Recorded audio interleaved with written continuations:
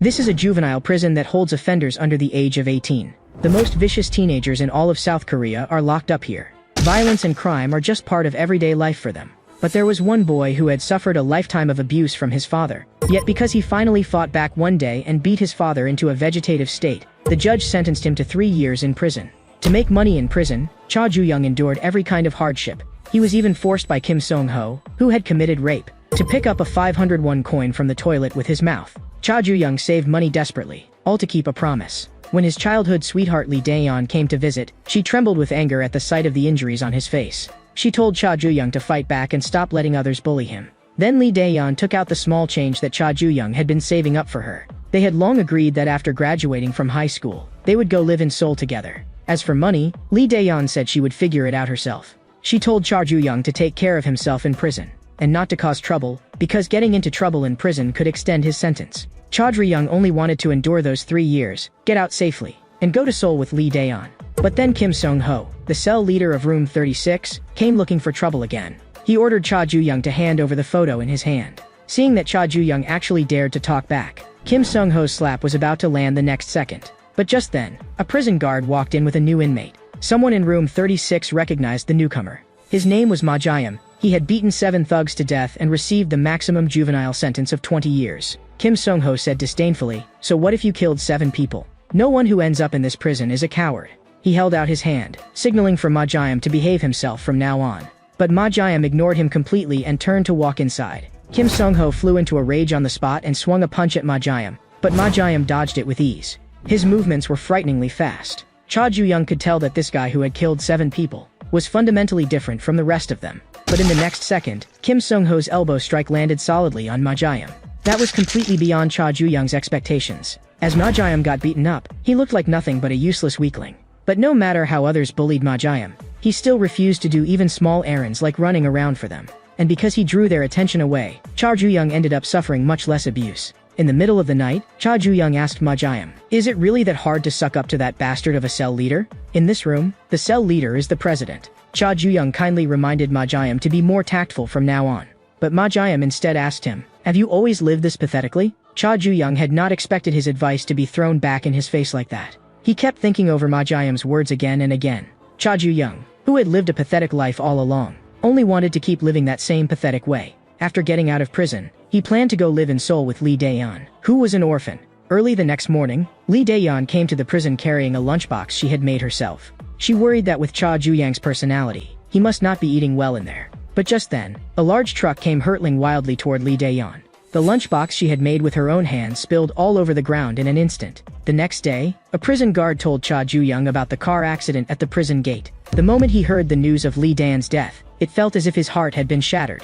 Back in the cell, Cha Ju-young stared blankly at the photo in his hand. Cell leader Kim Song-ho kept cursing all day, "You bastard, why didn't you clean the toilet today?" The other inmates mocked from the side as well. Someone's crush died in a car accident. Hearing that, Kim Song-ho snatched away the photo and smiled even more disgustingly. Most disgusting of all, he actually said filthy things to the girl in the photo. Cha Ju-young kept his head lowered, and no one knew what he was thinking.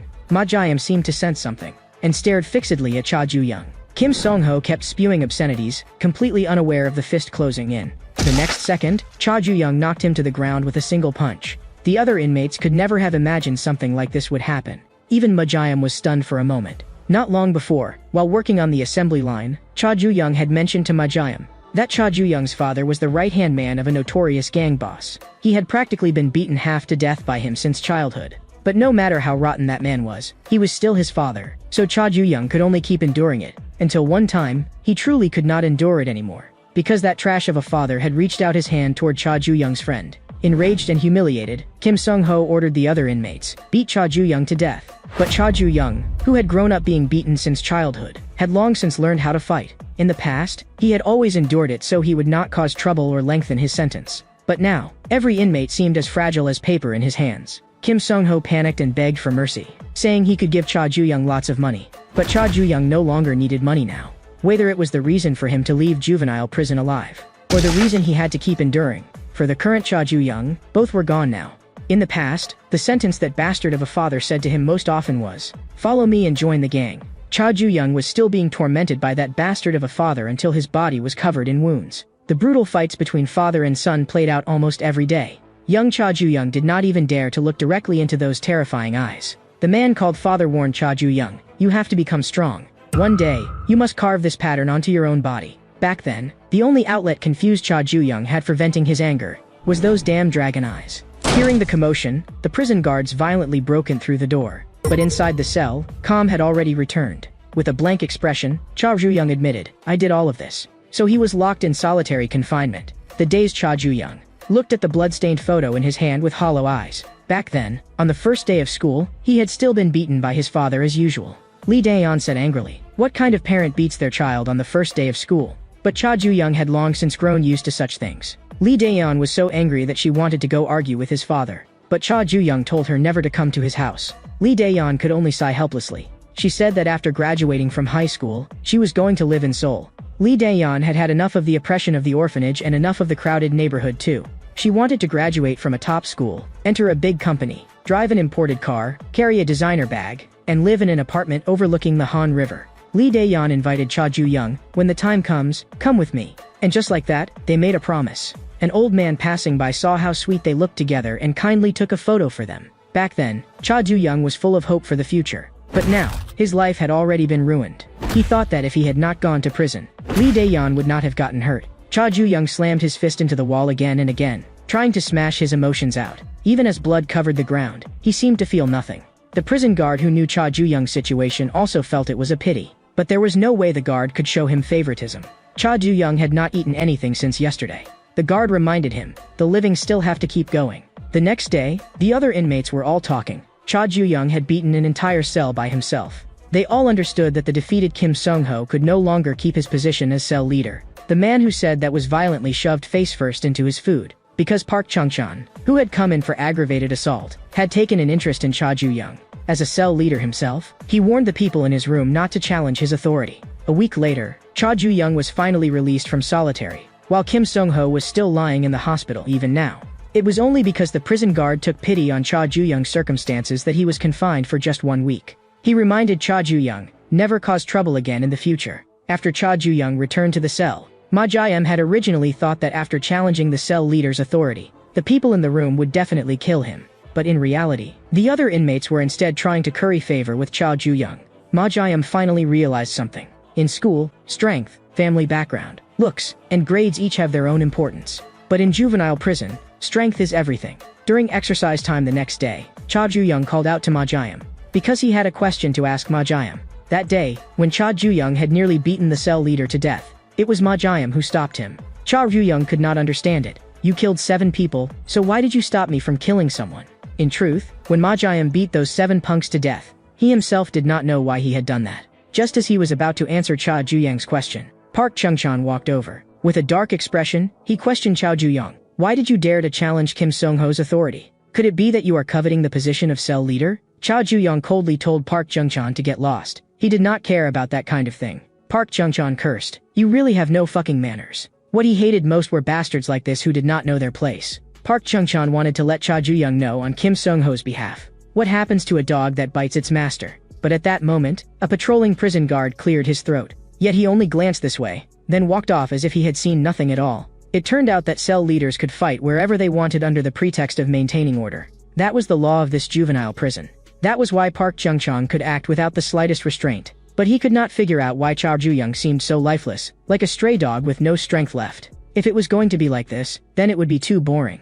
But just then, Cha Ju-young saw something familiar. The tattoo on Park Chung-chan's hand was almost exactly the same as the tattoo of that bastard father. Seeing that Park Chung-chan was about to keep attacking, this time Cha Ju-young struck back directly. He slammed Park Chung-chan hard against the wire fence, then seized his wrist and twisted it viciously. Cha Ju-young's attack came down like a rainstorm. From the day he was born, the only outlet confused Cha Ju-young had for venting his anger was those damn dragon eyes. Endurance had always been what Cha Ju-young was best at, until he heard that familiar scream at home. His father said with displeasure, "Your friend barged into someone else's house for no reason and then said a bunch of nonsense to me. She even said a father like me would be better off non-existent. So I kindly taught her a lesson."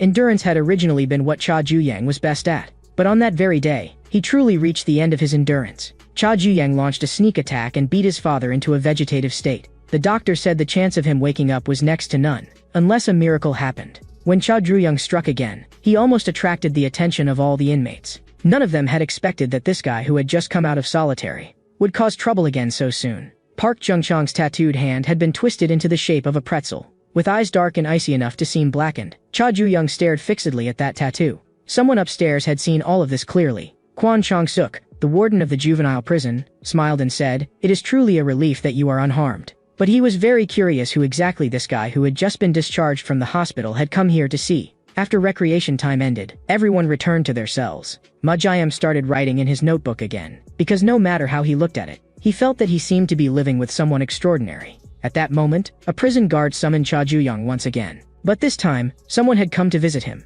Cha Ju-young could not figure out who would still come looking for him now. His mother had run away when he was little, and the rest of his relatives had long since cut off contact. Just as Cha Ju-young was still wondering who had come, he realized he had been taken into the warden's office. That familiar figure greeted him with a smile. Cha Gangryong was very satisfied with the fierce ruthlessness his son had shown on the yard. Cha Ju-young was completely dumbfounded. That trash father of his had actually miraculously woken up. Cha Gangryong himself could hardly believe it. After spending his whole life as a gang lieutenant, he had actually been beaten into this miserable state by his own son. The moment he woke up in the hospital bed and realized all of this, what Cha Gangryong felt was not anger, but trembling excitement. Because this was exactly how his son, Cha Gangryong's son, ought to be. As a father, Cha Gangryong could do anything for his son. So he had no choice but to kill that girl. It turned out that Lee Daeyeon was the one Cha Gangryong had personally run over and killed. At that time, when Lee Daeyeon lay gravely injured on the ground, the face she looked up to see was more terrifying than a ghost's.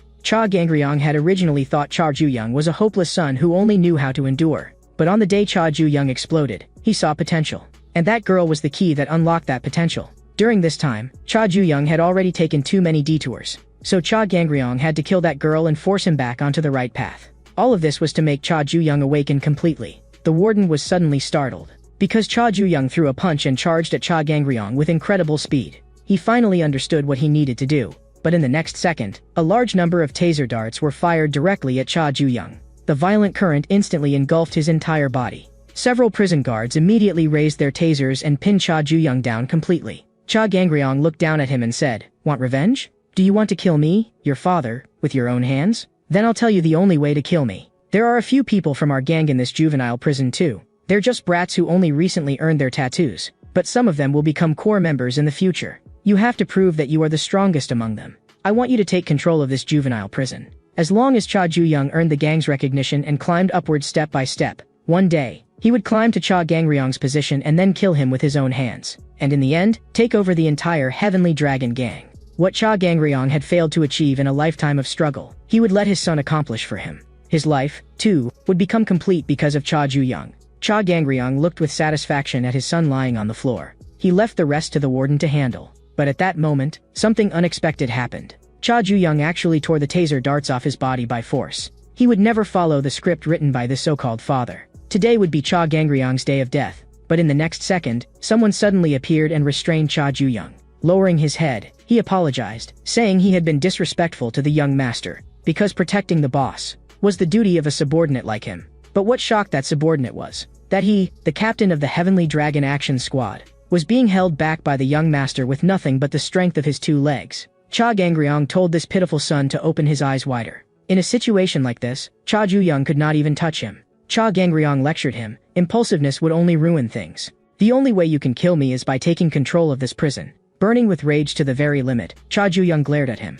But when Cha Gangryong saw that look, he smiled again. He was looking forward to his next meeting with his son. In the woodworking shop, Ma Jiam was finishing his labor assignment, but an inmate stopped beside him. Then, as if his hand had slipped, the toolbox in that inmate's hand dropped. A nail rolled to Ma Jiam's feet. Ma Jiam's heart suddenly sank. Lee Jeon-min, who had been imprisoned for robbery and arson, greeted him warmly. This was their first time meeting again since graduating from middle school. And of course Ma Jiam remembered this devil like Lee Jeon-min. In fact, Lee Jeon-min had always wanted to ask him one question. The news said Ma Jiam had killed 7 people. Lee Jeon-min was suspicious. Did you really do that? Because he knew that Ma Jiam had always been the so-called model student since childhood. At that moment, the supervising guard scolded them for chatting and told them to get back to their stations. Coming back to his senses, Ma Jiam could not help frowning. Because he had gotten too worked up just now, he had accidentally hurt his hand. Not long after returning to the cell, Cha Ju-young began to think things over. From here on out, he had only one goal in life, kill that father. But he still did not know where to begin. The other inmates were complaining about the bad food, saying that their only wish now was to eat a slice of pizza. After hearing that, Cha Ju-young seemed to think of something. He casually called over a prison guard. Then he said, "Bring me some pizza." That provocative remark made the guard call him out on the spot. But not long afterward, the other inmates were really eating pizza. As they ate, they thanked Cha Ju-young. And Cha Ju-young also confirmed that his guess had been right, whether it was the warden or the guards under him. They would all go easy on Cha Ju-young because he was Cha Gangryong's son. So Cha Ju-young wanted to test just how far he was allowed to go in this prison. As they ate pizza, the inmates began guessing what kind of background Lord Ju-young really had. But Ma Ji-am only shrank gloomily into a corner, and no one knew what he was thinking. The next day, all the inmates went to their labor assignments as usual. But Lee Ji-min's hand slipped again. The nail he had prepared pierced straight into Ma Ji-am's body. Ma Ji-am turned back dark-faced and stared at Lee Ji-min. He demanded, "What are you doing?" A burly inmate beside them sneered, "How come this isn't what you said it'd be?" Lee Ji-min had bragged before, saying that the super serial killer was his underling. So the big guy had actually been looking forward to it. But looking at it now, Lee Ji-min's claims that he was a famous local thug were all just hot air. Lee Ji-min grinned wickedly and said, "I wasn't bragging. There are plenty of beautiful memories between Ma Ji-am and me." He asked Ma Ji-am, "Did you forget? Then I'll help you remember properly." Ma Ji-am's head was pinned down and smashed hard against the table. Back in middle school, he had been locked inside a cabinet in the school storage room. Inside the cabinet, there had been nails packed densely everywhere. He had begged Lee Ji-min to let him out. But Lee Ji-min had said, "The game is just beginning."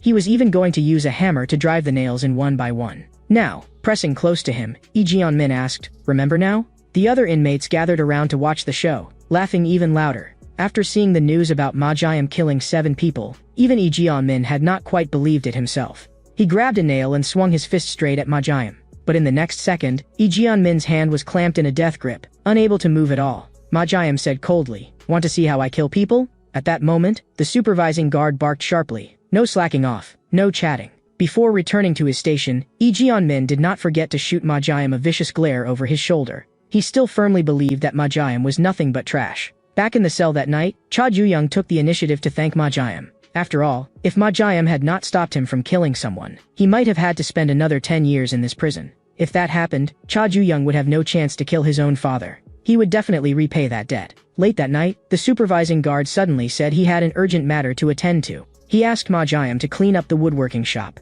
Looking at the moth on the table, Ma Ji-am could not help sinking into his memories. Lee Ji-min was the first friend he had ever made in his life. But Lee Ji-min, who liked collecting insects, was just seen as a freak in other people's eyes. People would joke with Lee Ji-min, asking, "What, are you catching those things to eat them?" Whenever that happened, Ma Ji-am, as class monitor, would step in and smooth things over. But even Lee Ji-min did not know from when exactly. He and Ma Ji-am had gradually drifted apart without realizing it.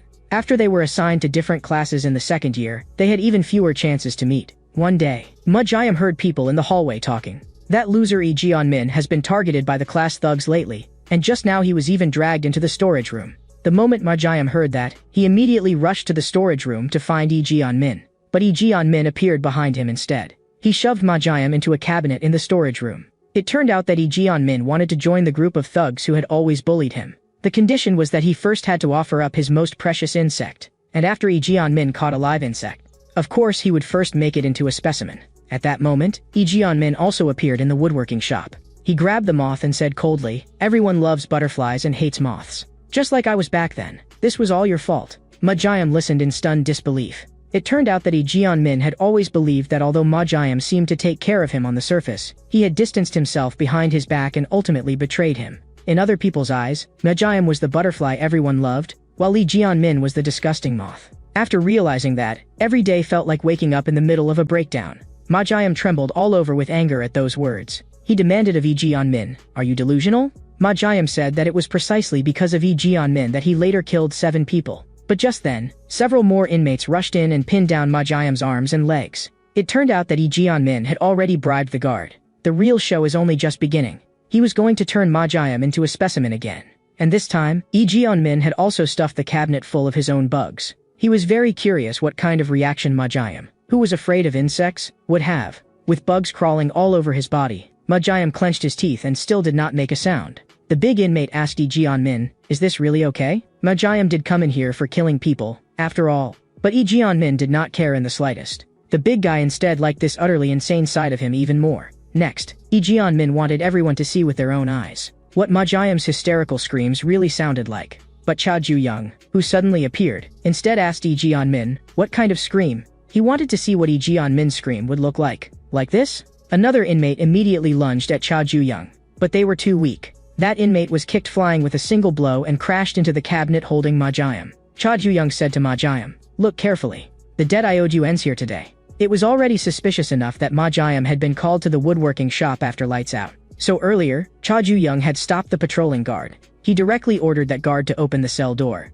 That was why Cha Ju-young was able to appear in the woodworking shop. Lee Ji-yeon-min said with a smile that he envied Ma Jiam for having such a reliable friend. The burly inmate had also heard of Cha Ju-young, the guy who had been causing trouble everywhere lately. He liked people who valued loyalty. So the big guy asked Cha Ju-young, want to be friends? In the next second, Cha Ju-young flipped him over completely. Cha Ju-young did not need trash like that as a friend. He stared at the blonde-haired guy and demanded, why torture Ma Jiam to this extent? Lee Ji-yeon-min roared, are you kidding me? That traitor made me suffer like hell. On the surface, he treated me like his only childhood friend and pretended to care about me. But behind my back, he was like a venomous snake, trying to bite me to death. So when you hang around with Ma Jiam, you'd better watch your back too. The burly inmate suddenly got up and locked Cha Ju-young from behind. His strength was absurdly great. But Cha Ju-young forcibly broke free by snapping his fingers into shattered fractures. But right then, Lee Ji-yeon-min raised a knife and stabbed at Cha Ju-young.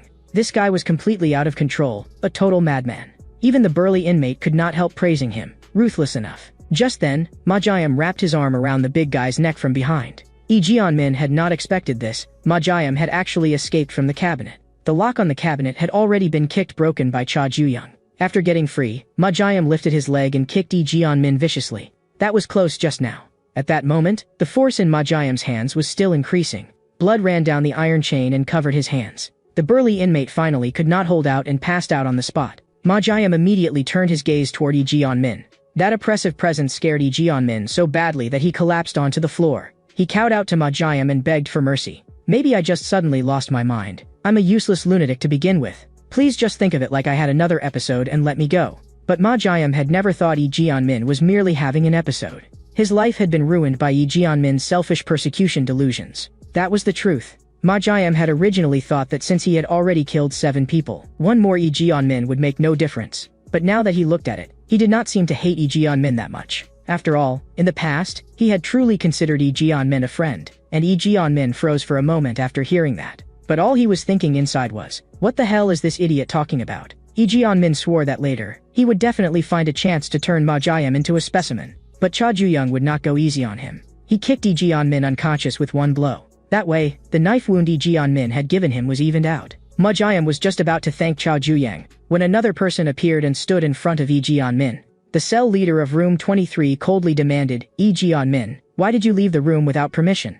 Even though Lee Ji-yeon-min had already lost consciousness, the cell leader of room 23 still slammed his fist into Lee Ji-yeon-min's face. All because Lee Ji-yeon-min had failed to catch a cockroach in time and angered the room 23 cell leader. Cha Ju-young and Ma Jiam both felt a chill run down their backs. Lee Ji-yeon-min was beaten until his whole body convulsed. The face of the room 23 cell leader was also splattered with filthy stuff. He actually grabbed Cha Ju-young's clothes and wiped his face with them. Then he asked savagely, am I clean now? Cha Ju-young answered calmly, no, your face is still filthy. The room 23 cell leader flew into a rage instantly and attacked Cha Ju-young at once. But a prison guard suddenly appeared and shouted, if you're done working, get back to your rooms now. The room 23 cell leader stared fixedly at Cha Ju-young. He carved Cha Ju-young's number, 7-1-9-9, into his mind. The next day during recreation time, the inmates from room 36, where Cha Ju-young was, all gathered around him.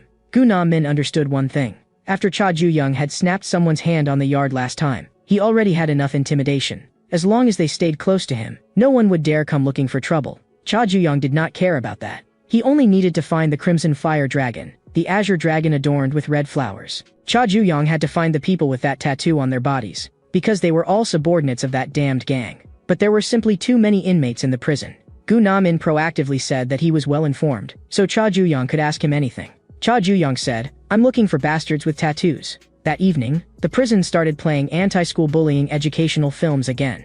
Cha Ju-young said coldly, criminals like that deserve to rot in prison for the rest of their lives. But at that moment, Gu Na-min said, not everyone who ends up in prison is necessarily a bad person. A long time ago, in the neighborhood where he lived, there was a legendary tteokbokki shop that was said to be incredibly delicious. Gu Na-min was a regular customer of that shop. But one day, the son of a local congressman went to that shop. That guy abused his father's status and acted wildly, like a madman. Just because the millet rice cakes were not to his taste, he smashed the place to pieces. At that moment, Gu Nanmin stepped forward. The self-proclaimed Captain Rice Cake faction made his entrance. In the end, Gu Nanmin won that fight, and he became the rice cake hero who protected the takoyaki shop. But he was still sent to prison because of that lunatic who only knew how to rely on his father. The other inmates said disdainfully, "Here you go bragging again?" They all knew that Gu Nanmin's nickname was King of Exaggeration. They had even heard that he had previously been beaten by a cell leader for bragging, which was why he had been transferred to a new cell. But Cha Juyang felt that Gu Nanmin's eyes did not look like he was lying.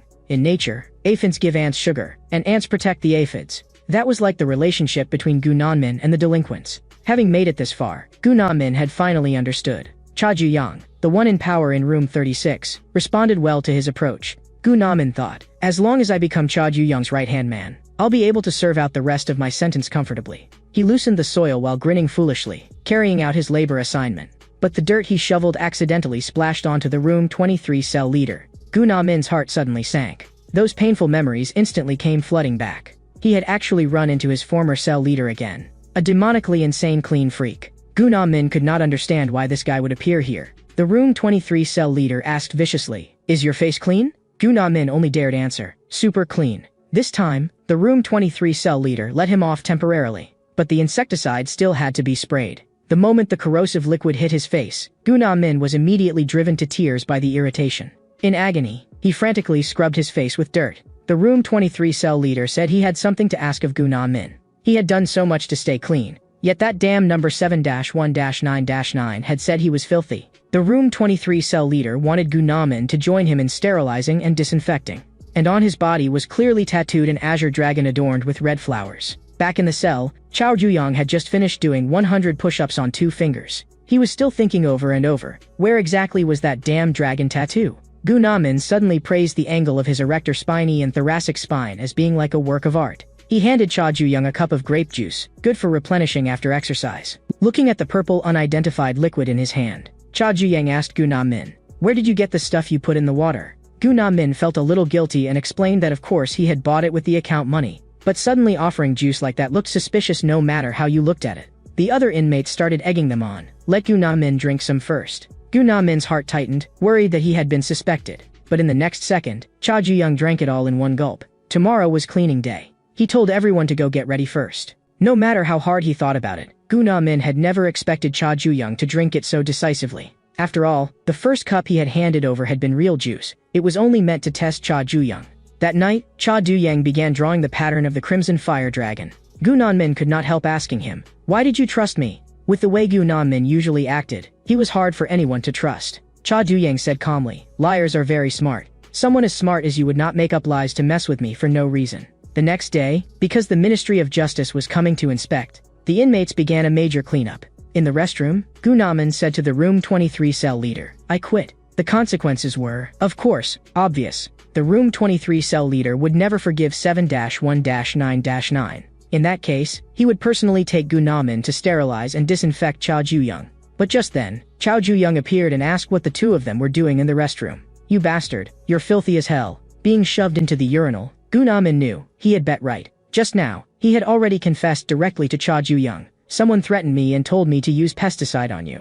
But I, Gu Nanmin the manly man, would never betray a friend. Even if I have to pay a painful price, I'll reject him to his face." Most importantly, Gu Nanmin had revealed this. The Crimson Fire Dragon tattoo that Cha Juyang had been searching for all this time was on the person threatening him. In the restroom, Cha Juyang directly wiped his hands on the room 23 cell leader's clothes. That action instantly ignited the room 23 cell leader's fury. He declared that he would kill Cha Juyang and let his whole body rot away from corrosion. Cha Juyang replied coldly with one sentence, "You're too damn noisy." He slammed the room 23 cell leader hard to the ground. Since this guy had that damn tattoo on him, Cha Juyang could beat the hell out of him without any hesitation. The room 23 cell leader had once been a highly watched prospect in the fighting world. His signature technique was locking an opponent with both legs and then tightening little by little. That was how he forced opponents into a state where they could not even surrender. But ever since someone spat on him, that technique had never appeared again. Ironically, this promising fighter who won matches through dirty methods had developed the most fatal weakness a fighter could have, germophobia. Cha Juyang began interrogating the room 23 cell leader about the Heavenly Dragon Gang. but the restroom floor was full of bacteria. The Room 23 cell leader roared in fury, "My skin is going to rot away." Cha Ju-young sneered, "At a time like this, you still have time to worry about bacteria?" Cha Ju-young did not want to waste any more time. He stuck his hand into the urinal to wet it, preparing to use some shock therapy directly. That hand, smeared with an unknown liquid, was just about to be shoved into the Room 23 cell leader's mouth. But in the next second, Cha Ju-young's body suddenly swayed violently. The Room 23 cell leader grabbed his hand in one motion. Cha Ju-young was actually suppressed instead. The Room 23 cell leader tightened both legs fiercely. He was going to crush Cha Ju-young's internal organs by force. At the side, Gu Nanmin hesitated over whether he should go help. But he quickly realized that something was off. In his entire life, Cha Ju-young had never once been hugged by his father. But when his father taught him how to fight, the only embrace he ever gave him was a suffocating one. That was the most disgusting memory Cha Ju-young had, the one he least wanted to recall. But precisely because of that, grappling on the ground was as familiar to him as drinking water. The spine of the Room 23 cell leader began making strange noises. Cha Ju-young was even a little curious. Which would give out first, his own internal organs or the other man's spine? Soon, the sound of bones grinding wildly came from the Room 23 cell leader's body. The tearing pain drove him to frantically slap at Cha Ju-young, desperately signaling surrender. But from that bastard of a father, Cha Ju-young had never learned the meaning of the word surrender. The Room 23 cell leader fell into instant despair. Outside, the other inmates were still continuing the big cleanup, and the bound Room 23 cell leader had already been fitted with a funnel. He stubbornly refused to spit out any information about the Heavenly Dragon Gang, which irritated Cha Ju-young. Cha Ju-young did not want to do this either, but for a severe germaphobe, this was the most effective and deadliest blow at that moment. The strongest crime syndicate in Korea was called the Heavenly Dragon Gang. The Crimson Fire Dragon tattoo on their bodies was their mark, an azure dragon adorned with red flowers. The azure dragon symbolized authority and strength, while the red flowers symbolized vitality and life. The Heavenly Dragon Gang cultivated a large number of promising minors. They raised them in a survival of the fittest system, eliminating the useless ones. One day, all of these seeds would bloom as the flowers of Heavenly Dragon. As someone at the very bottom of the gang, the Room 23 cell leader only knew this much. In the end, he still could not withstand Cha Ju-young's torment and could only confess honestly. Cha Ju-young finally understood that the brutal training his bastard father had put him through since childhood was meant to make him bloom earlier than anyone else. The Room 23 cell leader even thought Cha Ju-young was asking about the gang because he wanted to join. He even smugly said, "If you perform well from now on, I might just be merciful enough to recommend you to Heavenly Dragon." After hearing that, Cha Ju-young let out a cold laugh. He grabbed the Room 23 cell leader by the throat and tightened his grip more and more. The man had already spilled the information, but Cha Ju-young just found him irritating to look at now.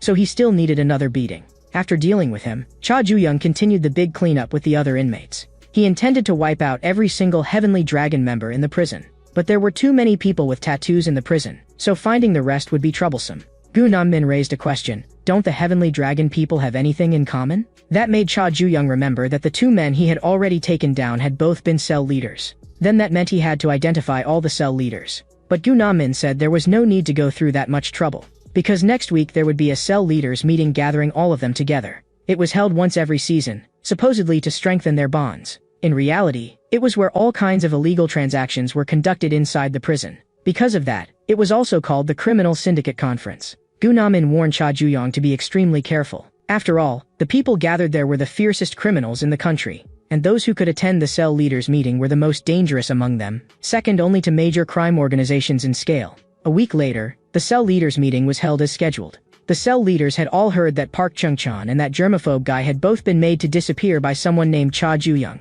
That kind of arrogance rubbed them the wrong way. Just then, the door slowly opened. Cha Ju-young snapped the shovel by the entrance on the spot. Then, at incredible speed, he rushed straight toward the cell leader with the Crimson Fire Dragon tattoo. He was going to crush all of Heavenly Dragon seeds before they could bloom. The other cell leaders watched the scene in confusion. Cha Ju-young provoked that Crimson Fire Dragon cell leader. "Come at me." But Park Do-won coldly refused. Because while cell leaders really could use violence in the name of maintaining order, there had to be one prerequisite. Just like the three cell leaders Cha Ju-young had recently beaten, there had first been conflicts between them. Park Do-won called that prerequisite justification. And right now, he had no justification to fight a meaningless battle with Cha Ju-young. If Cha Ju-young still dared to force the issue and disrupt prison order, the other cell leaders would never let him off. And this reckless move by Cha Ju-young was only to verify his own judgment. As long as someone acted wantonly, no matter who they were, they would become a thorn in the side of the other cell leaders. Park Do-won had also seen through it. Cha Ju-young had never intended to really fight from the start. He could sense Cha Ju-young's hostility toward Heavenly Dragon. But in Park Do-won's eyes, that kind of overestimation of himself was only pathetic. With the host's entrance, the cell leaders' meeting officially began. At this meeting, aside from the 3 who had been beaten down by Cha Ju-young, all the other cell leaders were present. And Cha Ju-young had already become the new cell leader of Room 36. He observed that around 15 cell leaders had come today. Aside from Park Do-won, he still could not tell who else had a Heavenly Dragon tattoo. Any place in the prison run by cell leaders to make money was collectively called a market. A portion of the market's earnings had to be handed over to the warden. The host announced that someone had failed to pay up on time this season. It was Park Do-won's casino. Park Do-won said with a smile, "It was just an oversight." But a white-haired cell leader suddenly brought up a strange rumor that had been spreading recently. That the casino, which claimed to be built on honesty and fairness and allowed high-stakes betting, was actually filled with rigged games. The whole room instantly fell silent. Park Do-won said with a smile, "Everyone knows what happens when cheating at gambling is exposed. If my casino is really rigged, you can do whatever you want with me." After the host finished reading several agenda items, the meeting ended. Park Do-won's casino was located in the Automotive Repair Vocational Training Hall. The casino dealer, Ji-Yoon-ho, asked the other man, "First time here? Then I recommend the simplest game, dice." Cha Ju-young felt there was no point dragging things out, since Park Do-won had said, "You need justification before you can make a move." Then Cha Ju-young would create that justification with his own hands. He smashed the dice game equipment with one punch, and the magnet inside was exposed on the spot. Cha Ju-young said in a low voice, "You people are nothing but a bunch of frauds." People outside believed that a juvenile prison, under strict control and surveillance, was a place aimed at reforming young offenders. But after the 26th warden, Kwon Chong-suk, took office, this place had long since become a den of crime. The prison operated around markets as its core, forming a stable chain of revenue. If cell leaders handed a portion of their profits to the warden, they could obtain privileges and freedoms that ordinary inmates would not even dare dream of. Among them, the casino was the one most capable of driving people into addiction and madness. Even after losing all their chips, ordinary inmates still fantasized about turning it all around in a single game. At times like that, Park Do-won would offer them a solution. As long as they signed a guarantee, they could receive a large amount of chips, and criminals blinded by gambling would dare to do anything for chips. After Cha Ju-young pointed out that there was a magnet in the dice tray, the casino immediately erupted into chaos. But the dealer, Ji-Yoon-ho, said, "That's not a magnet. That ball is only a weight-balancing axle." After saying that, Ji-Yoon-ho took out a magnet. Cha Ju-young brought the ball close to it, but the ball showed no reaction and simply dropped down.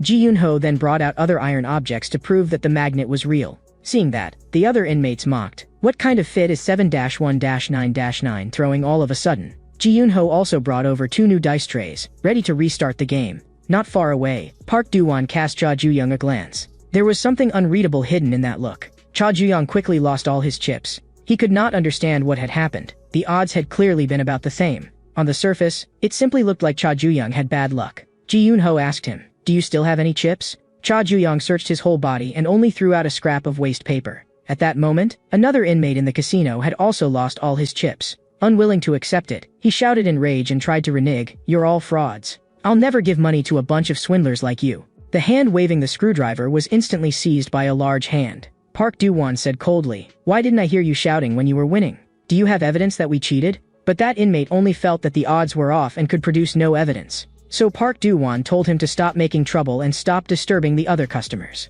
As he said that, he cast Cha Ju-young a meaningful glance. Having lost all his chips and found no evidence, Cha Ju-young returned to the cell. But all of this had been part of his plan. At the same time, 2 other people took out props they had swiped from the casino. So it turned out that Cha Ju-young had only been responsible for drawing everyone's attention. That way, Gun Ah-min and Ma Jae-im could make their move amid the chaos. If Park Do-won's casino really was rigged, there had to be a flaw in the cards. At the same time, Park Do-won was punishing the inmate who had caused trouble earlier that day. No matter how that inmate apologized and begged for mercy, it was already useless. After a burst of shrill screams, a figure approached. Ji-Yoon-ho apologized to Park Do-won, saying that Cha Ju-young at his table had caused the disturbance. Park Do-won replied indifferently, "It's not your fault. You just keep doing your job for the casino." Park Do-won did not know why Cha Ju-young's hostility toward Heavenly Dragon was so strong. But if Cha Ju-young dared cause trouble again, he would not mind sending him straight to hell. Back in room 36, Gun Ah-min had finally found the flaw. There were hidden circular markings of different sizes on the backs of the casino cards.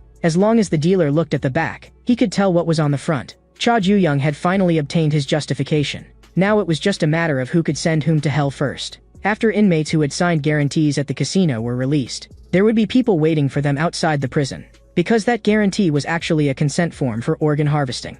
They had already reserved healthy type O organs in advance. So it turned out that Park Do-won was also a broker in the organ trade. But an organ trafficker reminded him, if you walk the night road long enough, sooner or later you'll meet a ghost. If something went wrong, the warden could walk away clean, but Park Do-won would have to shoulder it all alone. But Park Do-won did not care. He felt that even if the worst happened, it would not matter. After all, there was nothing in this world that money could not settle. And Cha Ju-young, now holding evidence enough to cost Park Do-won his head, decided to go straight to the casino tonight. What Cha Ju-young had to do was simple. Just sit down at the table for one game, expose the cheating in front of everyone, and send Park Do-won to hell. But Park Do-won had already been waiting for him for a long time. This time, he was going to personally sit down and play with Cha Ju-young.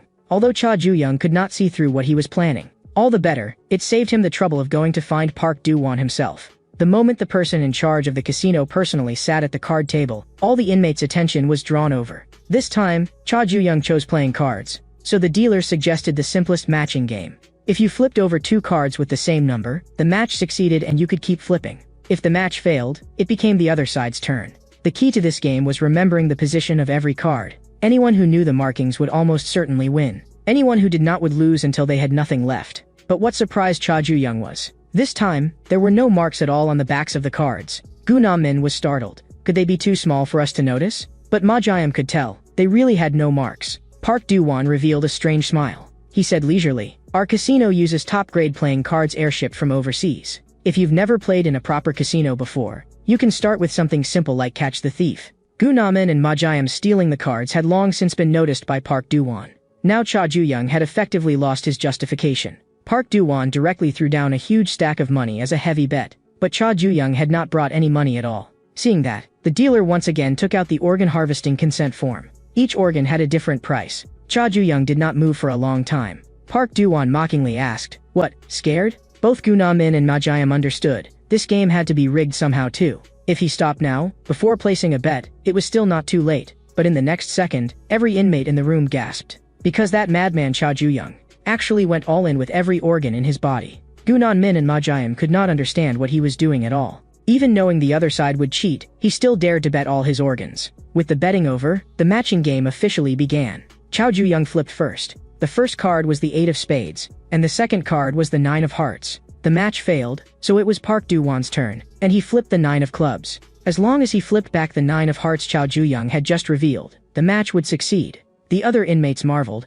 Park Do-won's opening luck was unbelievably good. But Park Do-won knew very well, this was not luck. He had already memorized the position of every card, because before the game began, he had already colluded with the dealer. This trick would leave behind no physical evidence at all. The opponent could only sit there and be hollowed out bit by bit. Park Do-won found it laughable. He too had once believed his father was the most dependable man in the world. He had liked that father who worked diligently every day and came home with money. But all of it had been an illusion. Once his father entered a casino, everything changed. He even ended up owing 500 million in loan shark debt. Even more absurdly, until the day he died, his father never knew he had been thoroughly deceived by a rigged machine. Park Do-won did not want to become that kind of fool. He chose to stand on the side of deception. At this moment, Cha Ju-young was already in an absolute disadvantage. The other inmates mocked one after another, don't cry when they hollow out your organs. But Cha Ju-young made them see clearly what the cheating method in this game actually was. He flipped over a pair of queens in succession, then flipped over a pair of fives in succession.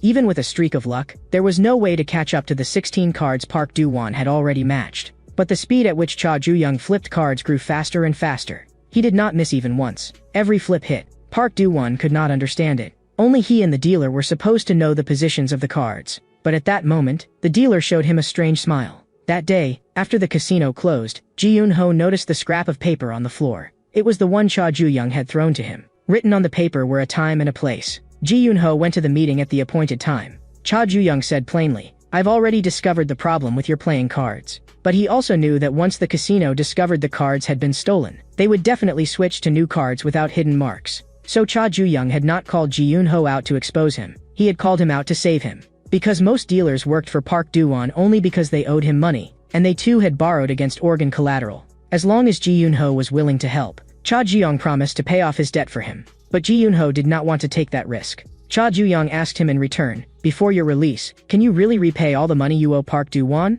A week later, once Ji-yoon-ho was released carrying that debt, what would happen to him was obvious without thinking. No one wants the moment they regain their freedom to be followed immediately by lying down on a cold operating table. What Cha Ju-young wanted Ji Yun-ho to do was simple. Just expose the casino's cheating in front of everyone. Cha Ju-young swept up all the remaining cards in one go and said with a smile, "Should I say I'm lucky? Or should I say that my memory is just too good, because I colluded with the dealer and memorized the position of every card in advance?" Before his words had even finished, the whole room exploded. At that moment, Ji Yun-ho also spoke up. Every game in this casino has been a scam for a long time. He could explain one by one what method had been used in each game. The inmates immediately turned their anger toward the person in charge of the casino. Park Do-won ordered them in a low voice to stop making trouble. But in the next second, Cha Ju-young knocked him to the ground with one punch. There was already more than enough justification. Park Do-won himself had said, if the casino was cheating, the other cell leaders could do whatever they wanted with him. So Cha Ju-young intended to do exactly that, kill him outright. The scene shifted. A man consumed by gambling addiction had fallen into over 100 million in loan shark debt, and his own son had then sold all of his organs to repay it. Park Do-won looked at himself still taking care of his comatose father, silent as iron. The organ trader mockingly asked, "Is this belated filial piety?" But Park Do-won only forced himself to remember one thing. Without money, even your closest family can be sold off. To make money, Park Do-won came to the most brutal juvenile prison in all of South Korea to run a casino. But after he cheated, Cha Ju-young tore off his mask on the spot. By the rules, Park Do-won could now only submit to whatever others did to him. Cha Ju-young raised his hand, about to kill him personally. But Park Do-won moved first and blasted Cha Ju-young away with a single punch. He wanted to make the dealer who had betrayed him pay the price first. The other dealers also took advantage of the chaos and tried to flee with the evidence of the rigged gambling. Ji Yun-ho was smashed hard to the ground by Park Do-won. Cha Ju-young immediately rushed toward Park Do-won, but Park Do-won flung Ji Yun-ho at him with a backhanded throw. Caught off guard, Cha Ju-young was forced back again. Park Do-won followed up with several heavy punches. The other inmates watched with their scalps tingling, but in the next second, Cha Ju-young's figure vanished, and Park Do-won thought he had fled. But immediately after, Cha Ju-young appeared behind him. Park Do-won was kicked flying and sent crashing far away. Cha Ju-young would not run. And he would not let Park Do-won run either. Park Do-won said coldly, "Don't worry." He would never abandon his money and flee. But after exchanging blows, Cha Ju-young had also seen it. Park Do-won seemed not to know how to fight at all. Just as Cha Ju-young was about to finish him, the retreating Park Do-won asked him, "Is fighting really that important?" In the next second, he drove a knee strike fiercely into Cha Ju-young. Taking advantage of the instant Cha Ju-young froze, Park Do-won turned, gathered force, and blasted Cha Ju-young away with a single punch. Park Do-won looked down on people who only knew how to use brute force. Half of Cha Ju-young's body was slammed into a car. The other inmates had not expected Park Do-won to be this strong. Park Do-won calmly announced, "What happened just now was only a minor incident. Our casino has absolutely no problem." But at that moment, Cha Ju-young spoke again, his voice carrying a trace of madness he could barely suppress. In truth, Cha Ju-young had never needed any justification from the beginning, because a casino was a place for playing games in the first place. Cha Du-young wanted to play hide-and-seek with Park Do-won. If he caught him, he dies. Everything Park Do-won had achieved was piled up inside this casino, so there was no way he could run. Cha Du-young instead found it strange. "How have you still not realized it? Your so-called achievements will all turn to ash tonight." Hide-and-seek was too boring. Cha Du-young wanted to change the game, to dice. He rolled a 3. So Park Do-won would take 3 punches. Park Do-won said disdainfully, "You think a joke like this can wear me down? I'm not like a simple-minded brute with strong limbs like you." Cha Ju-young ignored him and simply kept rolling the dice. Park Do-won's heart jolted. Cha Ju-young said coldly, "That highly developed brain of yours doesn't seem to have brought you much luck." Before Park Do-won could even speak, Cha Ju-young hit him hard 6 times. Park Do-won was beaten into seeing flashes of his life before his eyes. Back then, he had sought out a recruiter from Heavenly Dragon. He pulled out a huge sum of money and wanted to join Heavenly Dragon. Because he wanted to earn money he could never finish spending. But compared to money, the recruiter preferred men who did not fear death. After hearing that, Park Do-won directly snatched the sashimi knife from her hand. For money, he was willing to give up anything. He was even mad enough to slash open his own throat with the knife. That also proved that he was qualified to join Heavenly Dragon. After joining Heavenly Dragon, Park Do-won had even voluntarily asked to enter juvenile prison. But now, he was crazily shoving other inmates aside and running for the exit. Anyway, the evidence of the rigged gambling had already been taken out to be destroyed. Park Do-won knew very clearly, once the justification was gone, Cha Ju-young would immediately become the target of the other cell leaders. But Ma Jae-am brought the evidence of the cheating back. The special gambling props and money previously used in the casino were scattered all over the floor. Ma Jae-am made all the inmates look carefully. This was the evidence of rigged gambling that the fleeing dealers had been carrying just now. Park Do-won still wanted to protect the money he had earned. But Cha Ju-young's game was not over yet. He poured a large amount of gasoline directly over Park Do-won. Cha Ju-young said that this final game was called an electric endurance test. He had already said that he would turn Park Do-won's achievements to ash. The other inmates had not expected Cha Ju-young to go this far. Park Do-won could not hold on and was so terrified that he actually fainted on the spot. The other inmates came to their senses and immediately rushed toward the scattered banknotes. The white-haired cell leader had long known that Park Do-won was cheating. With this, Park Do-won's privileges in prison had come to an end as well. 1 year and 2 months later, Park Do-won had just been released from prison.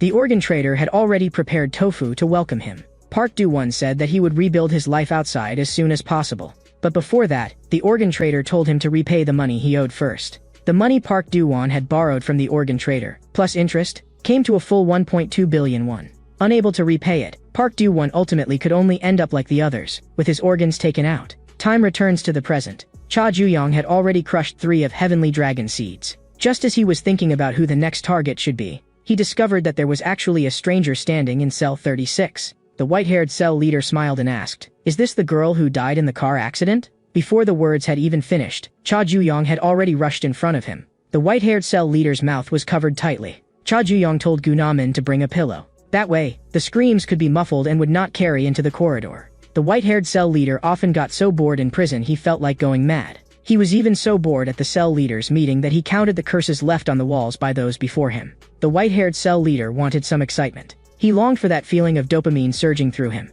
And then Cha Ju-young entered his sight. That arrogant and ruthless aura was unforgettable at a glance. The white-haired cell leader's dopamine nearly exploded. But now that his mouth was covered, he could not even explain himself. Seeing Cha Ju-young's fist about to come down, the white-haired cell leader held up the crimson fire dragon drawing Cha Ju-young had made. He had come to help Cha Ju-young.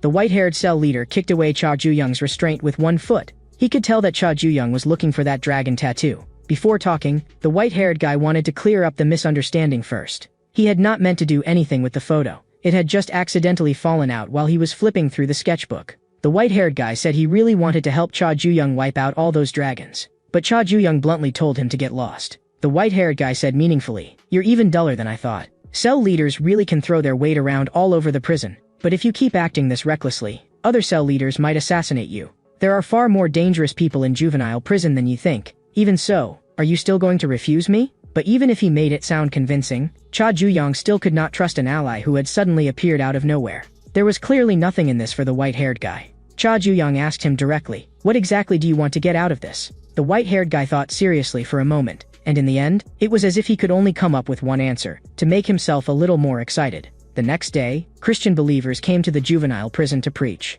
The inmates, who had not seen women in a long time, instantly became restless. Looking at the banner that read Sky Church, Cha Ju-young's memories were forcibly dragged back to the past. Back then, he often hid in a small room at the church, simply because it let him avoid that trash father of his. Lee Dae-yeon, who had snuck out of the orphanage, could always find him. Both of them had hard lives. At that moment, Song Eun-ha from the orphanage came to take Lee Dae-yeon back for the nun. Lee Dae-yeon, who had snuck out and was afraid of being punished, could only hide with Cha Ju-young in the small room. But what surprised Cha Ju-young now was that Song Eun-ha had also appeared in this missionary group. At lunchtime, the believers handing out boxed meals all looked displeased, because the inmates here were extremely rude, and often even made offensive moves. At that moment, however, the burly cell leader tearfully thanked them for preparing the food. The believers thought this guy must be Catholic. But after the burly cell leader finished making a Catholic prayer gesture, what came out of his mouth was Namo Amitba. The believers froze on the spot. At that moment, Cha Ju-young met Song Eun-ha in the small room. The three of them had often played together in the past. Song Eun-ha felt sad about Sister Daeyeon's death. She asked Cha Ju-young, "During this time, you must have felt very lonely." Back when they were still in school, Song Eun-ha often asked Cha Ju-young to come out and hang out. But almost every time, Cha Ju-young already had plans with Lee Dae-yeon. Now Song Eun-ha said to him, "You're not alone. You still have me." At that moment, the voices of prison guards came from outside. They were also about to go get boxed meals and eat. Only then did Song Eun-ha remember that she still had to go hand out meals. Cha Ju-young hoped that after getting out in 3 years, he could still see her again.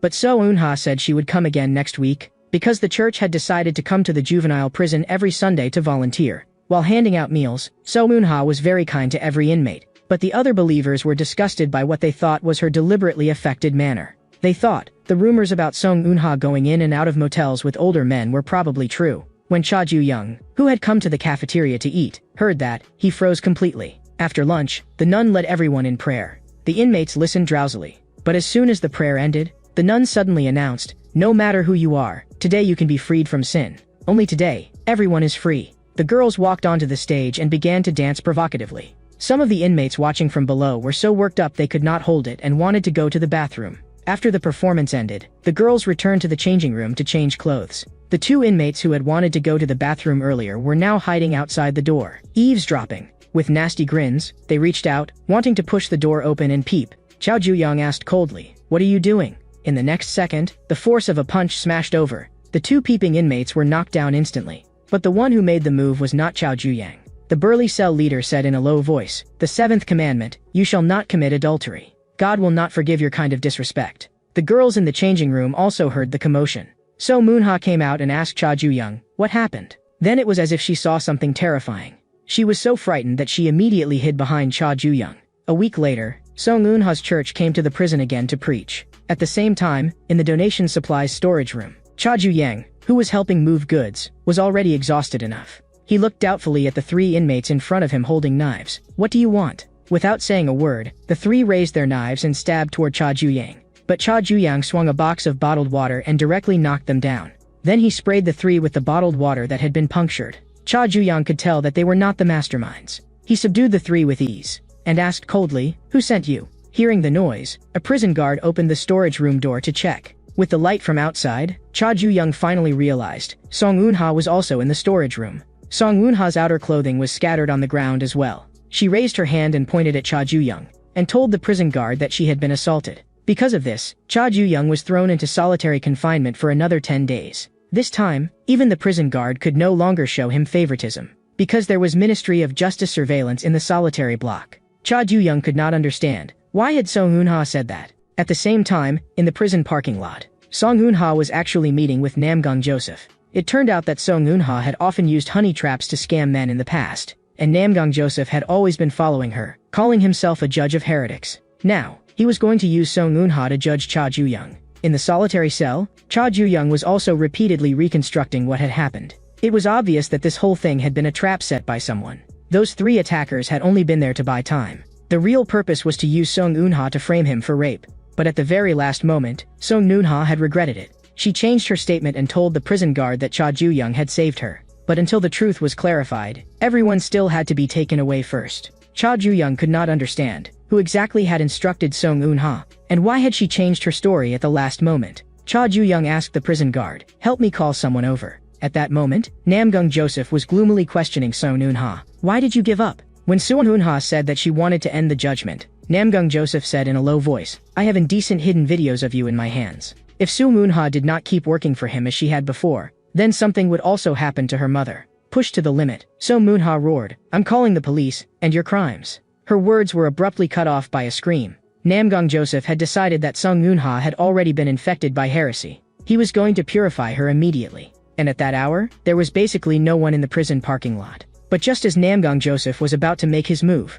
for some reason Cha Ju-young appeared there from solitary confinement. Looking at him, Namgung Joseph asked, "Can you wait a moment? I still have something to take care of here." Cha Ju-young directly pressed the bus door close button. Because now, he also had something to take care of. The person Cha Ju-young had asked the guard to call over was precisely that white-haired cell leader who had once said he wanted to help him. The white-haired guy was actually looking around enviously. "Your single solitary cell is pretty nice." But Cha Du-young had no time to talk nonsense with him, since the white-haired guy said he wanted to join forces and wipe out those dragons. "Then prove it first. Show me whether you're worth using." The white-haired guy fell silent for a moment. He asked Cha Ju-young, "How do you want me to help?" He could hardly wait to have some fun. Inside the bus, Cha Ju-young coldly warned Namgung Joseph, "Stay away from Song Eun-ha." But Namgung Joseph shamelessly said, "This is just a religious ritual." When his massive body pressed down, even the bus seat creaked from the strain. Cha Ju-young exploded forward in an instant. A heavy punch smashed hard into Namgung Joseph. "How dare you do that kind of thing to Song Eun-ha?" In Cha Ju-young's eyes, that kind of crime deserved to be chopped to pieces. But even after taking several punches, Namgung Joseph still stood upright. He sneered and praised Cha Ju-young. "Your punches are really accurate." It was Namgung Joseph's first time seeing someone whose every punch landed on a vital point, and he was even curious who had taught Cha Ju-young. Cha Ju-young kicked out again and replied coldly, "None of your damn business." But even after taking a hit to the chest, Namgung Joseph still did not budge in the slightest. he said in a deep voice, "I never learned how to fight from humans. Because I already possess a body blessed by God." After a loud bang, Song Eun-ha covered her mouth in disbelief. Namgang Joseph, who called himself a messenger of God, was about to carry out his mission of judging heretics. During a summer Bible camp, Song Eun-ha had once confided her experiences to others. Because of the debts left behind by her father, she had been forced to separate from her mother. Song Eun-ha's wish was simply that one day she could live together with her mother. Namgang Joseph, who had attended the camp as well, heard all of this. Afterward, he approached Song Eun-ha alone and said that he could solve the debt problem. The condition was, help him judge heretics together with him, that is, carry out honey traps. If Song Eun-ha refused, something would happen to her mother. Now, Namgang Joseph was going to judge the heretic who had corrupted Song Eun-ha, Cha Ju-young. The next second, the back of his head was struck hard. Song Eun-ha swung her umbrella, trying to stop Namgang Joseph. But right after that, Cha Ju-young was violently flung away. Namgang Joseph slapped Song Eun-ha across the face. He had decided that Song Eun-ha had already fallen into heresy. He had to take action himself and purify her cleanly. But Namgang Joseph's body suddenly stiffened. The intense pain made him lose control instantly. In the next second, he spat out a mouthful of blood. Cha Ju-young frowned. "You know it yourself, don't you? Every hit you took was aimed at your vital points. Even a so-called body blessed by God can't withstand internal injuries like that." And the pain Cha Ju-young was feeling was nothing compared to the suffering Song Eun-ha had endured. Cha Ju-young grabbed the cleaning supplies on the bus. For a rapist like Namgang Joseph, whether by physical means or chemical ones, Cha Ju-young was going to castrate him completely. Namgang Joseph swung an entire row of seats at Cha Ju-young. His fist came crashing in right after it. Namgang Joseph dropped the act. This disgusting religious game ended here. But in the next second, Namgang Joseph felt another jolt in his chest. His internal injuries had already become severe enough to numb him. Cha Ju-young even kindly reminded him that if he moved again, his internal injuries would only get worse. Their fists slammed hard into each other's faces. Namgang Joseph couldn't understand it. His punch was clearly heavier, so why could Cha Ju-young still endure it? In the blink of an eye, the two exchanged several more blows. Namgang Joseph realized that his body was reaching its limit. In that case, he could only seize Song Eun-ha and use her as a hostage. Cha Ju-young sneered. That so-called God-blessed body ends up relying on hostage-taking to stay alive? The size difference didn't matter at all. Compared with that bastard father's body, this was nothing. Namgang Joseph finally collapsed, but he was still laughing.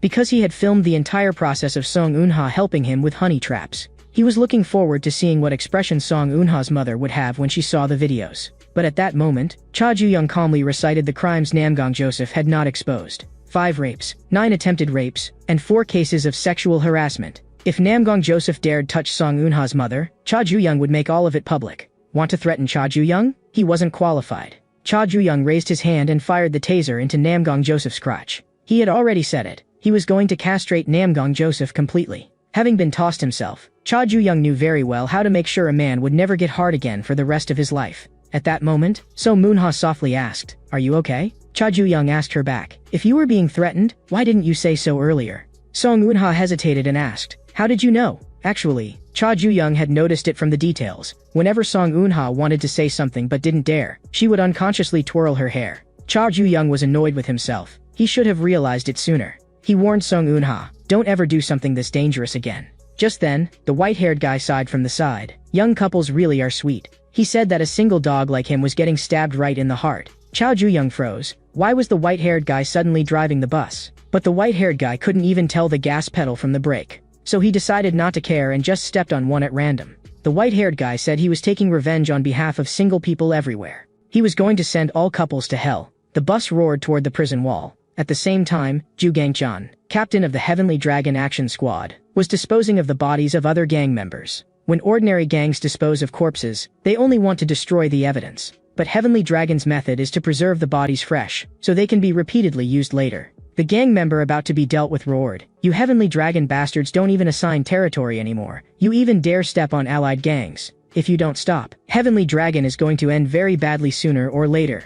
Ju Gang-chan only replied, "Then go watch it happen slowly from hell." After disposing of the body, Ju Gang-chan received a phone call. On the bus, Cha Ju-young couldn't tell what the white-haired guy was doing. If they kept driving forward, that would count as a prison break. But just as they were about to crash into the wall, the white-haired guy suddenly yanked the wheel. The bus fishtailed into a drift and slammed sideways into the wall. After confirming that Song Eun-ha was okay, Cha Ju-young turned and shouted angrily, "White hair, are you insane?" But the white-haired guy told them to run quickly, because with a commotion this big, the guards would be there any second. Afterward, the white-haired guy explained, this way, everything could be pinned on Namgung Joseph. Since he had left without permission and evaded surveillance, there was no way he could explain himself. Now that the matter was wrapped up, it was time for Savior Whitehair to leave. With a wicked grin, he said, the little couple should enjoy some time alone. Cha Juyong told Song Eunha to hurry back, or the nun would get worried. But Song Eunha began searching through her clothes. She said this was something that should be given to Cha Juyong.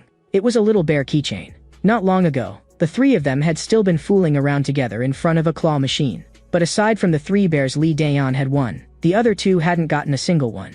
3 little bears, just enough for one each. Lee Daeon had once heard a saying, as long as the token remains, no matter how far apart people are, they can still feel that they are together. And Lee Daeon had said, the more she looked at this little bear, the more it looked like her. Sung Eunha found it while sorting through Lee Daeon's belongings. She handed the little bear to Cha Ju-young, and then it was time for her to leave too. Song Eunha had more she wanted to say, but somehow could not get the words out. But in the end, she still loyally said, if I confess next time, Sister Daeon, don't be mad. Back in solitary, Cha Ju-young felt a little helpless, because the white-haired guy had actually envied his private cell. So he had deliberately caused trouble and gotten himself sent to solitary too. Taking the opportunity, Cha Ju-young asked him, how exactly did you get me out of solitary? The guard had clearly said there were people watching this place. But the white-haired guy had not only obtained a taser, he also knew about Namgung Joseph's crimes. What Cha Ju-young wanted to know even more was, who exactly are you? The white-haired guy said calmly, that's a secret. Anyway, I've already proven my value. Then, according to their agreement, Cha Ju-young would cooperate with him. The white-haired guy immediately got excited and kept knocking on the wall. Cha Ju-young told him to say it now. Exactly how are you going to help? But from the solitary cell next door, only steady breathing could be heard. Cha Ju-young was speechless. Don't tell me this white-haired guy already fell asleep. At the same time, Yu Haewon, a heavenly dragon recruiter, arrived deep in the mountains, because Cha Gangryong's villa, Manhwa Pavilion, was located there. Yu Haewon was puzzled. Why would the second-in-command of Heavenly Dragon live in a mountain villa instead of a high-rise in the city center? And Cha Gangryong had just finished exercising. Ju Gangchan was making tea for him at the side. After a brief exchange of pleasantries, Cha Gangryong asked Ju Gangchan, what is it you need to report? The moment he heard it was about the young master, Cha Gangryong's gaze instantly turned cold. Chanhua Pavilion was so vast it was like a city. Cha Gangryong walked to the artificial lake and told Ju Gangchan to speak. Ju Gangchan reported, after entering juvenile prison, the young master had clashed one after another with several cell leaders. The outcome was without suspense. The young master won every time and crushed several of Heavenly Dragon seeds. This speed was unprecedented, and Ju Gangchan believed the young master's level was astonishing. Even the person Yu Haewon had taken a liking to had been defeated by the young master. They had thought that as a father, Cha Gangryong would surely be pleased. But Cha Gangryong felt only disappointment. He was waiting for his son to bloom, but right now not even a bud had appeared. Cha Ju-young was at most just a sapling desperately growing upward. As Cha Gangryong's son, he should not be only at this level. He had to find a way to make his son bloom ahead of time. In the prison, the inmates responsible for hauling garbage were grumbling nonstop. They said, might as well just burn this rotten prison to the ground. Nearby, Choi Yoon-taek, the cell leader of room 37, let out a cold laugh. He told them, if you've got the guts, then try it. But they were only venting with their mouths. Seeing that these pieces of trash still dared to act so brazenly, Choi Yoon-taek became even more annoyed. He had once personally beaten a teacher so badly he was seriously injured, just because the teacher talked too much. Now he beat up these loudmouth punks too. Someone from his cell reported Cha Ju-young's situation to Choi Yoon-taek. Choi Yoon-taek originally didn't want to bother with it, but Cha Ju-young was getting more and more arrogant, and it pissed him off. Back in cell 36, the inmates all dropped to their knees in unison to welcome the boss's return. While Cha Ju-young had been away, nothing much had happened in the cell. At that moment, he noticed that there was a new inmate in the cell. Gu Naman said, this newcomer is big, but kind of dumb, not really a bad person. At that moment, a guard informed cell 36, this afternoon, you're going out for outdoor labor. Raising venomous insects means locking various poisonous bugs in one jar and letting them devour one another. The one that survives at the end becomes the most poisonous bug of all. Juvenile prison is the jar where Heavenly Dragon raises poisonous insects. Cha Gangryong wanted his son to swallow even more and even stronger poison. He had already placed one extremely venomous bug inside. A guy ruthless to the extreme. Choi Yoon-taek heard that Cha Ju-young's cell had outdoor labor duty. He had long had enough of Cha Ju-young's arrogant attitude. Choi Yoon-taek didn't care about justification or no justification. Kill him first. Not long later, Cha Ju-young was lying in a corner covered in blood. Gu Na-min and Ma Jian were both shocked on the spot, but Cha Ju-young quickly stood back up again. As if he had merely taken a fall, he frowned and complained, this red paint splashed on my clothes is too hard to wash out. The inmates of cell 36, having finished their labor assignment, were all exhausted to the point of collapse. But as they walked back toward the cell, they saw the red paint on the ground again. Gu Na-min looked puzzled. Why would there be red wall paint here? But Cha Ju-young recognized it at a glance. It wasn't paint, it was blood. The cell leader of room 37, Choi Yun-taek, was actually lying in the corner drenched in blood. Cha Gang-ryong would wait for the day his son bloomed. But he also knew that before blooming, his son could die at any moment. If Cha Ju-young made even one wrong step, he would be uprooted immediately. That extremely venomous bug Cha Gang-ryong had put into the prison was now already lurking right beside his precious son. The other inmates were all discussing it. Who on earth did this? But Ma Jiam sharply felt that the newcomer was suspicious, because during the outdoor labor earlier, the new inmate had disappeared for a short while. And when he came back, there had still been a bit of blood stuck to the sole of his shoe. Just then, Gu Na-min cried out and pointed at the newcomer. Because the newcomer's body was covered with bruises and knife scars, the newcomer scratched his head and said softly, "My dad did this." At the side, Cha Ju-young's face immediately darkened. Back in school during PE class, every time Cha Ju-young changed into gym clothes, it would draw whispers from his classmates. The scars on his body made him endure those contemptuous looks again and again. That feeling was truly disgusting. After labor ended, the people of room 36 were taking showers. When Cha Ju-young saw that the new inmate had no shampoo, he handed him his own. The new inmate frowned. "Are you pitying me?" Cha Ju-young shot back. "Do you think I've had such a good life that I'm in any position to pity anyone?" The lives of both of them were filthy to begin with, and miserable to begin with too. Cha Ju-young urged him, "Hurry up and finish washing." When the new inmate finished, only Cha Ju-young was left in the shower room. Staring at him, Cha Ju-young asked, "Don't you think it's strange? Why would two people who've never met have exactly the same scars?" Before the new inmate could answer, Cha Ju-young grabbed him by the throat. Because Cha Ju-young knew, this absolutely could not be a coincidence. These scars were clearly left by that man. Cha Ju-young demanded coldly, "Cha Gang-ryong sent you, didn't he?" But the new inmate only stayed silent and stared at him darkly. Cha Ju-young's fingers slowly tightened. He was going to pry that mouth open. Many years ago, Heavenly Dragon recruiter Yu Haewon had once screened out a batch of children with potential for Cha Gang-ryong, and Heavenly Dragon itself knew nothing about it. So Cha Gang-ryong could deal with those children however he wanted. But in Cha Gang-ryong's eyes, they were all trash. What he wanted were vicious dogs that could tear prey apart.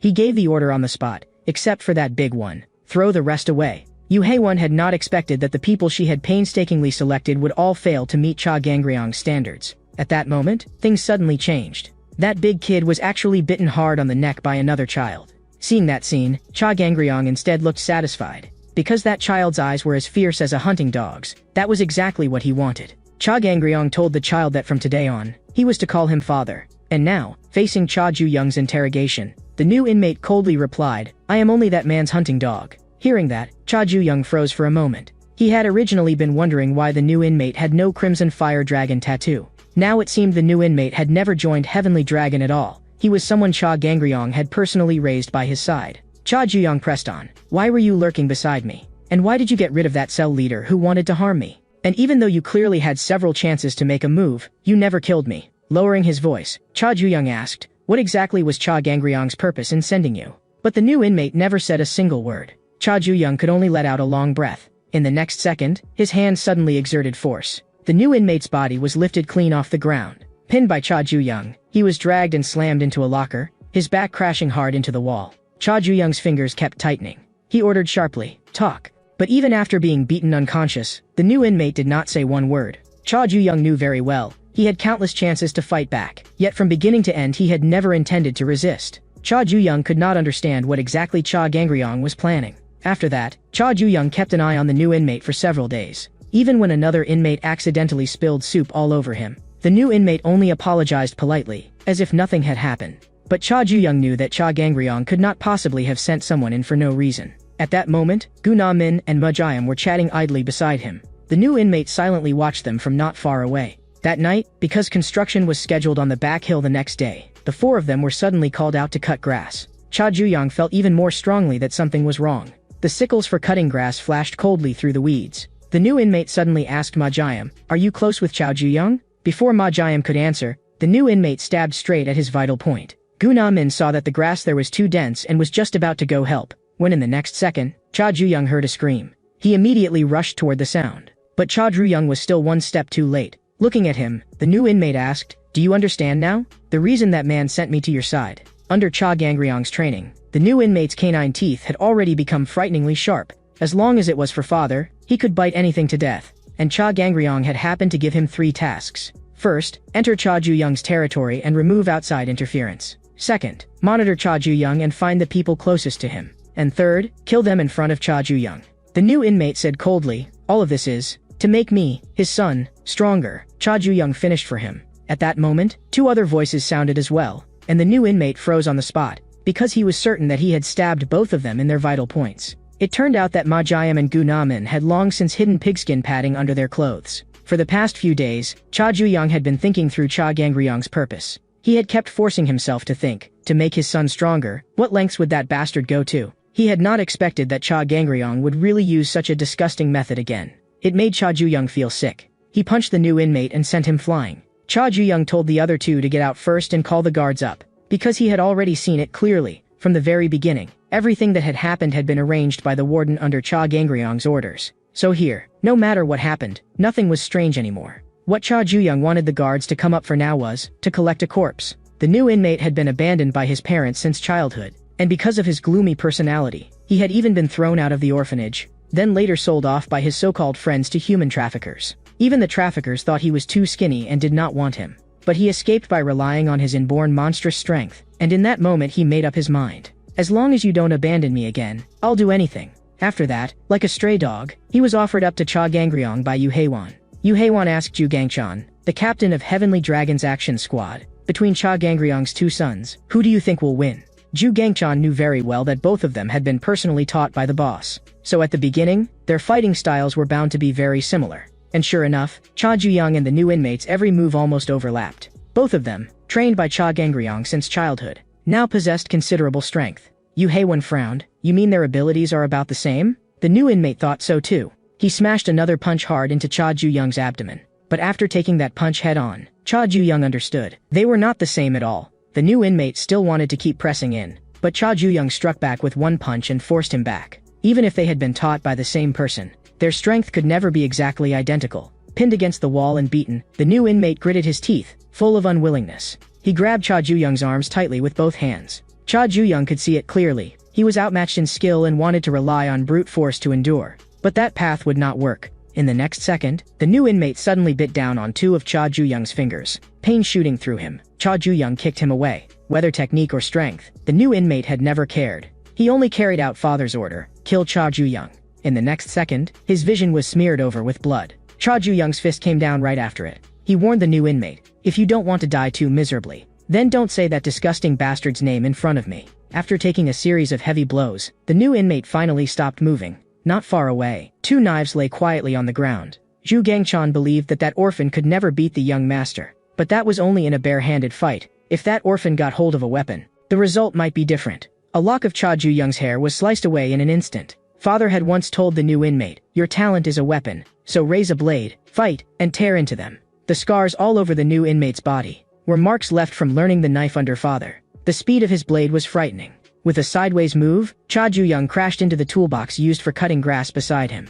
The new inmate did not care how strong Cha Ju-young was, nor whether he was father's biological son. Today he had only one thing to do, kill Cha Ju-young according to father's orders. Cha Ju-young said coldly, didn't I already tell you? If you don't want to die too miserably, don't mention that man in front of me. If you learned the knife, how could I, his real son, not have learned it too? A saw can tear a person apart as well. Slowly. You just said father 4 times. So today I'll cut you into 4 pieces. Japan's greatest swordsman was called Miyamoto Musashi, who became famous across the land only after winning more than 60 battles. And the swordsmanship he used originally came from Itoryu.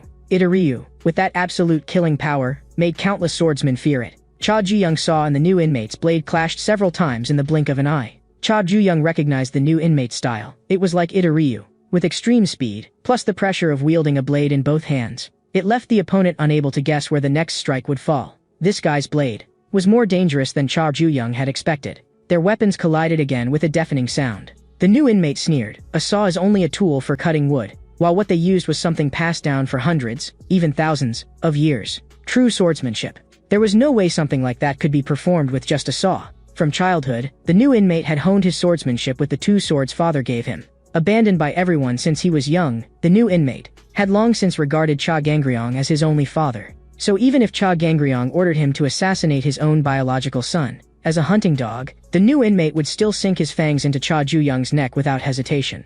But what made him uneasy was that no matter how he looked at it now, Cha Ju-young seemed more like the hunter. Even the fiercest beast would retreat before the new inmate's blade. But Cha Ju-young's eyes looked even more like a hunter's, cold and murderous. Having been taught the blade by father since childhood, he had carved one sentence into his bones. You only need to avoid the fatal attacks and wait patiently. And the moment your opponent exposes a flaw, you use all your strength to drive the blade in. Cha Gangryong had also made his son remember. Once you raise a blade, you must kill the other person, or that blade will sooner or later pierce your own heart. The new inmate had seen it too. Cha Ju-young had been taking the attacks head-on while waiting for an opening, but it was useless. The new inmate intended to end everything with this one strike. In the next second, the sound of flesh bursting apart exploded. What Cha Ju-young had been waiting for all along was that one big move from the new inmate. If what he had been holding were a knife, the new inmate's head would already have fallen off. The teaching that once you raise a blade, you must kill kept echoing in Cha Ju-young's mind. Cha Ju-young said coldly, using a saw as a weapon has other advantages too.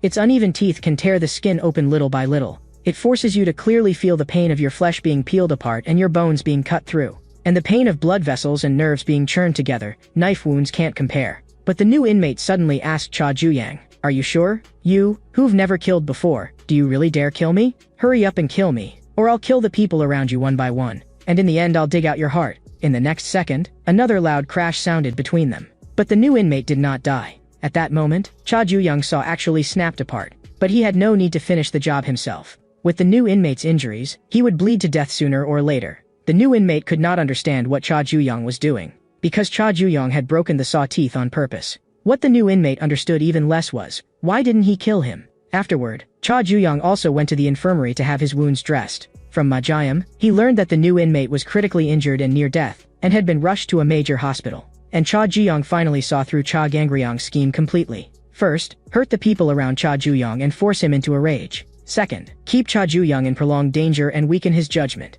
Third, induce Cha Ju-young to kill with his own hands. What Cha Gangryong truly wanted was to force his son to kill and cross the bottom line of being human. In the end, the new inmate tried to provoke Cha Ju-young with words, but instead made him calm down.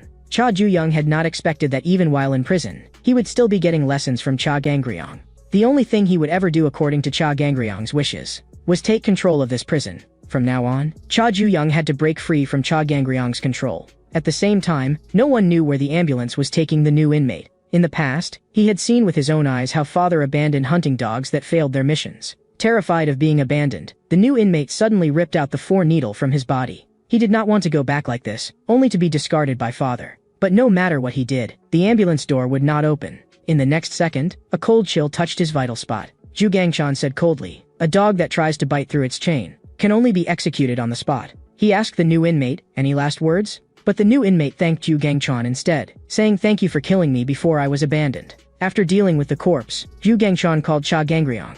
When he learned that his son still had not killed anyone in the end, Cha Gangryong suddenly burst into laughter. He muttered in a low voice, raising a child, he really doesn't listen to his parents. Cha Gangryong decided to properly educate his son one more time. Just then, the juvenile prison called again. On the other end, the warden shouted anxiously, your son has caused trouble. For a moment, Cha Gangryong did not understand. At that very moment in the prison, Cha Ju-young was stirring up trouble everywhere. He had somehow offended every single cell leader all at once. The warden threw Cha Gangryong some bad news. This time, Cha Ju-young might really die. One winter day more than 10 years ago, Cha Gangryong was still smuggling arms with the Russian mafia.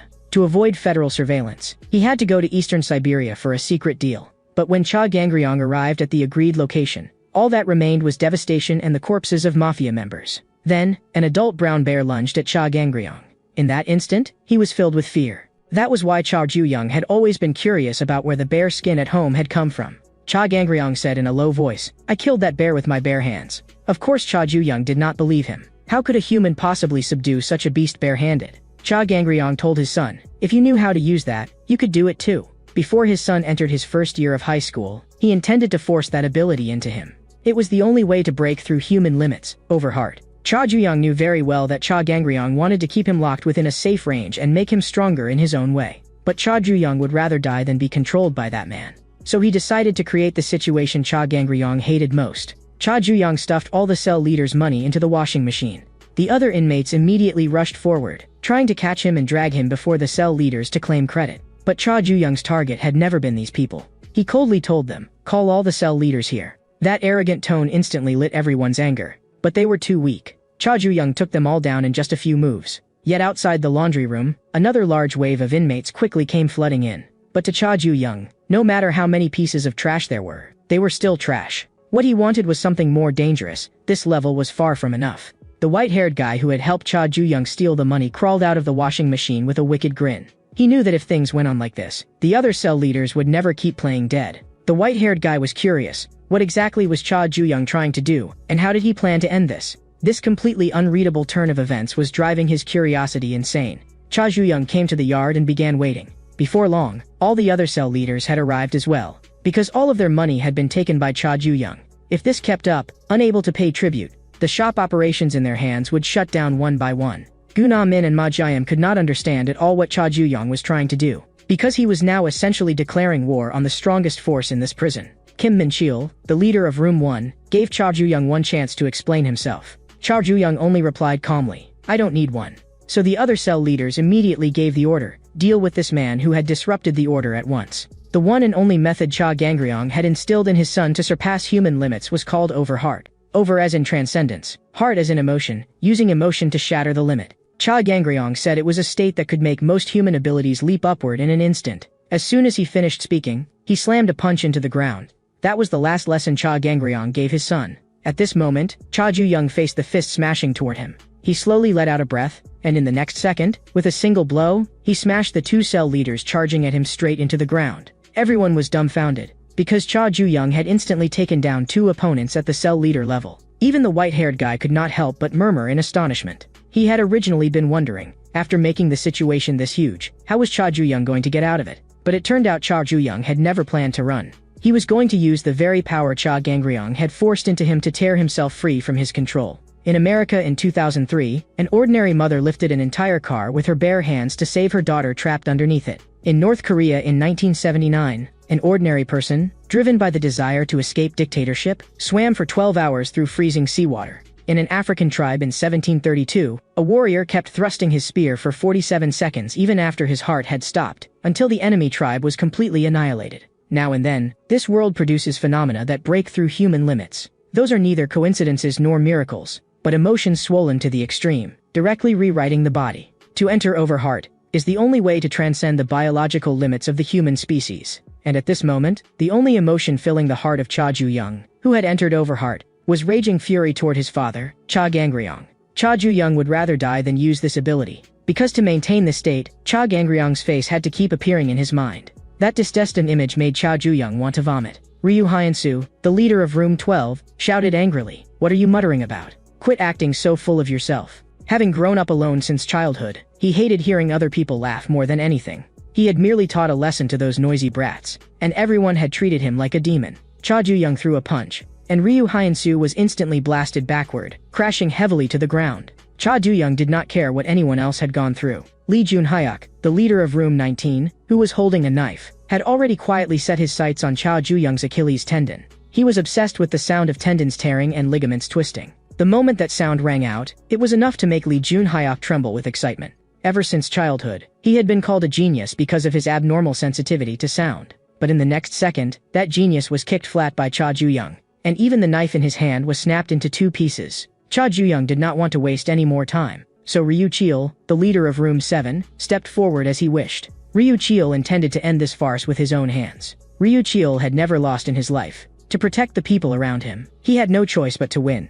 But today, he had to taste defeat. Ryu Cheol was far inferior to Cha Ju-young. The twin leaders of Rooms 12 and 13 immediately lunged at Cha Ju-young next. Even when they were still swaddled infants, they could already see disgust in their mother's eyes. That icy gaze turned into cruel abuse as time passed. Cha Ju-young took down the twins with a single strike. What he hated most was hearing anyone mention family in front of him. From the rooftop, the white-haired guy watched all of it. He had not expected Cha Ju-young to have a hidden trump card like this. Hong Se-jun, the leader of Room 17, charged excitedly toward Cha Ju-young. He swung both ways and was a complete freak, but in the next second, that freak was slammed straight into the ground by Cha Ju-young.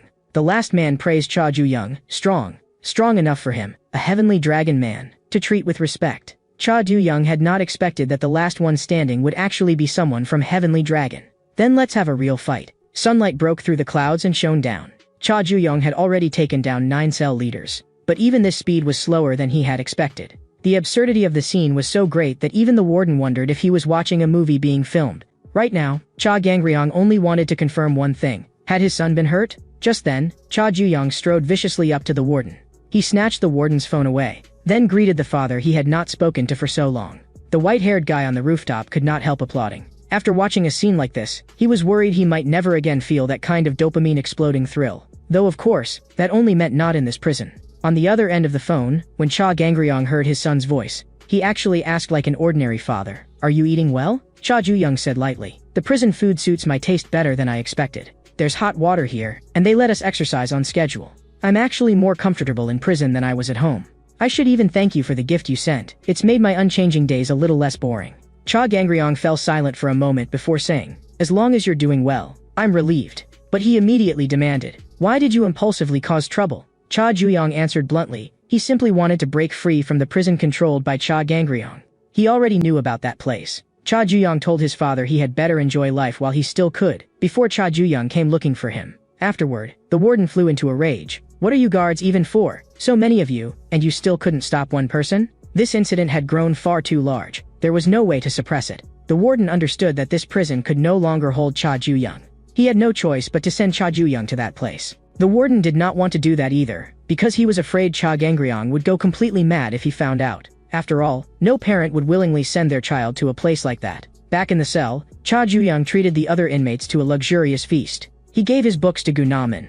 With Gunaman's brains, if he studied seriously, he might really get into college. Cha Juyong then handed letter paper and a notebook to Majayam. He had seen Majayam crouching in the corner writing every day, so in that case, he might as well write a letter and send it home. Gunaman was stunned. "Why do you sound like you're leaving your last words?" Cha Juyong glanced at him. "You really do know how to read the mood." At that moment, the guards also urged Cha Juyong, "Pack your personal belongings and come out." Cha Juyong said he had long since finished preparing. Cha Juyong still had things he needed to do, and causing a huge disaster was the fastest way. During this time, thanks to Gunamin and Majayam, he had not been so bored. Cha Juyong said that he hoped the next time they met, it would be outside prison.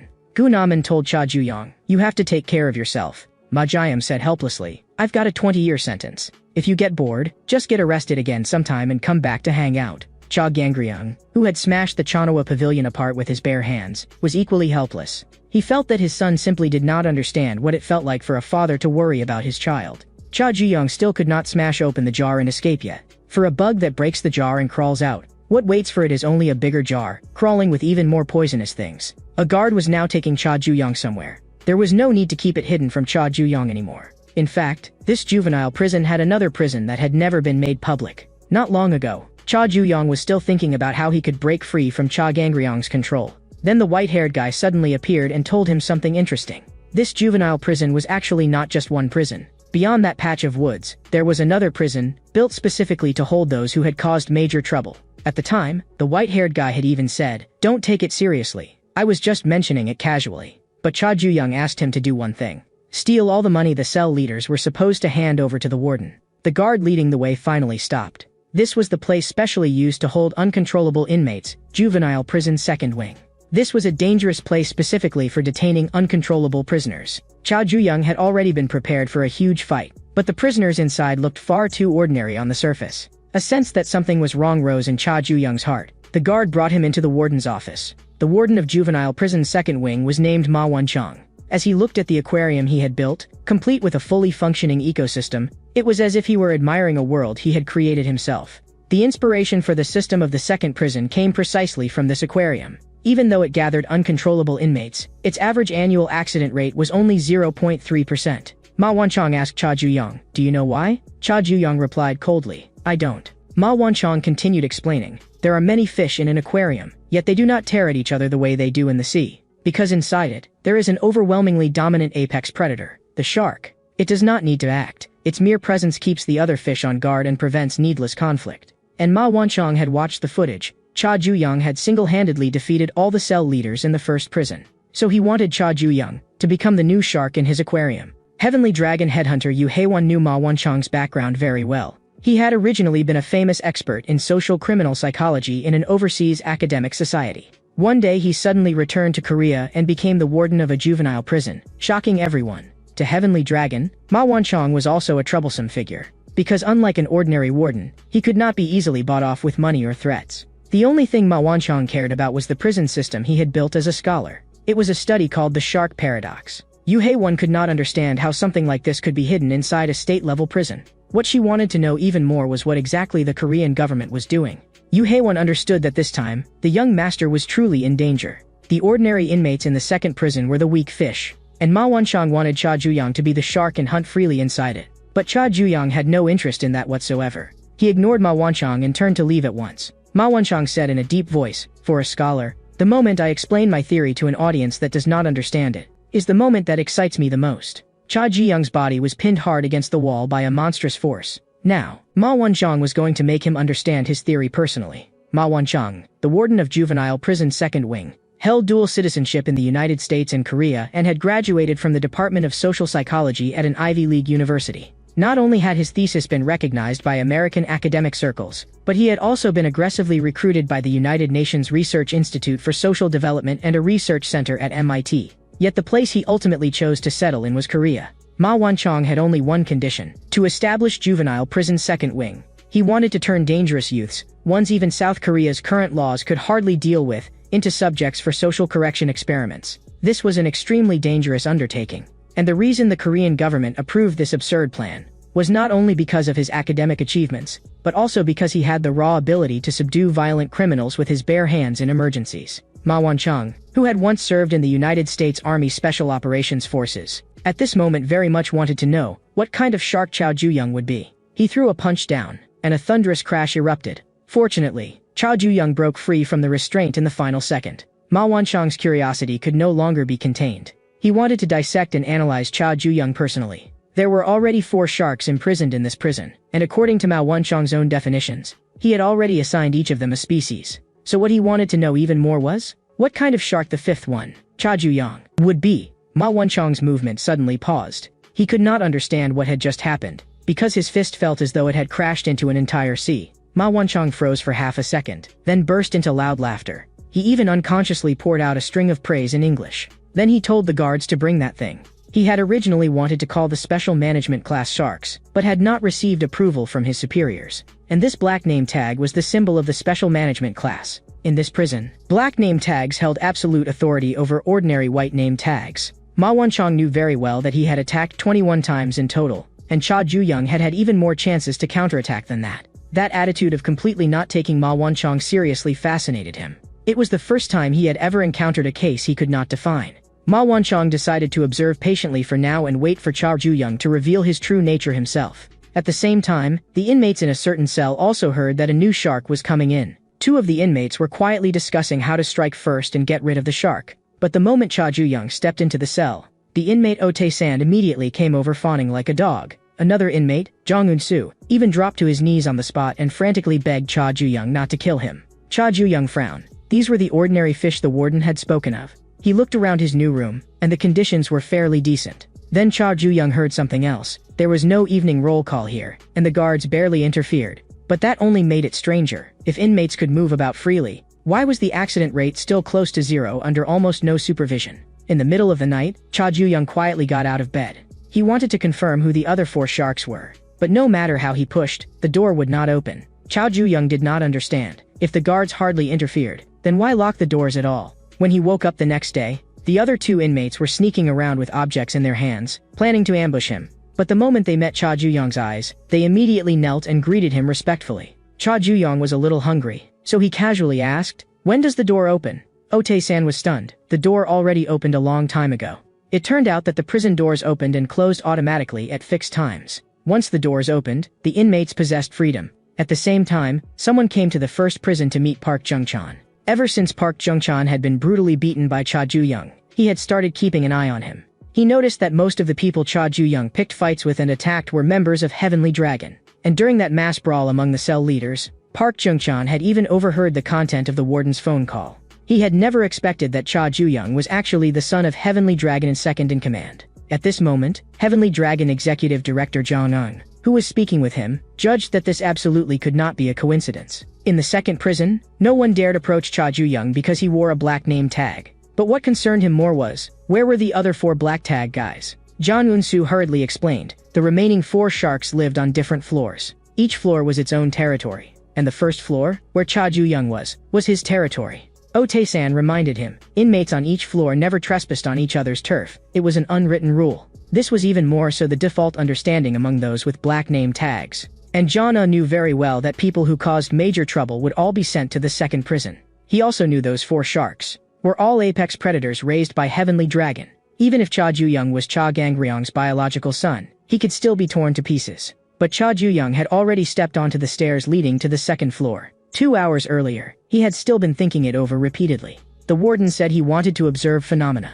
But this prison had more than just the warden. Even the guards left the inmates almost completely alone. If that was the case, then how exactly was the warden supposed to observe anything? But in reality, Cha Ju-young's every move was under surveillance. Ma Won-chang was watching and taking notes at the same time. It had been 38 hours and 56 minutes since the new shark entered the aquarium. So far, no abnormal behavior had appeared. This was clearly different from the previous sharks. Cha Ju-young's behavior was excessively ordinary. And it was precisely because he was so ordinary that Ma Won-chang found him special. At that moment, Han Sue, the second prison's administrative manager, looked at the tie stained by coffee and asked whether it should be cleaned. Ma Won-chang told her to take it to be washed, and also to bring him another cup of low-fat milk.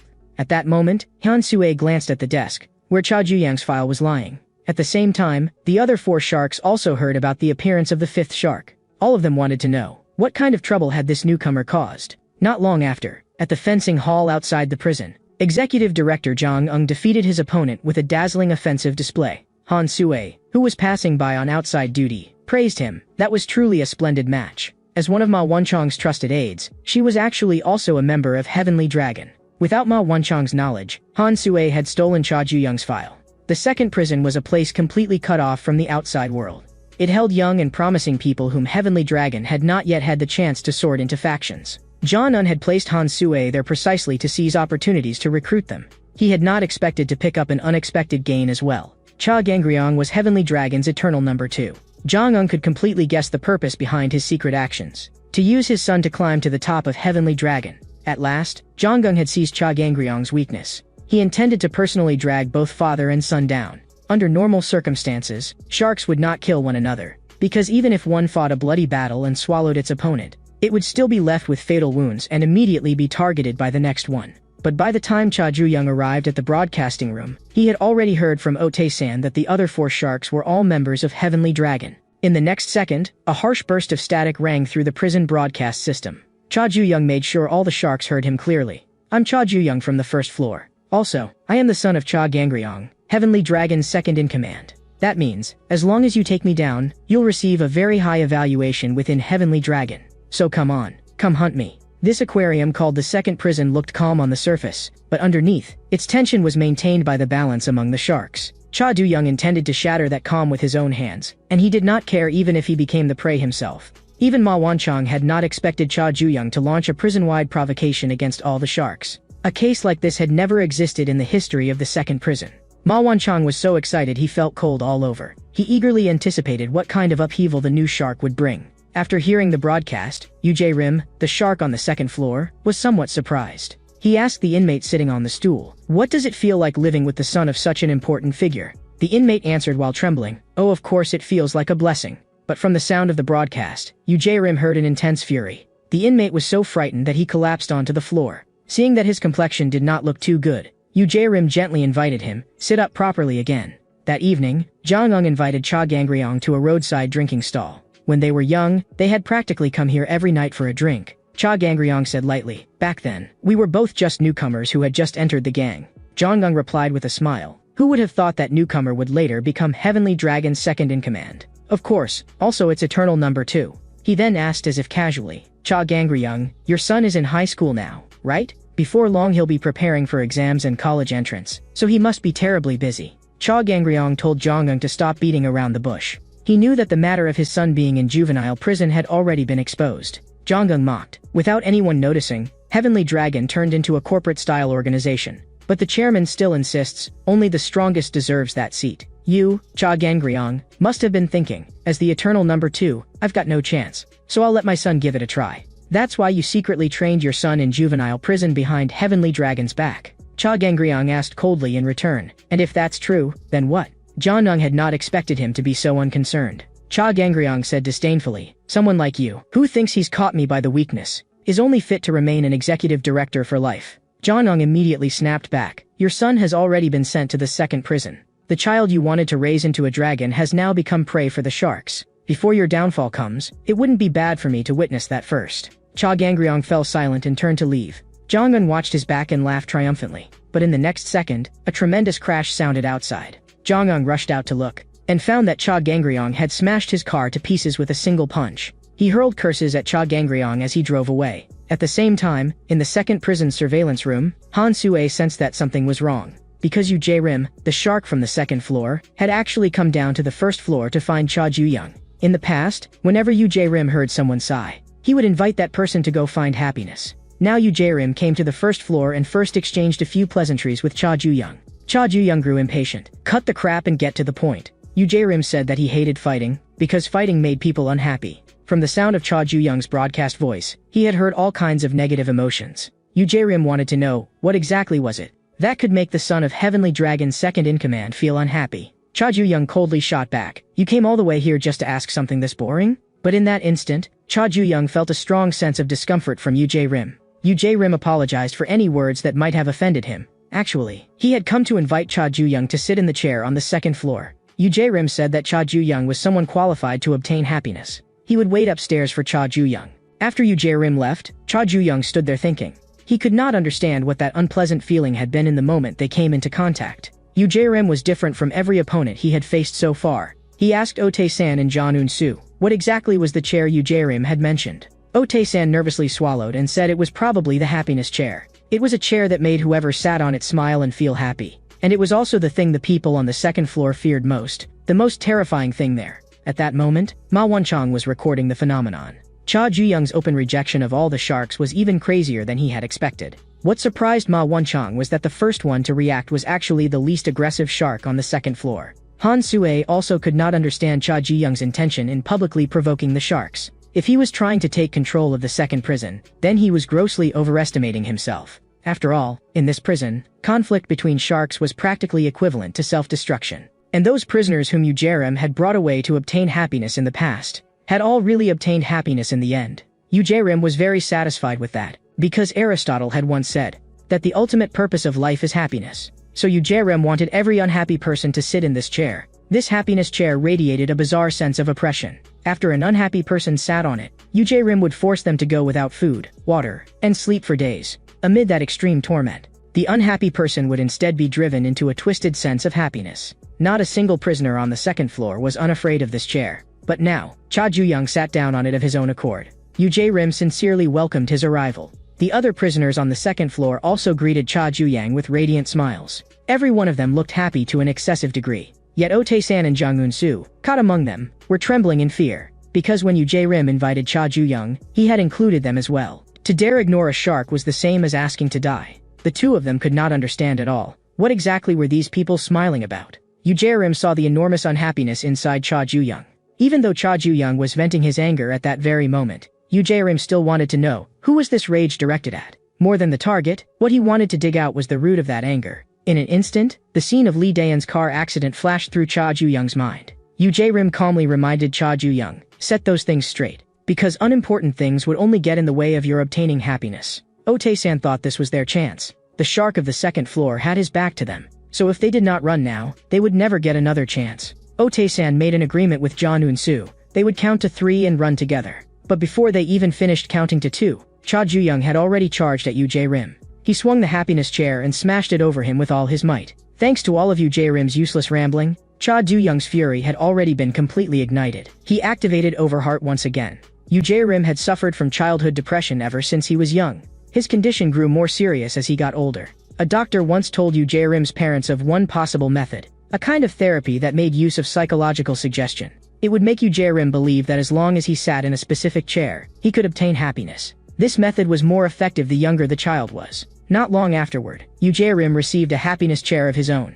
At this moment, with Cha Ju-young in a fully activated Overheart state, he felt only nausea, because Cha Gangryong's face filled his mind. After being struck, Yu Jae-rim spoke and told the other prisoners present to leave first. Even if the happiness chair had been smashed to pieces by Cha Ju-young, Yu Jae-rim did not care. He knew very well that the chair was only a symbol and that he could simply make another one. Cha Ju-young had not expected him to be this calm. Yu Jae-rim said evenly that he would not develop negative emotions over something so trivial. He asked Cha Ju-young in return, "Do you want to try talking to the person who triggered your anger? For example, the things you could not say, or did not have time to say." Cha Ju-young said in a low voice, "Shut up." Yu Jae-rim looked at him as if he had understood something. That person was no longer alive? Even so, it did not matter. Yu Jae-rim still had other methods. A smile was the symbol of happiness, so he wanted Cha Ju-young to imagine what that person looked like smiling.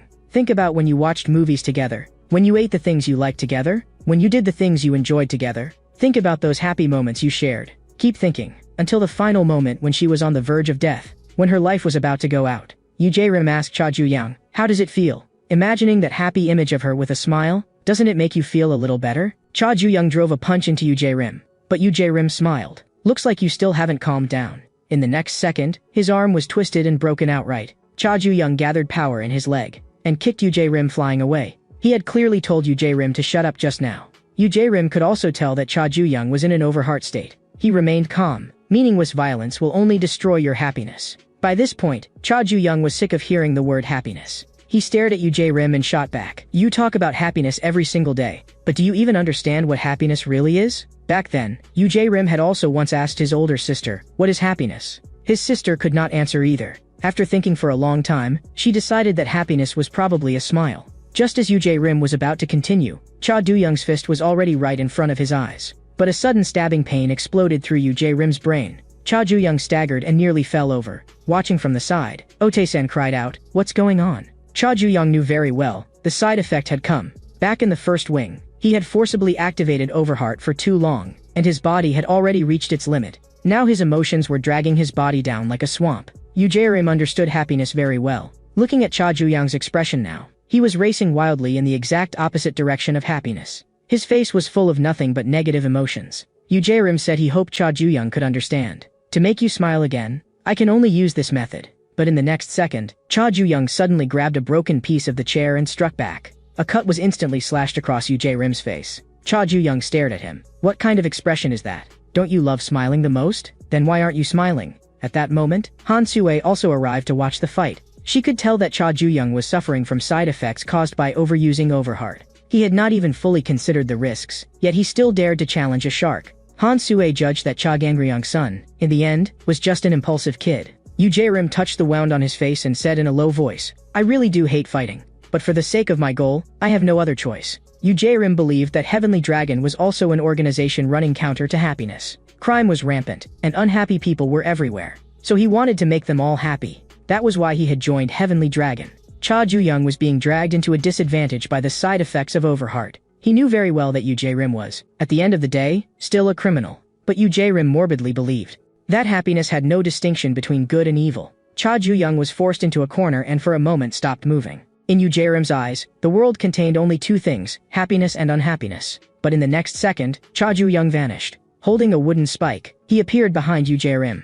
Cha Ju-young coldly demanded of Yu Jae-rim, "Did you enter juvenile prison for the sake of that happiness theory of yours too?" Back when Yu Jae-rim was in school, he seemed to be disliked by his classmates because of his gloomy demeanor. He was confused. Could unhappy people not make friends? His older sister gently told him, "If you wear a smile and pretend to be a little brighter, the people who see you will become happy too. Then naturally you'll become happy as well. Because happiness is like a cold, it spreads." To Yu Jae-rim, juvenile prison was actually the most ideal place of all, because it was full of unhappy people. He wanted to use the prisoners here to explore, to discover a way to make human beings happy. Han Sue had not expected that Yu Jae-rim had climbed all the way to the position of a shark in the second wing for such an absurd reason. He had been marked as a seed with extremely high potential, someone who might even accomplish great things in Heavenly Dragon in the future. What surprised Han Sue even more was that he still had not used that. Cha Ju-young did not care what kind of experiment Yu Jae-rim wanted to conduct on the prisoners. He had already guessed that Yu Jae-rim's true purpose was something else. The two of them kept slamming their fists into each other.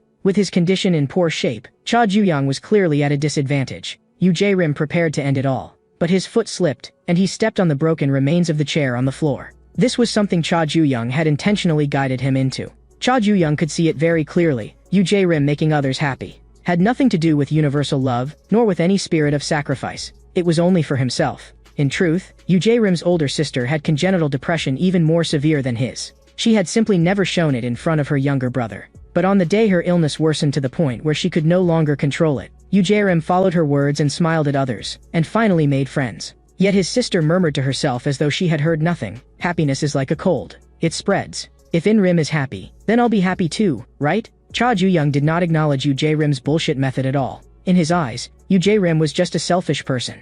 But Yu Jae-rim actually agreed with Cha Ju-young's judgment. He raised Cha Ju-young up with one hand. Yu Jae-rim said in a low voice, "My pursuit of happiness was never for the sake of others. Tormented by congenital depression, I have never once felt happiness. From the past until now, there has only ever been unhappiness in my heart." When Yu Jae-rim's heart became filled with unhappiness, he too activated Overheart. Watching everything through the surveillance feed, Ma Won-chong understood that the principle behind this concept was not complicated. Overheart causes a phenomenon of surpassing one's limits. In essence, it is the coordination of the nervous, endocrine, and muscular systems. When emotions are pushed to an extreme, the sympathetic nervous system automatically triggers the fight-or-flight response. Hormones such as adrenaline, noradrenaline, and cortisol surge into secretion. Heart rate rises, oxygen delivery is optimized, muscle strength increases, and reactions speed up. At the same time, adrenaline strengthens muscle contraction, weakens the nervous system's inhibition, and promotes the secretion of endorphins and enkephalins, making a person stronger and less able to feel pain. Glycolytic muscle fibers that normally operate at only 40% to 60% can even be mobilized at 100% under extreme conditions. When humans unleash extraordinary strength in extreme situations, it is the result of the inhibitory mechanism being lifted, something that can be explained scientifically. But Ma Won-chong also knew that Overheart was extremely rare and usually appeared only by chance, and those who can awaken Overheart by their own will and make use of it, meet the first condition for becoming a shark. Yu Jae-rim, the shark on the second floor, was the most typical example of an unhappy person. Ma Won-chong defined him as a Greenland shark living in the cold, pitch-black deep sea. It moves calmly and slowly, with lifeless eyes, and usually appears to have no interest in prey at all. But once it locks onto a target, it flips in an instant, and begins slaughtering the vast majority of creatures in the sea. In academia, the Greenland shark is regarded as the apex of the North Atlantic food chain. Yu Jae-rim believed that Cha Ju-young, as the son of Heavenly Dragon's second-in-command, could never possibly understand how terrifying and unhappy life truly was. More than anyone else, Yu Jae-rim longed for happiness. Because of the side effects, Cha Ju-young was temporarily unable to activate Overheart again. He had to find another way to stay alive. After entering Overheart, Yu Jae-rim's strength underwent a qualitative transformation. In his unhappiness, he came to understand that day the reason unhappiness exists, and the method for becoming happy. The homework the teacher assigned that day was to draw the happiest thing in the world. For Yu Jae-rim, it was an unsolvable question. He suddenly began to wonder, what did his sister's genuine smile actually look like? Not long afterward, Yu Jae-rim wanted to show his drawing to his sister and see her smile, but he discovered that her hands were as cold as ice. A pile of medicine was scattered all over the floor. Yu Jae-rim would never forget that scene for the rest of his life. His sister sitting in the happiness chair, her body gradually turning cold.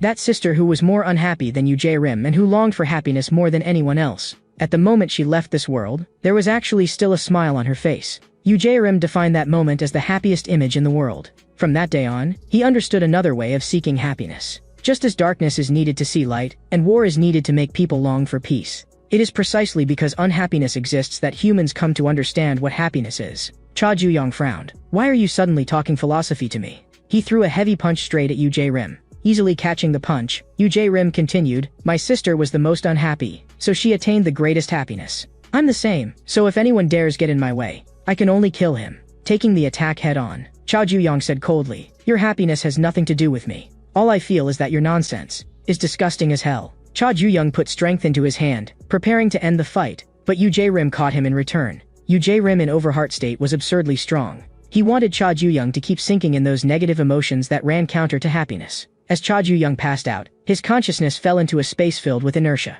His body could not move, had no sensation, and even his consciousness was gradually growing blurry. Cha Ji-young asked himself, "Am I just going to keep sinking like this?" At that moment, he suddenly felt a burst of warmth. Lee Daeon actually appeared in the depths of his consciousness. Ma Won-chong watched the entire fight through the monitor. The duel truly was shocking, but it held no research value whatsoever. What Ma Won-chong had originally hoped for was an astonishing scene that could break the framework. Cha Ju-young's performance left him quite disappointed. Ma Won-chong began to suspect, maybe that guy did not even qualify as a shark. Deep within his consciousness, Cha Ji-young saw Lee Daeon again. Like an old friend reunited after a long separation, Lee Daeon asked him whether he had been doing well lately. Cha Ju-young's nose stung. He still forced a smile and said, "I've been doing well. But Li Dayan's expression instantly changed, and she coldly demanded to know what right he had to be doing well. I'm shivering all alone underground in the cold and the dark. What gives you the right to still be doing so well? I died, and it was obviously all because of a bastard like you. Li Dan's body began to twist and distort, and in the end it turned into the terrifying face of Cha Gangryong. He said to Cha Ju-young, I killed that child, and it was all for your own good. Cha Ju-young wished he could kill him right now. But Cha Ju-young's body suddenly sank downward. Cha Gangryong repeated once again the words he had spoken back then. If you want to kill me, your father, then go and take control of this juvenile prison. Just as Ma Wanchong was about to get off work, he was suddenly stopped by a voice. He could not believe it. Cha Ju-young had actually stood up again. Yu Jae-rim could not understand what Cha Ju-yang was doing. By all logic, the risks of overheat combined with accumulated injuries should already have drained Cha Ju-young's stamina dry. Staring at him, Yu Jae-rim could not help but ask, what is letting you keep standing? He seized Cha Ju-young tightly once again. But to his surprise, Cha Ju-young, who should have collapsed, actually held on.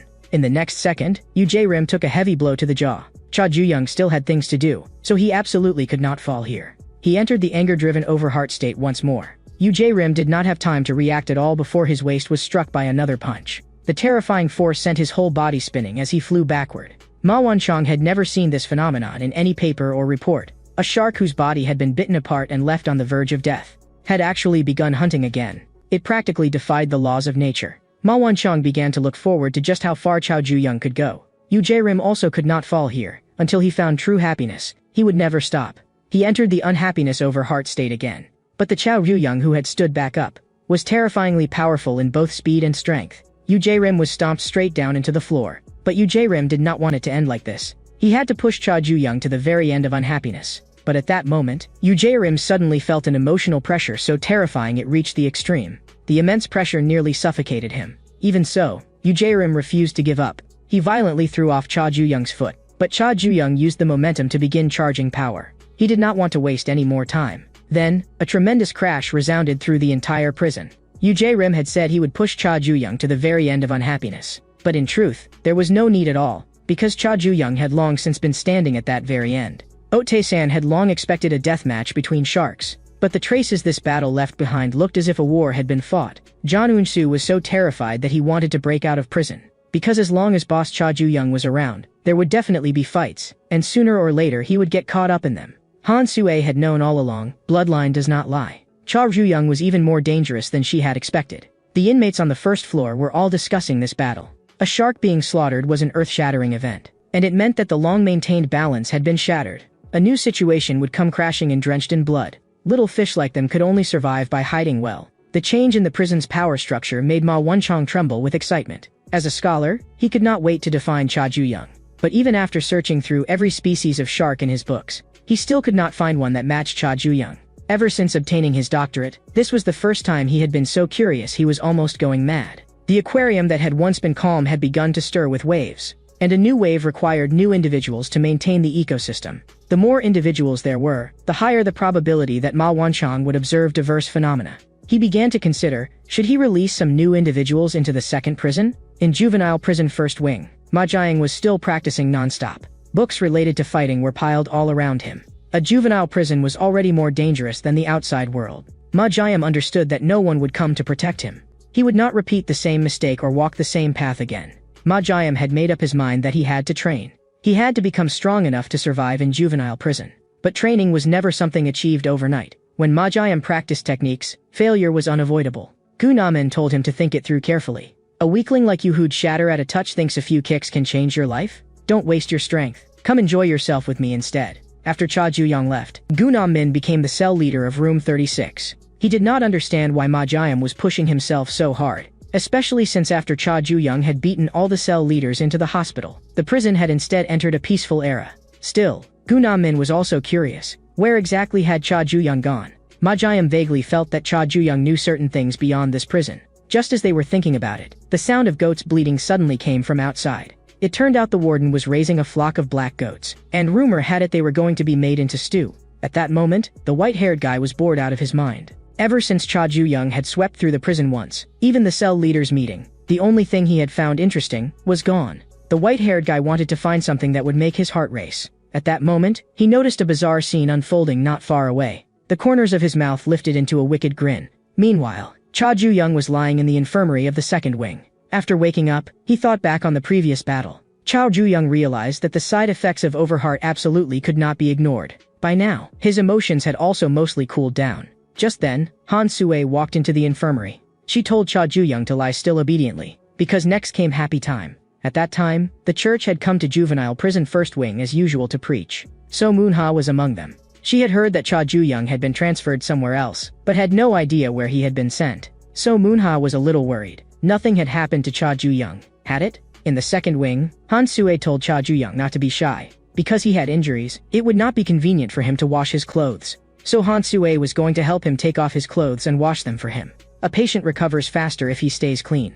Cha Ju-young could not understand what Han Sui was trying to do. Washing clothes was not a guard's job, and there was no way a female guard would personally help someone undress. At that moment, Han Sui asked in return, "My behavior seems suspicious, doesn't it?" Then she smiled and said, "The second wing is special to begin with, and the guards only handle miscellaneous chores." Cha Du-young thought maybe he was overthinking it, but Han Sui continued, "I saw you fight Rim. You're more violent than you look. But even so, compared with your father, you're still gentle." After hearing that, Cha Ju-young's pupils shrank. He wanted to rush out and demand why Han Sui knew Cha Gangryong, but the intense pain all over his body left him completely unable to move. Outside the ward, Han Sui made a judgment in her heart. Cha Gangryong's dream of raising his son to become the strongest in the world might not be a delusion after all. But now it was all too late, because the smell of blood on Cha Ju-young had already spread through the entire prison.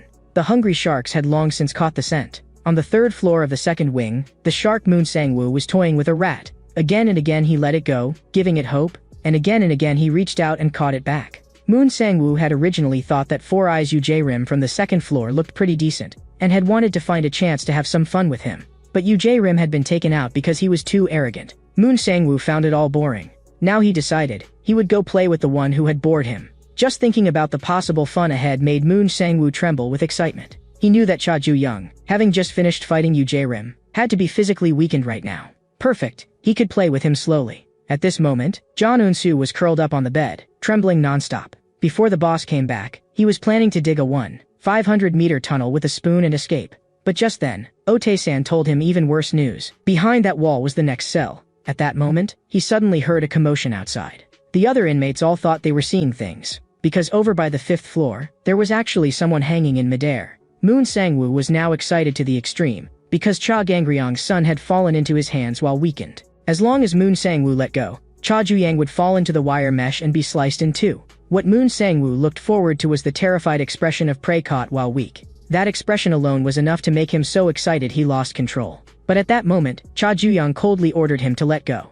"I'm telling you, idiot, stop just shouting with your mouth. The fish in the deep sea are always killing each other just to survive." Just now, after a hammerhead shark fought to the death, it was still mercilessly swallowed by a sharp-nosed shark. But waiting for the sharp-nosed shark was an even fiercer and crueler predator. Because the smell of blood spreading through the sea had completely stimulated the hungry shark's sense of smell. The white-haired guy who watched science documentaries every day was already bored out of his mind. He needed stronger dopamine to stimulate his brain.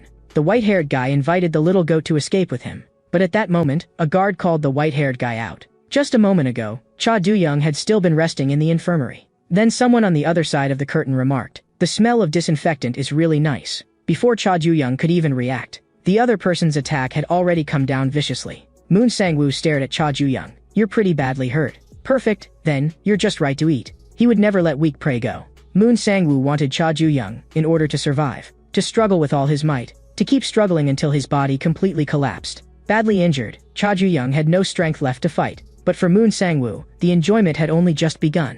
He said softly, "Struggle a little more." Heavenly Dragon Executive Director John Un had not expected Rim to be hunted down so quickly by Cha Gangryong's son. He knew very well, this was an extremely impulsive act. Because in that kind of situation, Moon Sang-woo would definitely make a move. That guy was ruthless to the extreme. He had once relied on overwhelming strength to force his way into Heavenly Dragon's interrogation room. He was an absurd kind of monster. Whenever Jong-un saw him, he was reminded of his younger self. He was looking forward to the moment Cha Gangryong's son was devoured. The sight of prey desperately struggling before death excited Moon Sang-woo to the verge of losing control. But Cha Ju-young only coldly told him to let go. Moon Sang-woo could not understand. What exactly did that look on his face mean?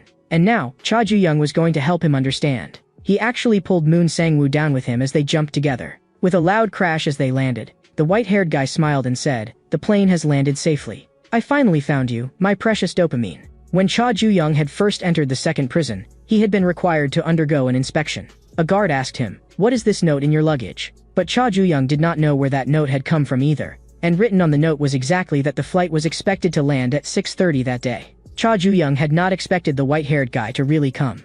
The white-haired guy was curious. Just how many fights did you get into to end up unable even to stand properly? He regretted not seeing that battle with his own eyes, the kind that would make dopamine explode. From now on, he would witness everything himself. In the next second, he took a solid punch. Moon Sang-woo had made a move again. What he hated most was someone interrupting his hunt. Like someone pouring a basin of cold water over his brain right as he was about to reach the peak. In that instant, Moon Sang-woo's interest was completely extinguished. Cha Ju-young silently watched his departing back. Not long afterward, both Oh Tae-san and Jang Eun-soo were inwardly cursing what the hell the warden was even doing. Because a shark had just arrived in their room, and in the blink of an eye another newcomer had been shoved in. And on top of that, the white-haired guy had rescued the little one who had been about to become goat stew. Cha Ju-young also could not figure out what exactly the white-haired guy was trying to do. Cha Ju-young could understand why the white-haired guy had come to the second wing. After all, he was the one who had taught Cha Ju-young how to get in. But no matter how much he thought about it, Cha Ju-young could not understand why the white-haired guy had appeared exactly on time as foretold,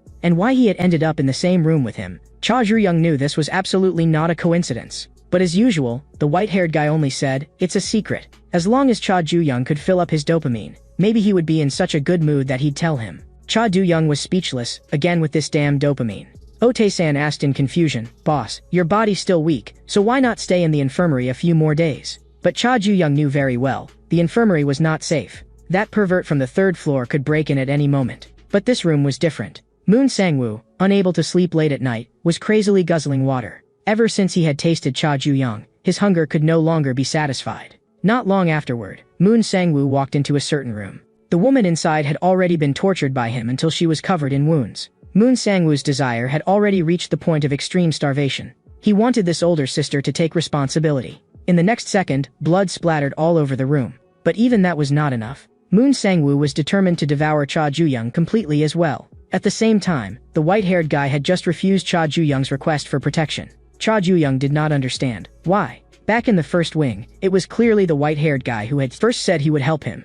But the white-haired guy said, "You misunderstood. My role is not that of a player who enters the match. I only want to be a spectator, standing to the side and watching the show. I won't go up on stage myself. The only player is you, Cha Ju-young." Cha Ju-young said helplessly, "In my current state, forget fighting, I can barely even walk straight." But at that moment, the white-haired guy said that he had a way to hunt the shark on the third floor. On the other side, Moon Sang-woo was also close to reaching his limit. He had to make sure Cha Ju-young would have absolutely nowhere to escape. He broke into a wild sprint straight toward Cha Ju-young's room. His craving burned inside him like fire, making him unable to wait to devour Cha Ju-young.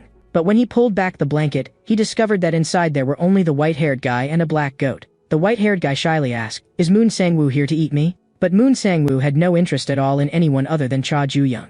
The white-haired guy said meaningfully, "If you only eat Cha Ju-young, then you may have to go hungry for a while. Because in this prison, it's impossible for you to find Cha Ju-young." Moon Sang-woo turned back and shot the white-haired guy a vicious glare. From that point on, he tore through every floor of the prison searching for Cha Ju-young. But several days passed. Even after checking every toilet, Moon Sang-woo still could not find Cha Ju-young. He could not understand, where exactly was Cha Ju-young hiding? The only thing he managed to find was a pair of underwear in Cha Ju-young's locker. He was reaching his limit. If he did not stuff something into his mouth soon, he really would go insane. Ma Wanchong watched the scene through the monitor. A shark eating underwear, what a strange habit. At that moment, Han Sue mentioned the ghost story that had recently been spreading among the inmates. The rumor now was, the warden had secretly let Cha Ju-young go. But Ma Wanchong said seriously, he would never interfere with the aquarium's ecosystem. This was the first rule of the experiment. And it was absolutely impossible for a prisoner to escape this prison by his own power. So Ma Wanchong's conclusion was, Cha Ju-young was still somewhere in the prison. After so many days had passed, even Oh Tae-san was almost unable to resist the urge to cook black goat stew. Even he and Jang Eun-soo had no idea where Boss Ju-young had gone. They could not help asking Big Bro Whitehair that question. But as usual, the white-haired guy answered, secret. At that moment, Cha Ju-young was hiding in a rather dark place. Late at night in the prison cafeteria, Moon Sang-woo was desperately stuffing food into his mouth. But no matter how much he ate, he could not feel full. At that moment, a familiar voice rang out again. Moon Sang-woo turned around in disbelief. Cha Ju-young, the one he called prey, felt only revulsion at this moment. That familiar smell of disinfectant instantly excited Moon Sangwoo. But when he lunged forward, his attack missed completely. Cha Ju-young frowned. Where is that disinfectant smell coming from? I already recovered a long time ago. Moon Sangwoo had waited too long for this moment. He had almost actually starved to death. Cha Ju-young's elbow strike smashed brutally into a vital point. Fortunately, he had listened to the white-haired guy's suggestion. Cha Ju-young had not expected that there would be a place like that inside the prison. Moon Sangwoo, knocked to the ground, refused to believe that Cha Ju-young had already recovered. Moon Sangwoo stubbornly insisted that Cha Ju-young was only bluffing. But Cha Ju-young, who had been beaten since childhood, naturally recovered far faster than ordinary people. Cha Ju-young really had already recovered, and now there was no way he could be devoured by Moon Sangwoo anymore. But as a loud crash exploded, Moon Sangwoo, dodging the attack, muttered, "I waited so long, and this isn't the result I wanted." Actually, Cha Ju-young had also waited a long time, for this very moment when he could crush Moon Sangwoo with his own hands. But now that his desire had fallen through, Moon Sangwoo could no longer get excited. Cha Ju-young knew, this bastard was a complete pervert who got satisfaction from tormenting the weak. But so what? Cha Ju-young could simply use his fists to beat him into an even more miserable state. But Moon Sangwoo felt, that would make it meaningless. What he wanted was pure, natural, uncontaminated organic prey. Then Cha Ju-young would make him obediently take the beating. In the past, Moon Sangwoo had once interrogated the person who stole Heavenly Dragon's hospitality list. He tied the thief to a railroad track and tortured him. When the train was about to arrive, the thief finally broke under the pressure and confessed. But Moon Sangwoo had never intended to let him go. Even if the thief had somehow survived, Moon Sangwoo would have unhesitatingly delivered the final blow. That thrill of hunting made his whole body go numb. Guy Jong-hoo, head of Heavenly Dragon's Risk Management Division, heard that a reckless monster had recently joined the organization. He was curious. Moon Sangwoo, who only targeted the weak, who hardly ever fought and had almost no interest in fighting. So how exactly had he gotten into Heavenly Dragon? Because to enter Heavenly Dragon, one had to defeat countless powerful enemies. Moon Sangwoo said with disgust, fighting healthy people felt like chewing tires. So disgusting it made him nauseous. But even if it's hard to swallow, as long as he keeps struggling and giving off that stink, I can only grit my teeth and swallow him down. Cha Ju-young's fist instantly closed in on Moon Sangwoo, but Moon Sangwoo kicked it away with one foot. At this moment, Moon Sangwoo felt only extreme disgust. Since Cha Ju-young was clinging on so stubbornly, then no matter how bad he tasted, he would just have to force himself to swallow him. But that would definitely not be as simple as letting stomach acid digest him. Moon Sangwoo was just about to keep moving, but in truth his leg had already been broken by Cha Ju-young earlier. Looking at Moon Sangwoo, Cha Ju-young said coldly, "I really can't tell which one of us is the prey, and which one is the predator." The Risk Management Division was one of Heavenly Dragon's core departments, and this place was specifically the torture chamber used to interrogate traitors within Heavenly Dragon. No one could stay silent to the very end here. Guy Jong-ho asked Moon Sangwoo, "Do you know why?" Because the key to torture is never physical pain, but rather human imagination. What comes after your nails are ripped out? What comes after your skin is flayed? What comes after you're burned with fire? The questions keep extending, endlessly. No one can withstand that kind of pressure. Driving a prisoner's imagination to its limit is the interrogator's job. Moon Sangwoo absolutely loved this job, and the expression enjoyed by the interrogator was itself a catalyst for the victim's imagination. To Moon Sangwoo, the torture chamber was practically heaven. But right now, all he felt was nausea. Grinding his teeth, Moon Sangwoo forcibly shoved his broken leg bone back into place. He had to throw Cha Ju-young into the food waste bin. But before Moon Sangwoo could recover his bearings, Cha Ju-young's fists came down on him like a rainstorm. Moon Sangwoo seized an opening, however, and grabbed Cha Ju-young in return. He was going to crush Cha Ju-young and throw him into the food waste bin. Moon Sangwoo picked up the spoon from the floor and aimed it at Cha Ju-young's fingernail. In the next second, Cha Ju-young felt a piercing pain shoot through him.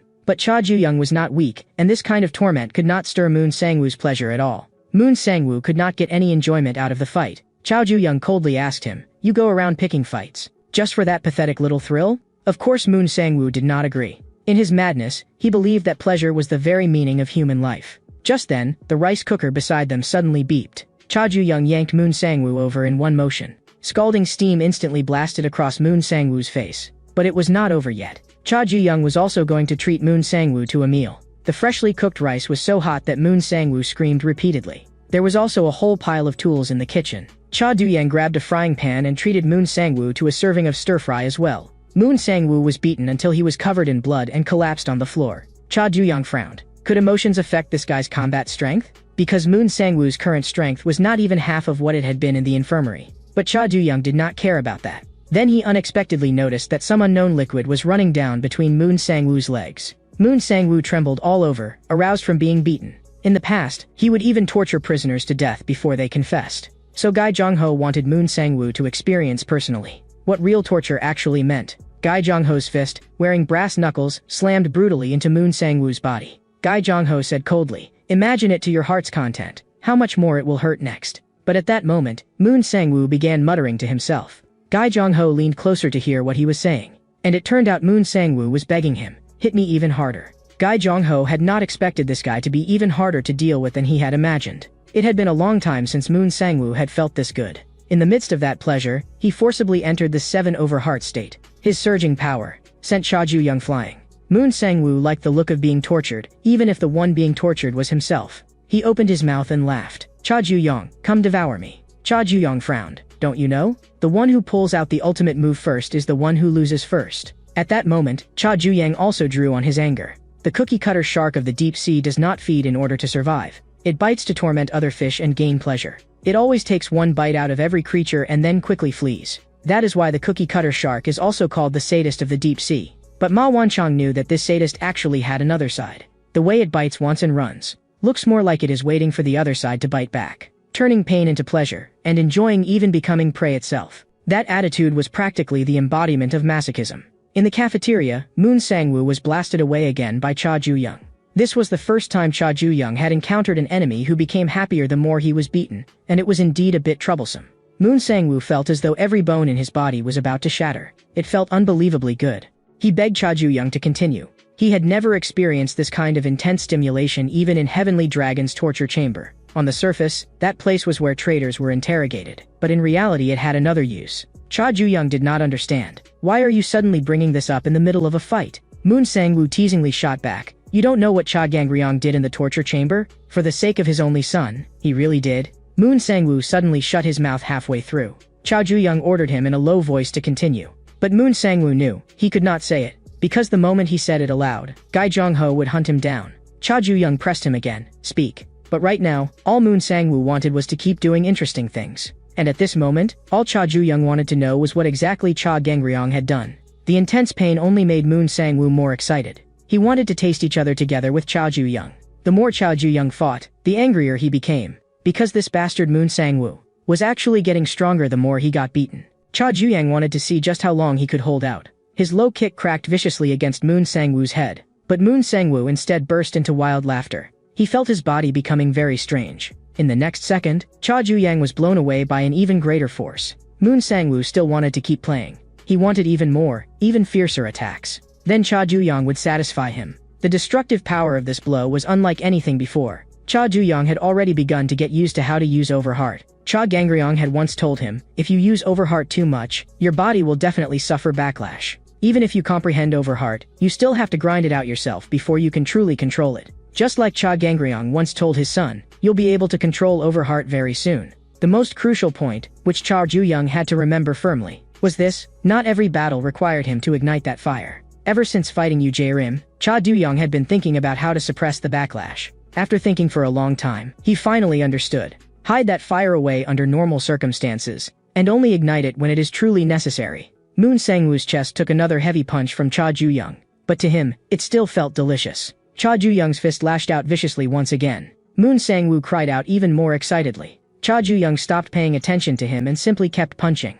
This was the first time Moon Sang-woo felt as though his heart was about to burst apart. Cha Ju-young was repeatedly switching Overheart on and off. At the instant of each activation, the power rose explosively. An unmatched heavy blow sent Moon Sang-woo's body flying away in an instant. Cha Ju-young coldly asked, "You're still not talking? You've been in Heavenly Dragon's torture chamber, so you should know better than anyone the simplest way to make someone talk. Until I hear an answer that satisfies me, I'll fry you until you're golden and crispy." The white-haired guy, squeezed into the ventilation shaft, could not help complaining. It really is cramped. He had actually dragged Ote-san and Jang Eun-soo over by force to watch the fight. The two of them could not resist and could only tremble in fear. The white-haired guy smiled. The more spectators there are, the better the atmosphere. But then he suddenly saw a scene that thrilled him. Cha Ju-young was pressing Moon Sang-woo's head down toward a vat of hot oil. The white-haired guy gave a wicked grin. As expected, out of all fried foods, deep-fried shark head is the tastiest. Looking at Moon Sang-woo, Cha Ju-young could tell he still did not understand the situation at all. He began putting more strength into his hand. Only then did Moon Sang-woo realize in shock. Cha Ju-young was serious. In the next second, his hand was shoved straight into the hot oil. A pig-slaughtering scream exploded instantly. Cha Juyang was not joking with him. Moon Sangwoo's head was only a tiny distance away from the surface of the boiling oil. He was so frightened his soul was practically leaving his body. Cha Juyang said coldly, "You won't die if you go in. Your face will just be burned beyond recognition. And I'll make sure you live in pain worse than death." Cha Juyang forced Moon Sangwoo's head even lower. Finally unable to withstand the pressure, Moon Sangwoo roared, "I'll tell you everything." It turned out that not long ago, Cha Gangryong had taken someone away from the torture chamber. He said he was looking for someone to drive a truck for his son and run over a certain girl. Having barely escaped with his life, Moon Sangwoo went limp all over and collapsed onto the floor. No matter what, Cha Juyang was going to kill Cha Gangryong with his own hands. After the battle ended, Han Sue reported the outcome to Jong Un. And by this time, Jong Un had already found someone. Guy Jong-ho had not expected that a Heavenly Dragon executive director would personally come to see a mere team leader like him. Jong Un smiled. "You're too modest. Who would have thought that the notorious head of Heavenly Dragon's torture chamber would also have the leisure to go fishing?" Guy Jong-ho replied flatly, "I have no interest in fishing. I'm only interested in catching people." There was actually a person tied to Guy Jong-ho's fishing rod. Jong-un had come to find him in order to catch a big fish. He had been watching that fish for a long time, but it was too large and too vicious. So Jong-un hoped Guy Jong-ho would help him make a move, and the big fish he was talking about was none other than Heavenly Dragon's second-in-command, Cha Gangryong. At this moment, the little ones in the aquarium had all been frightened by a strange man, because Ma Wanchong had just witnessed with his own eyes two sharks tearing at each other's flesh and blood. Cha Juyang's overwhelming victory made him heat up with excitement. That was not competition for survival, but a purely savage act of predation. And now Ma Wanchong finally had some idea. What species the first-floor shark, Cha Juyang, actually was. Two sharks had already exited Juvenile prison's second wing.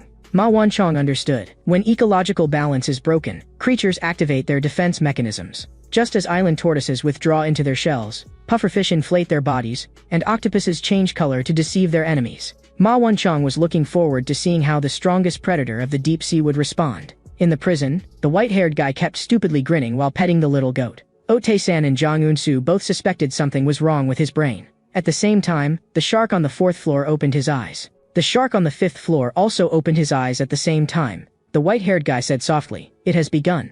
The remaining two sharks should make their move. The janitor on the fourth floor wondered, "Why is that door open?" After all, a shark's door was almost never opened under normal circumstances. In the next second, the janitor was nailed in place by a terrifying pressure. He had not expected it. The shark on the fourth floor had actually walked out of his room. At the same time, on the fifth floor, the inmates by the stairs wondered, who came down from the fifth floor? In the next second their pupils contracted, because the shark from the fifth floor had actually come downstairs. In the surveillance room, the alarms were already blaring everywhere. At this moment, in that hospital specially for treating juvenile prison inmates, Yu Jae-rim, who had been defeated by Cha Ju-young, still needed 3 more weeks before he could be discharged. He stared at the happiness poster on the wall, grinding his teeth so hard he almost ground them apart. In his pursuit of happiness, Yu Jae-rim had instead fallen into the abyss of unhappiness. The moment he thought of Cha Ju-young stepping upward on top of his broken body, he wanted nothing more than to skin him alive and devour him whole. On the other side of the hospital, Moon Sang-woo only felt unbearably hungry. He could not help guessing, was Cha Ju-young's target the shark on the next floor? Moon Sang-woo knew very well that the 2 sharks on the 4th and 5th floors were no pushovers. They were aberrations among heavenly dragon seeds. They were monsters that even Moon Sang-woo did not dare devour lightly. At that moment, a nurse walked in to give him an injection. Moon Sang-woo burst into tears on the spot from fright. He really could not stand pain anymore. At the same time, in the prison screening room, because today was Culture Day, the warden put on a movie for the inmates, and it was apparently about a goat monster fighting a tentacled alien. The inmates were all speechless. The warden actually screened this kind of trash. Even the black goat was bleeding in fright. The white-haired guy was a little surprised. The first time Cha Ju-young fought a shark, he could barely even stand. But this time, he could sit there watching a movie completely unharmed. Cha Ji-young knew this was all thanks to the white-haired guy. More precisely, it was because the white-haired guy had told him about that place. Cha Ju-young still could not figure out why the white-haired guy had information like that. But he knew the white-haired guy would not tell him, and he had no intention of pressing further. It was just that Cha Ju-young felt the white-haired guy was unusually quiet today. Normally, he would have been yelling non-stop at a scene like this. The white-haired guy grinned wickedly, because reality is more interesting than movies. Just then, the screening room door was suddenly shoved open. A janitor shouted, "Something happened." The shark on the 4th floor and the shark on the 5th floor had started fighting. In the hospital, Yu Jae-rim understood, the 2 remaining sharks were about to face Cha Ju-young. He suddenly remembered that aura Cha Ju-young had during the fight. Jae-rum's legs gave way and he collapsed to the floor, his body trembling violently. He no longer had the courage to face that terrifying pressure again. Moon Sang-woo also understood that Cha Ju-young was definitely planning to devour the 2 remaining sharks. But he also knew that in the end, the one to be devoured would probably be Cha Ju-young.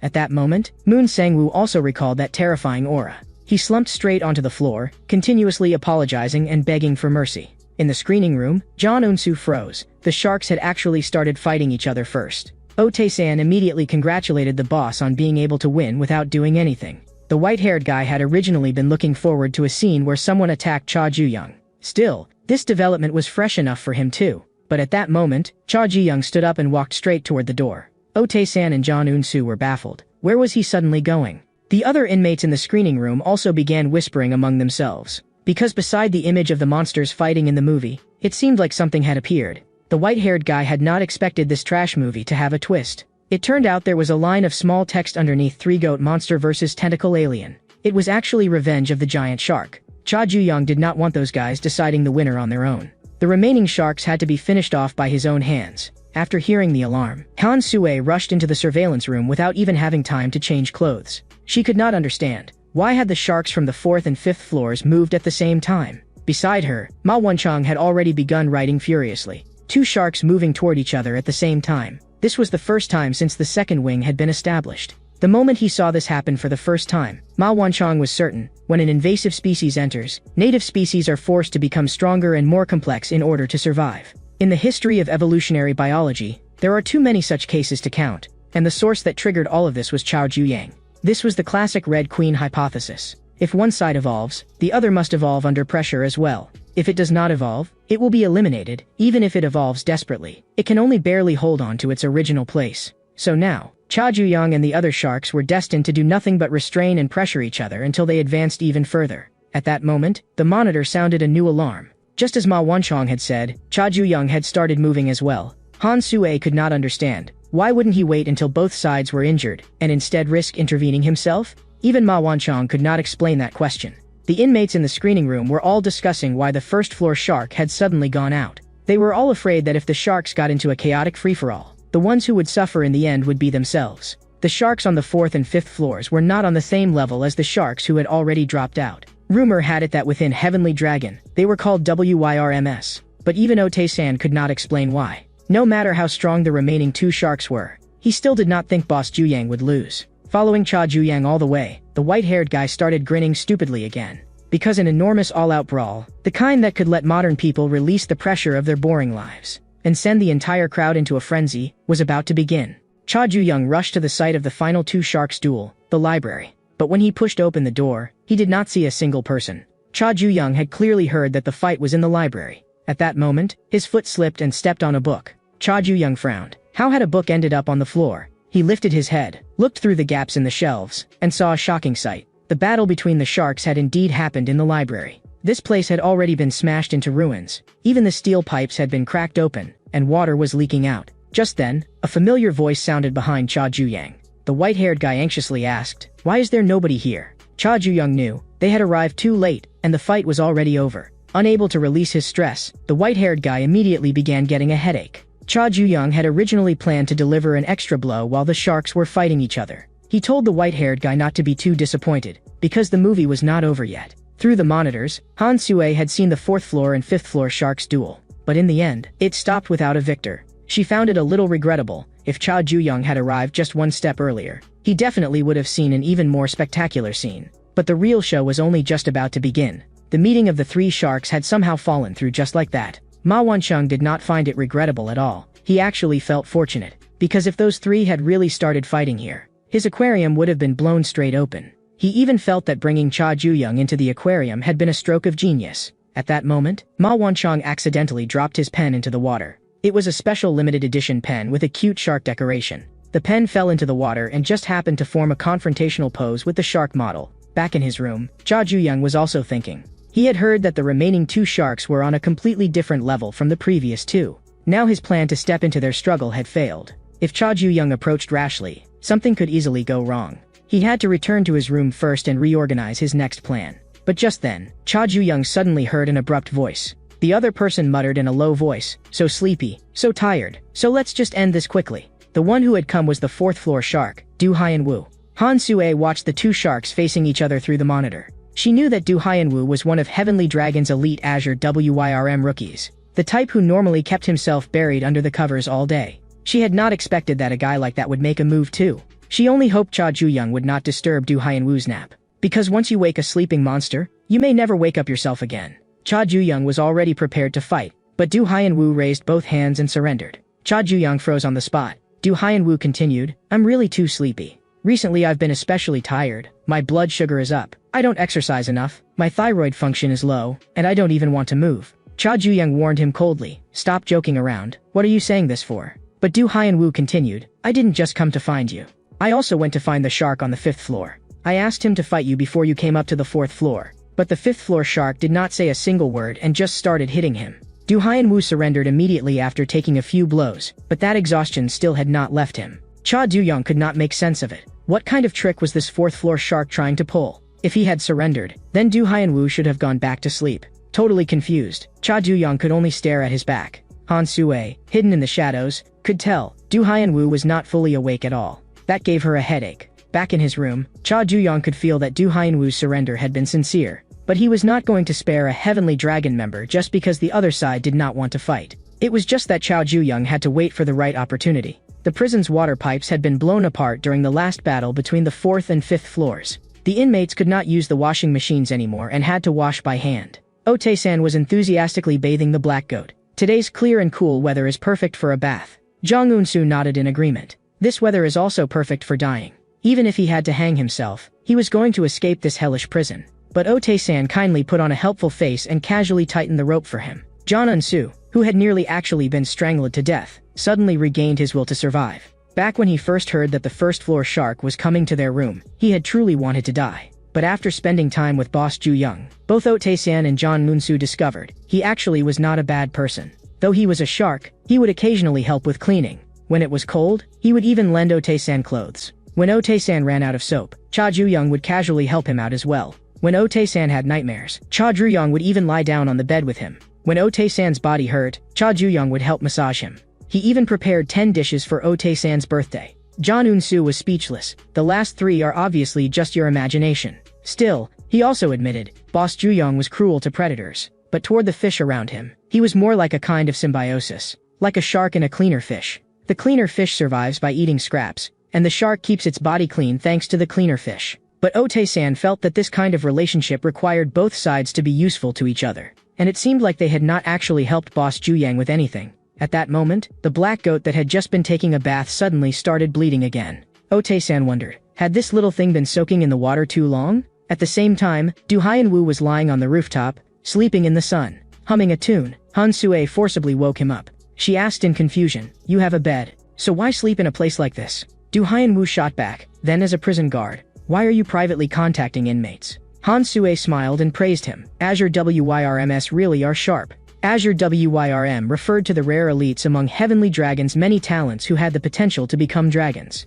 And Du Hyanwoo was one of them. Du Hyanwoo's tone turned cold as he questioned her. "How does a guard like you know about that?" As that pressure came down on her, Han Sue felt her whole body go numb. Her reason for coming to Du Hyanwoo was simple. Du Hyanwoo was growing more and more exhausted lately, to the point that even his will to fight was nearly gone.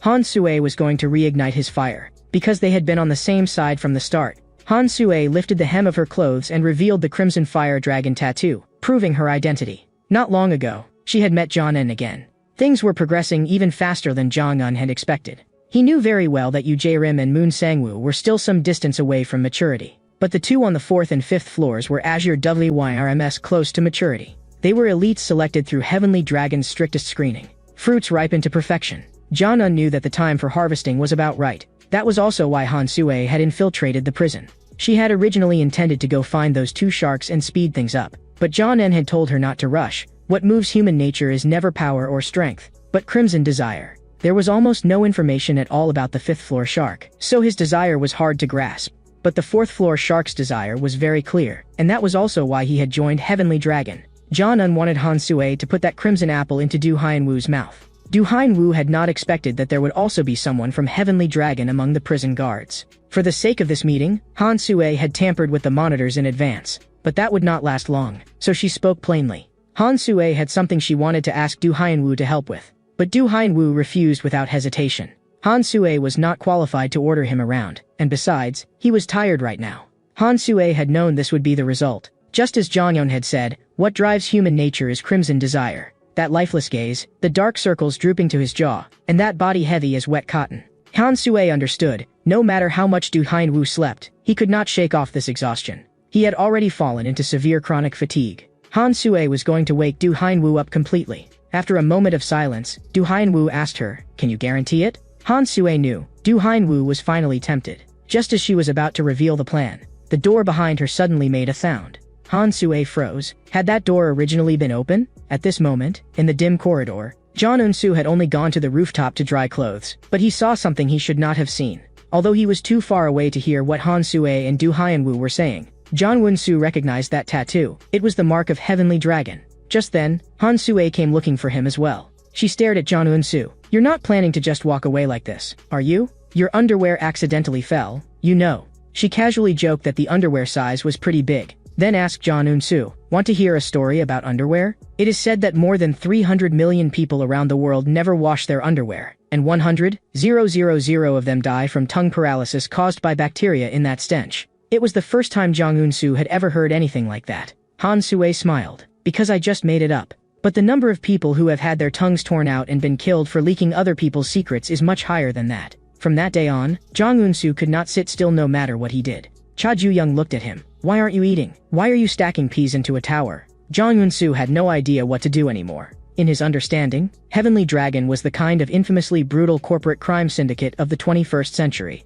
that could kill one person every 3 seconds. He could not understand why a prison guard would have that tattoo on her body. He was even more afraid that now that he knew a Heavenly Dragon secret, those vicious bastards would hack him to pieces. Cha Ju-young stared at John Eun-soo's tray, his brows knitting tighter and tighter. Because without realizing it, John Eun-soo had arranged the peas into an SOS signal. John Eun-soo hurriedly explained. He was arranging them to mean sauce. Cha Ju-young told Otae-san to take him to the infirmary later to get checked out. John Eun-soo did not want to drag Cha Ju-young and Otae-san down because of himself. In the past, Du Hyenwoo used to lie in bed all the time.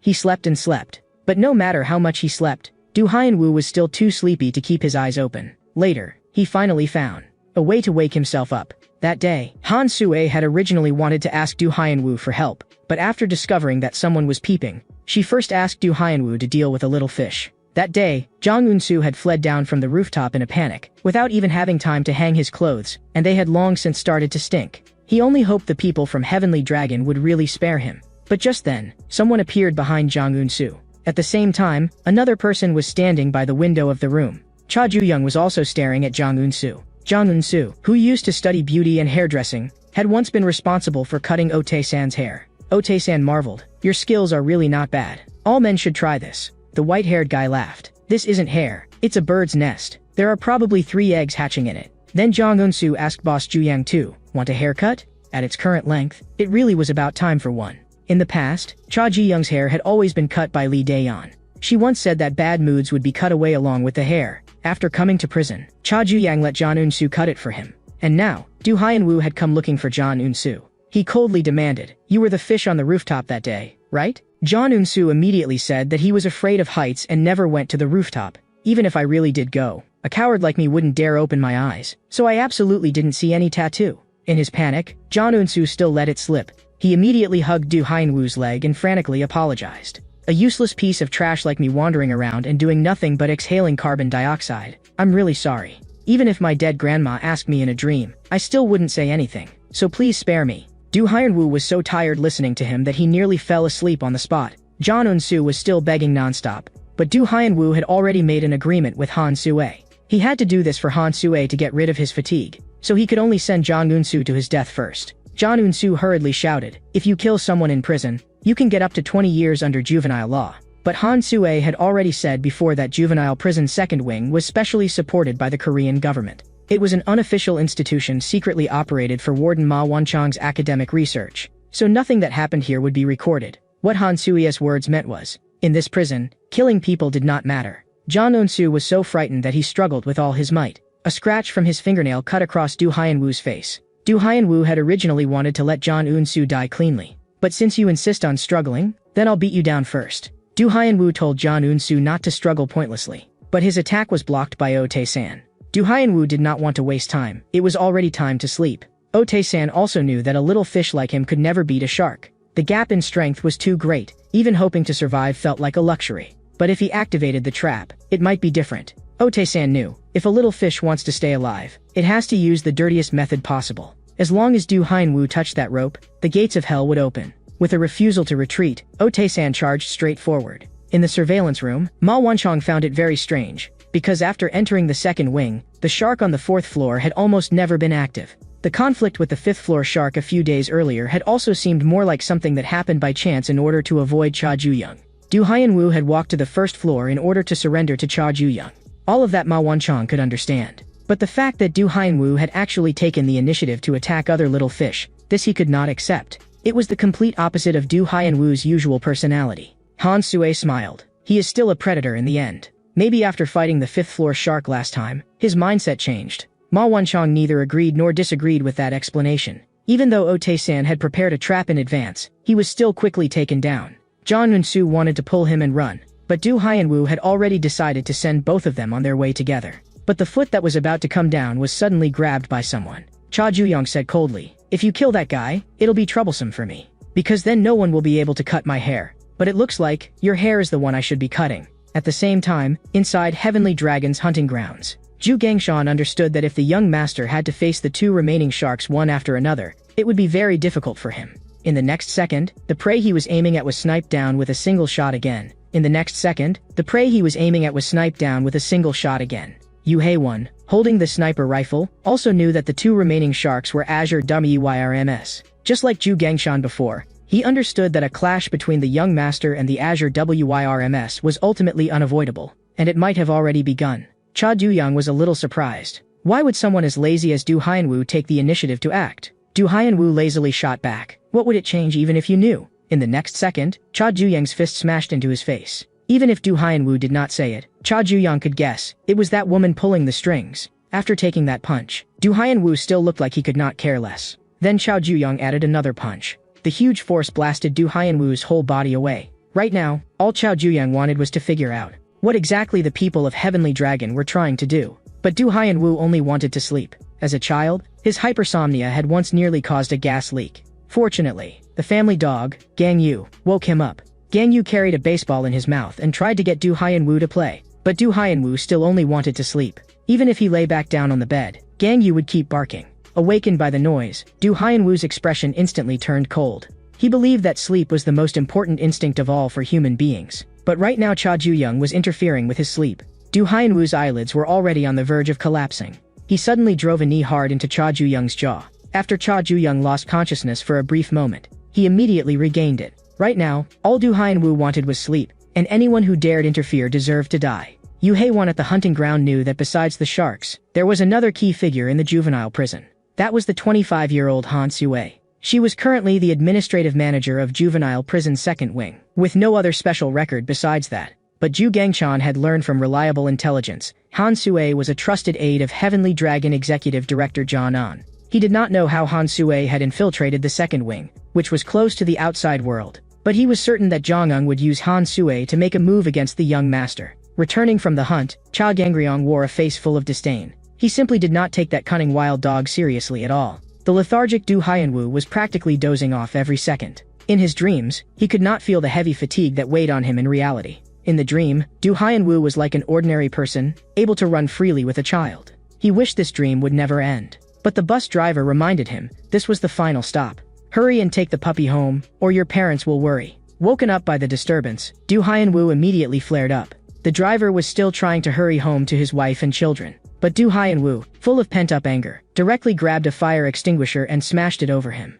Back in the prison, Cha Ju-yang had been knocked down by Du Hyanwoo. With the nuisance down, Du Hyanwoo could continue dealing with things. Once he finished off John Eun-soo, he could still get another 10 minutes of sleep.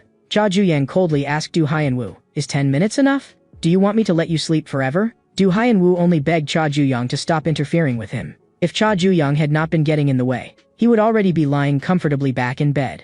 After being knocked back again, Cha Ju-young felt that something was off. Because he realized that from beginning to end, Du Hyanwoo had fought using only his legs. A suspicion vaguely surfaced in Cha Ju-young's mind. Du Haiyan-woo had planned to lull Cha Ju-young to sleep first, but Cha Ju-young wanted to confirm his suspicion first. First restrict Du Haiyan-woo's lower body movement, then force him to fight using his upper body. But Du Haiyan-woo still counterattacked using only his legs, and even told Cha Ju-young not to waste his energy. That only made Cha Ju-young even more certain. Du Haiyan-woo really could only use his legs. A phone hidden in the shadows recorded the entire battle from start to finish. Han Sue thought she actually had quite a talent for filming. It was the first time John Eng saw Cha Ju-young through photographs alone. He felt Cha Ju-young did not resemble Cha Gangryong very much. For someone like Cha Gangryong to send his own son to prison for selfish desire, his methods were truly ruthless. But Gai John-ho felt that was exactly Cha Gangryong's style. John Eng snatched the branding iron from his hand. To achieve his goals, Cha Gangryong had never cared about the means. This time, Jong Ung intended to try it personally too. At the same time, Cha Gangryong was skinning a wolf. He wanted to know what that bastard John Ung was plotting again. Ju Gangchon had been keeping a close watch on Executive Director John Ung's movements. Recently, he discovered that John Ung had been contacting the Risk Management Division far too often. Cha Gangryong almost instantly guessed John Ung's intentions. Yu Hae-won had also already begun moving according to Cha Gangryong's instructions. In Cha Gangryong's eyes, Jong Ung was nothing more than a wild dog. If a wild dog dreams of becoming a dragon, it deserves to be crushed. The fight in the prison was still ongoing. Du Haiyan-woo only had 5 minutes of sleep time left. Cha Ju-yang was very concerned. Was he deliberately only using his legs? For Cha Ju-yang, that was actually a good thing. Compared to an opponent who used both hands and feet, Du Haiyan-woo's movements were too easy to read. Whether dodging or attacking, Cha Ju-young could predict Du Haiyan-woo's next move. He understood that a master at Du Haiyan-woo's level would definitely know this too. That was why Cha Ju-young found it even harder to understand. Why exactly was Du Haiyan-woo refusing to use his hands? Cha Ju-young's performance was even better than Han Sue had expected. Now, things were progressing according to plan. Han Sue had successfully dragged Du Haiyan-woo into a fight with Cha Ju-young. She thought to herself, as long as this succeeds, as Jong Ung's trusted aide, becoming a senior executive in Heavenly Dragon should only be a matter of time. But what Han Sue did not know was that a heavy sniper rifle in the distance had already locked onto her. Not long ago, Yu Hae-won had been sent by Cha Gangryong to the second wing to carry out a mission. Jong Ung's group thought there was always someone stronger and a sky beyond the sky. But on Cha Gangryong's side, they would even dare to shoot down whatever was in the sky. Yu Hae-won confirmed the dust cover, the feel, and the wind direction. Everything was just right. Before her was a second opportunity that absolutely could not be missed. But just as Yu Hae-won was about to pull the trigger, a toad blocked her scope. That cunning prey also vanished at once. But Yu Hae-won had not come here to shoot rabbits. Now, it was time for her to take care of real business. The instant Han Sue sensed something wrong, she hid behind the door. She did not know who had been peeping at her back, but it really was an unpleasant feeling. In the surveillance room, Ma Won-chong frowned. Why had the rooftop monitor suddenly malfunctioned? But he had something even more important to focus on right now. The fourth-floor shark, who normally only slept, was now not only attacking the fish, but had even started fighting the first-floor shark, Cha Ju-young. For an observer, a dramatic ecological shift should have been exciting.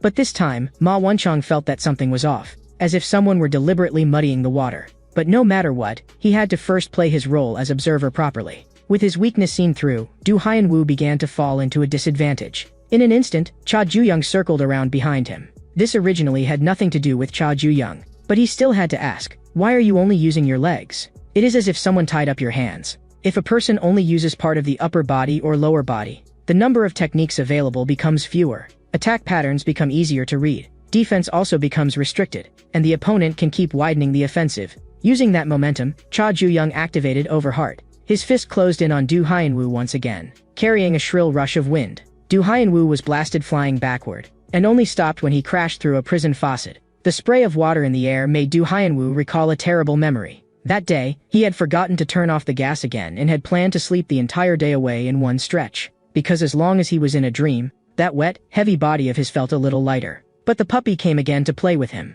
Du Haiyan-woo told Gang Yu to wait a little longer and that they could play together after he got better. But just as he was about to sink into sleep, Gang Yu kept barking and woke him up again. Du Haiyan-woo gripped Gang Yu's neck tightly. He would not allow anything to interfere with his sleep. Cha Ju-young asked Du Haiyan-woo, "Are you still fighting?" He sat on top of Du Haiyan-woo, locking down his legs. Now Du Haiyan-woo should have simply surrendered. But at that moment he grabbed Cha Ju-young with his hands. By now, Du Haiyan-woo was already 30 minutes past his sleep time. He stared at Cha Ju-young and said, "I've always used my legs, because my hands are for killing people." And now, Du Haiyan-woo was going to kill Cha Ju-young. He actually entered an overheart state through lethargy. Ma Won-chong stared at the monitor, watching the scene without breathing.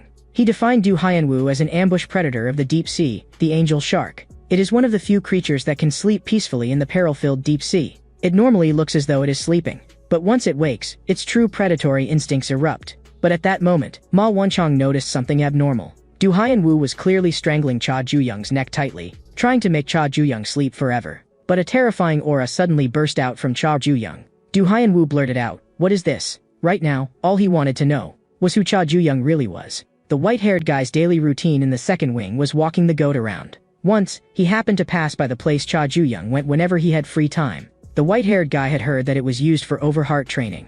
That place looked as if it had been swept by machine gun fire. He knew that the style of repeatedly switching overheart on and off had an upper limit. It could achieve chained attacks, but it was hard to end things in one strike. But the goat suddenly seemed startled and trembled all over. The white-haired guy instead felt relieved. Cha Juyang had found a way to break through that limit. The place looked as if it had been blasted by rockets. After unleashing his aura, Cha Juyang forced Du Haiyanwu back once again. Du Haiyanwu could not understand at all what that was. But Cha Juyang had come prepared. With anger behind him, he drove a punch at Du Haiyanwu. But Du Haiyanwu in Overheart was also absurdly powerful. Cha Juyang barely managed to dodge the counterattack. He knew very well, with the strength in Du Haiyanwu's hands, if he got caught one more time, he would die. Du Haiyanwu's hands were used only for killing. After he killed Gang Yu back then, the family held a very grand funeral for Gan Yu. Because Gan Yu was Du Haiyanwu's only younger brother. The story told to outsiders was that a gas leak had caused a fire. The young Gan Yu had failed to escape. The family all comforted Du Haiyanwu, "Don't be too sad."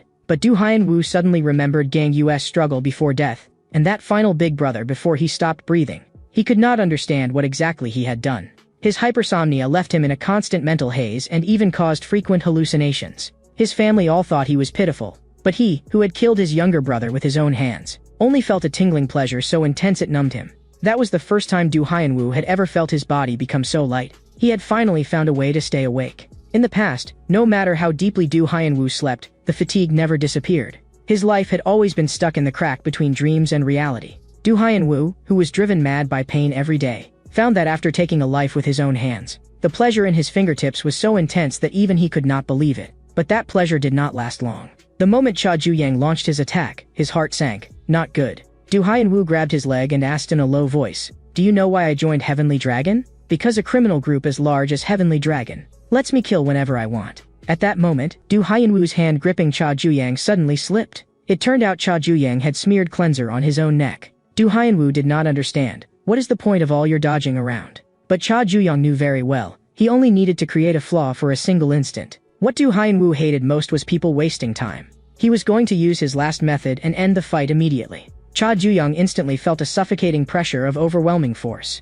Du Haiyanwu had originally not wanted to use this move at all, because after using it, he would be too exhausted to get up for 3 days and nights. But now, he had to kill Cha Juyang.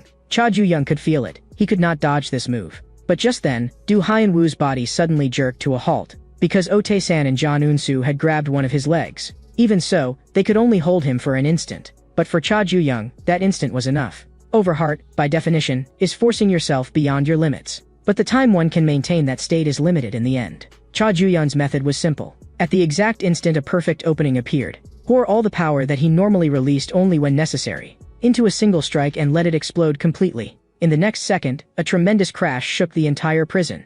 After unleashing that full power blow, Cha Juyang was gasping uncontrollably. At that moment, Du Haiyanwu had completely lost consciousness. Jang Eun-soo apologized to the boss, saying it was all his fault for dragging things out like this. Cha Juyang smiled faintly. "Let's go, let's head back together." At the same time, inside the warden's office, Ma Wanchong was exercising his authority as warden over Han Sue.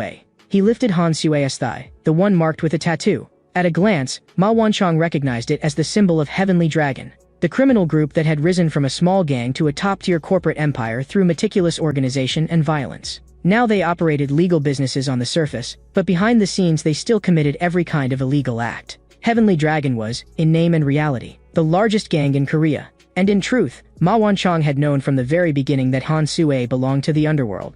He had left her untouched only because, as an administrative manager, she truly handled things cleanly and efficiently. Whether Han Sue was a gangster, the president, or even an alien, Ma Wanchong did not care. The only thing he cared about was his aquarium, namely Juvenile Prison's second wing. But this time, Han Sue's contact with the fourth-floor shark had already disturbed the aquarium's ecology. So Ma Wanchong could no longer pretend not to see it. He warned Han Sue, if she dared interfere with the ecology of his aquarium again, what happened then would be impossible for anyone to predict. Ma Wanchong wanted Han Sue to be like a beautiful coral, quietly decorating one corner of the aquarium and nothing more. Not long afterward, as usual, the inmates of the second wing convened their prisoner human rights improvement meeting. Each of the 5 floors sent one representative to attend on behalf of the fish. The representative from the first floor, where Chao Ju-young was Oh Tae-san. What the representatives discussed were all daily trivialities. For example, the toilet on the 3rd floor was clogged, so someone from the 2nd floor who understood plumbing needed to deal with it. And there was also the faucet that had been broken during Cha Ju-young's fight with Du Hyun-woo a few days earlier. But the most important topic of this meeting was the conflict among the sharks. Ordinary fish like them had to predict the upcoming situation in the second wing and make plans in advance. The dual opponents for the first floor shark, Chao Ju-young, had dwindled without notice until only the 5th floor remained. There was pitifully little information about the shark on the 5th floor, but everyone knew one thing: he was stronger than the 4th floor shark. This time, the shark battle only destroyed a faucet and a wall. But no one dared guarantee they would be this lucky in the next, even more violent fight. So this time, the representatives from each floor had to propose measures against the possibility of large-scale casualties. Meanwhile, back in the room, Cha Ju-young thanked Jang Eun-soo, who was cutting his hair for him. What he was thanking him for was not just the haircut, but also that one instant in the battle against the 4th floor, that Oh Tae-san and Jang Eun-soo had fought desperately to win for him. Without them, the move Cha Ju-young came up with would never have landed. Cha Ju-young did not know what Du Hyun-woo had been trying to do in that final instant. But his instincts told him, if he had taken that blow, he would have died. If Du Hyun-woo's final strike had landed on Cha Ju-young, the one smashed into the wall would have been Cha Ju-young. In the room, Cha Ju-young praised Jang Eun-soo for having a real talent for fighting. Starting tomorrow, he would train Jang Eun-soo personally. It would be hard, so tonight he should get a good rest first. Just then, Oh Tae-san brought back explosive information he had heard at the meeting. He asked Boss Ju-yang, have you ever heard the name Azure Wyrm? At the same time, Heavenly Dragon Operations Captain Ju Gangchong arrived at a children's cafe in Gangnam District. Not long ago, he had still been meditating at a temple. But then an order suddenly came down from above: recover an item. The location was that children's cafe in Gangnam District. The only thing he was told was, the item to be recovered was red. But the moment Ju Gangchong arrived on site, he sensed something was off. Because it seemed that some other gang was also here looking for that red thing. Ju Gangchong simply showed himself, ready to have a talk with them. He could tell from their accents that they sounded like they were from Busan.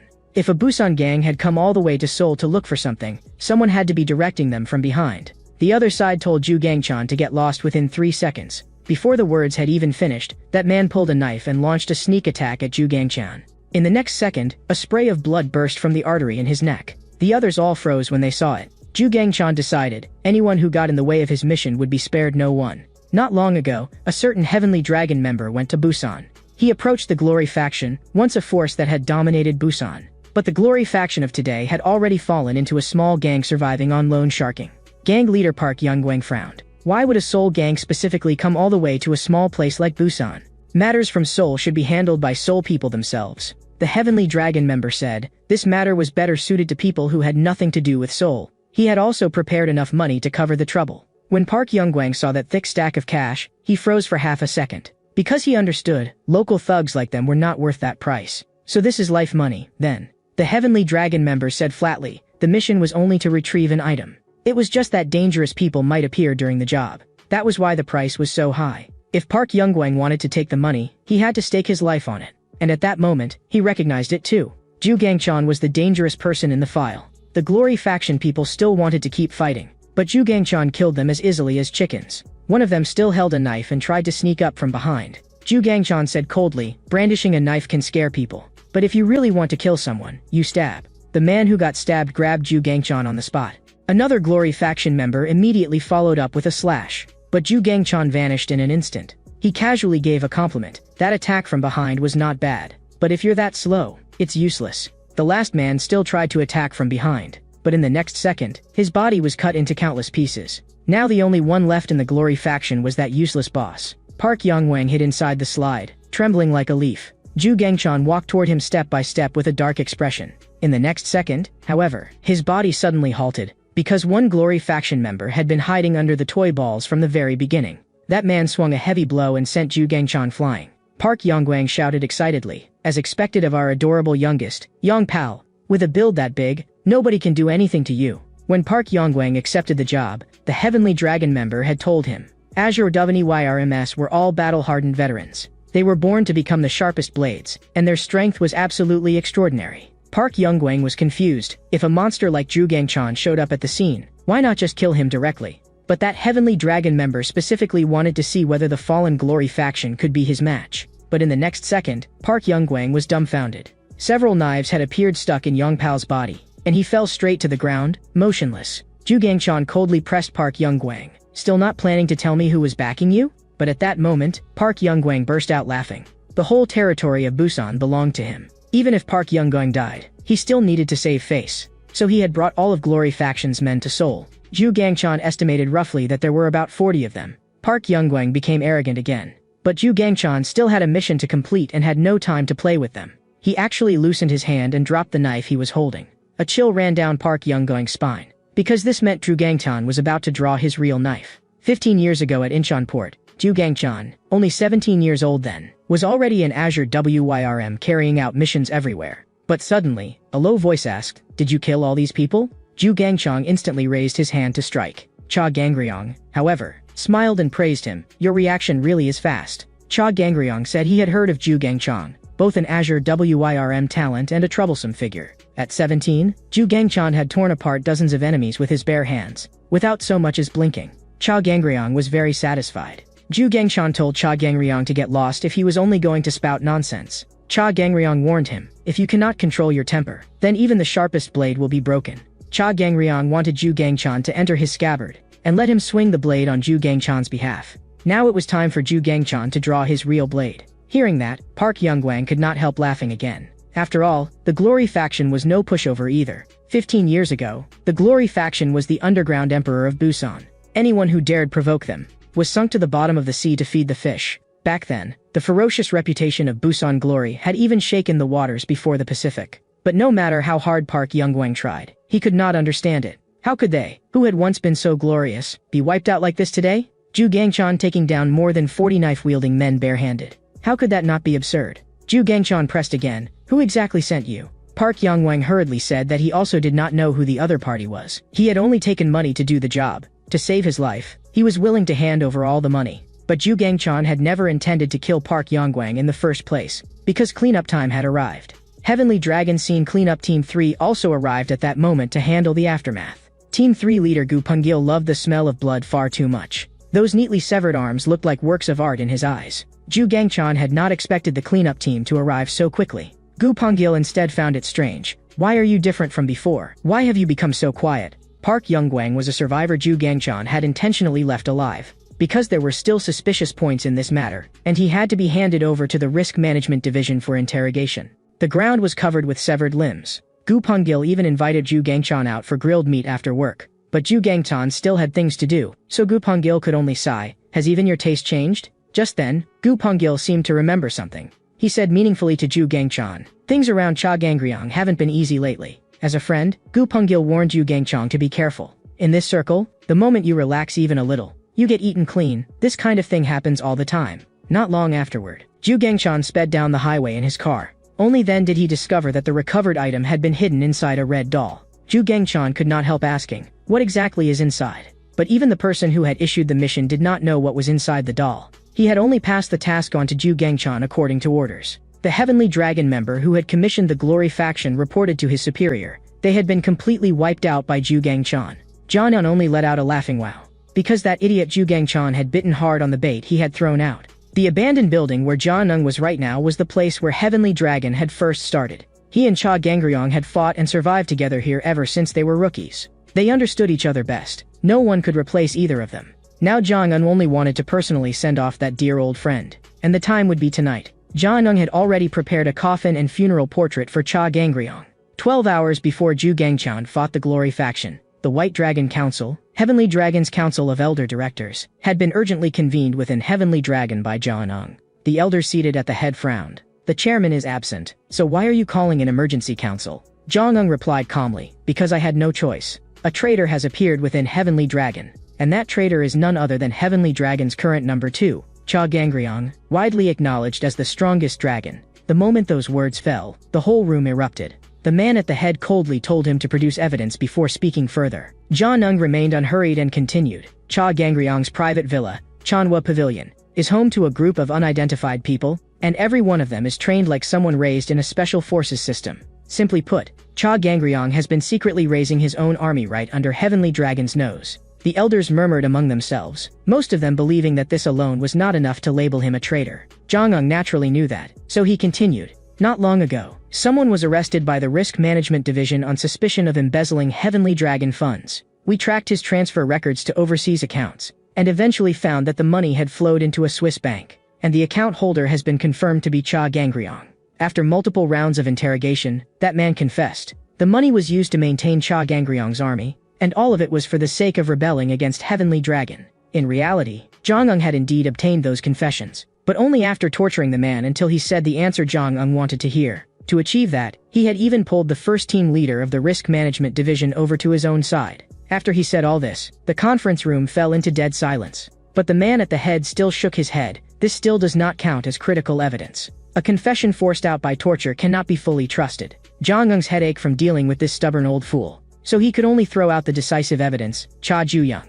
The man at the head knew Cha Gangryong had a son, but he had not expected that child to actually be locked up in juvenile prison. Jong-un said coldly, Cha Gangryong's son has recently displayed a large number of abnormal actions, especially in how he keeps crashing head-on with Heavenly Dragon's new power. It looks exactly as if someone is pushing him from behind. Cha Gangryong ordering his own son to do this has only one purpose, to push his own flesh and blood to the very top of Heavenly Dragon.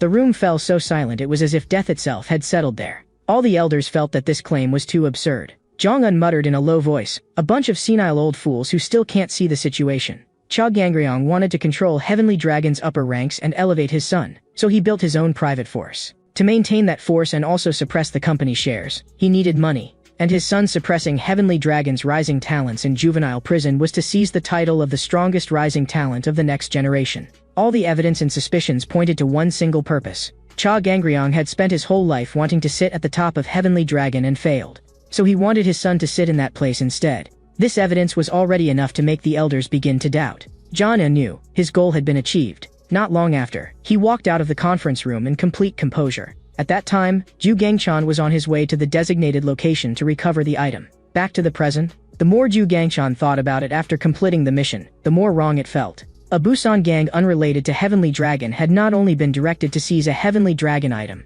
they had even received the same instructions he had. That was far too much of a coincidence. Ju Gangchan took the USB drive out of the doll. He had to confirm what this thing actually was. After the computer loaded briefly, what popped up was nothing but a meaningless stock advertisement. Ju Gangchan understood instantly. This was a trap. Then, remembering Gu Pengil's meaningful remark, he fully understood. This mission had only been a pretext, meant to lure him away from Changhua Pavilion. Ju Gangchan immediately turned the car around and sped straight toward Changhua Pavilion. At the same time, inside Changhua Pavilion, Cha Gangryong's private villa. Cha Gangryong entered that place again. Whenever he could not sleep and did not want to drink, he came here. But this time, the atmosphere was different. Cha Gangryong was extremely irritated by these pests in his way. He wondered, was Jong-un behind this? After all, if someone wanted to catch him, they would at least have to prepare to this extent. But Cha Gangryong only said coldly, shoot. If you can really hit me. The professional assassins who had come to kill him had not expected that they had already been seen through. They were respectively, the monkey who sees no evil, blind and unable to see, the monkey who hears no evil, deaf and unable to hear, and the monkey who speaks no evil, mute and unable to speak. Specializing in assassinating national-level figures, they were known in the assassin world as the three no-evil monkeys. In the next second, a poison needle shot toward Cha Gangryong. Cha Gangryong dodged it easily and sneered, same old tricks as ever. The figures of the three no-evil monkeys immediately disappeared into the woods. The monkey who hears no evil pulled up a silver wire and mocked. How can a classic trick be called outdated? Cha Gangryong yanked hard, trying to snap the silver wire wrapped around him. But that was exactly the trap of the monkey who hears no evil. Cha Gangryong flashed aside instantly, avoiding the giant log crashing in from the other end of the wire. The monkey who hears no evil seized the chance and closed in behind him with a dagger. Cha Gangryong grabbed him with one hand. But the other two monkeys also stabbed at him with their blades at the same time. At the same time, Ju Gangchan, who was hurrying back to Chanhua Pavilion, was stopped. Ryu Jin Hyuk, captain of Heavenly Dragon's ceremonial security team 2, said coldly, you were speeding. The moment Ju Gangchan saw him, he understood, Jong-un had made his move. Ryujin Hyuk said. Cha Gangryong and his close aides have already been branded traitors. Top assassins have also accepted a commission and are currently hunting Cha Gangryong. By this hour, the operation should be nearly finished. Zhu Gangchan's protection had already failed long ago. But he asked in return, do you really think Cha Gangryong needs that kind of protection? What Zhu Gangchan had to do was never protection, but stopping Cha Gangryong once he entered his inertial state, stopping the slaughter he was about to unleash. Ryujin Hyuk said coldly, the captain of Ceremonial Security Team 3, failing to perform his duty. Then let me teach you what protection really means. The two figures vanished from where they stood at the same time. This was the direct clash between Cha Gangryong's trusted man and Zhang Eng's trusted man. Inside Chanhua Pavilion, Cha Gangryong had already taken down 3 monkeys. He was just about to exert force and crush the filthy monkey in his hand, when his body suddenly sank and he dropped to one knee. The monkey who sees no evil mocked, is it because your body is too big? The poison is only taking effect now? It turned out the poison needle had been coated with atropine to cause blindness. The silver wire had been smeared with quinine to cause deafness, and the short blade carried curare to paralyze the vocal cord muscles. That way, Cha Gangryong would enter a state of blindness, deafness, and even the inability to roar. In the end, he would slowly die amid the fear and loneliness of his senses disappearing one by one. That was the true meaning behind the name 3 No Evil Monkeys. A dense volley of poison needles shot at Cha Gangryong again, and silver wire immediately wrapped around his body as well. Tonight, after killing a top figure of the underworld, the 3 No Evil Monkeys would step onto the summit of the criminal world. But Cha Gangryong charged straight at them. The 3 No Evil Monkeys were shocked. The poison should already have spread through your whole body. But for Cha Gangryong to have climbed to this height, he had already undergone anti-poison training countless times. Along the way, he had seen too many enemies who used poison. This little bit from the 3 No Evil Monkeys did not even feel as potent to him as hard liquor. Cha Gangryong's heavy punch came down. A rain of blood exploded on the spot. One of the 3 No Evil Monkeys had his head blown apart by a single punch. Cha Gangryong did not agree with their talk of dying alone. Because death is lonely to begin with, whether you have friends or not. 25 years ago, Cha Gangryong and Zhang Eng had still been close friends fighting side by side. After every mission, they would sit together and drink soju. At the time, Zhang Eng was determined to climb to the top of Heavenly Dragon and enjoy glory and wealth. And Cha Gangryong fought his way upward, only to confirm that he was still alive. Zhang Eng felt that being ahead alone was too boring. He decided to climb together with his only friend, Cha Gangryong. Cha Gangryong asked Zhang Eng, don't you think this is ridiculous? Once close friends, now drawing blades against each other. He picked up the earpiece from one of the 3 No Evil Monkeys and directly spoke to Zhang Eng. Cha Gangryong told Zhang Eng to come out, so they could have one final, all-out fight. At the same time, inspectors from the Ministry of Justice arrived at Juvenile Prison Second Wing. They wanted to randomly select inmates for interviews, and because of that, Cha Guyang was called out again. The moment the other person saw him, she praised him. That murderous look in your eyes is exactly like her father's. Chao Juyang immediately demanded, who are you? Yu Heiwan, Chao Gangryong's close aide and Heavenly Dragon headhunter, smiled and said, call me big sister, and I'll tell you. In the warden's office, Ma Wanchang found it strange. Why had these busy civil servants come running to this small prison that was operating normally again? The other side smiled apologetically. It was only a routine inmate human rights survey, but the higher-ups had suddenly moved up the report deadline. Ma Wanchang was even more puzzled. If it was only a formal report, why suddenly change the deadline? Han Sue, hidden in the shadows, also felt that this reason made no sense. In fact, Yu Heiwan had gone to great effort to sneak in here under Cha Gangryong's orders. Even entering and leaving this place was regulated at a national security level. She had seized leverage over high-ranking Ministry of Justice officials and used threats and incentives before she could force her way in under the excuse of a human rights survey. To guard against unexpected situations, she had even climbed the back hill to inspect the structure of the entire prison.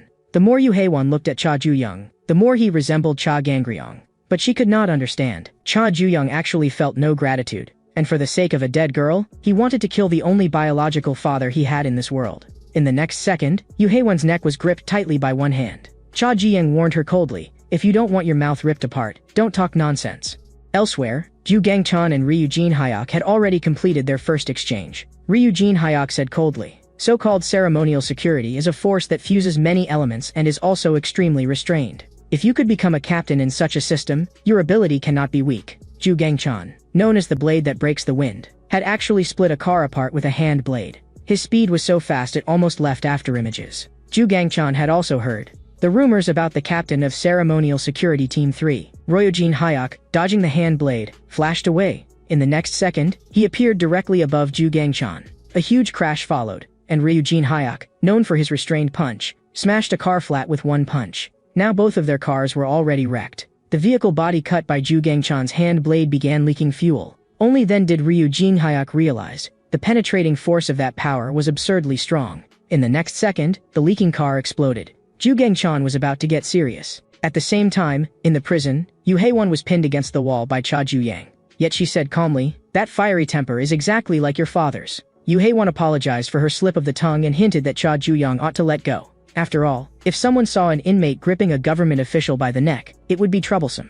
But Cha Juyang did not care at all. Because if he exposed Yu Heiwan's identity as a Heavenly Dragon member, it would only become even more troublesome. In the end, the two still sat down to talk. Yu Heiwan began. "There is almost no information on the fifth-floor shark, so he cannot be controlled at all. What Cha Juyang will face next will also be countless Azure WYRMS." In Cha Gangryong's eyes, Cha Juyang had only just escaped the lizard stage and barely transformed into a snake form. He was still far from evolving into an Azure WYRM. Cha Gangryong had once said, "Everyone evolves differently." He wanted Yu Heiwan to give this to Cha Juyang. This was something Cha Gangryong had never taught his son. The method for evolving into an Azure WYRM. Cha Juyang stared at the slip of paper in his hand in confusion. At that moment, the interview room door was suddenly pushed open. Ma Wanchong questioned, "A perfunctory interview like this should have ended long ago. So why isn't it over yet?" Another guard explained, "The Ministry of Justice staff member already finished the interview and left just now." Ma Wanchong's brows tightened even further. He asked himself quietly, "Am I being too sensitive?" Late at night, Han Sui returned home after buying ingredients, ready to cook a big meal. But she suddenly realized she had forgotten to buy meat. So she casually picked up a kitchen knife and began thinking about what kind of meat to buy. If she made curry, maybe sour meat would be most suitable. Yu Heiwan, who had snuck in quietly, praised her. "Your powers of observation are pretty sharp." Han Sui smiled. "There's an extra sweet smell in my house. How could I not notice?" Yu Heiwan seized the chance to go for the knife, but failed. Han Sui coldly questioned her. "Secretly breaking into a woman's home when she lives alone. Are you some kind of pervert?" Yu Heiwan, knocked down, only became even more excited when she heard the word pervert. Han Sui immediately raised the knife to finish her off, but the blade missed. It turned out Yu Heiwan had used her bra to strangle Han Sui's neck. Yu Heiwan asked in return, "You call me a pervert? But the filthy things you do in prison. Who is the real pervert here?" Han Sui came to her senses and immediately cut the bra in two with one slash. Now it was Yu Heiwan's turn to execute the vulgar blonde prison guard. Han Sui had long heard of the famous Yu Heiwan, close aide to Cha Gangryong.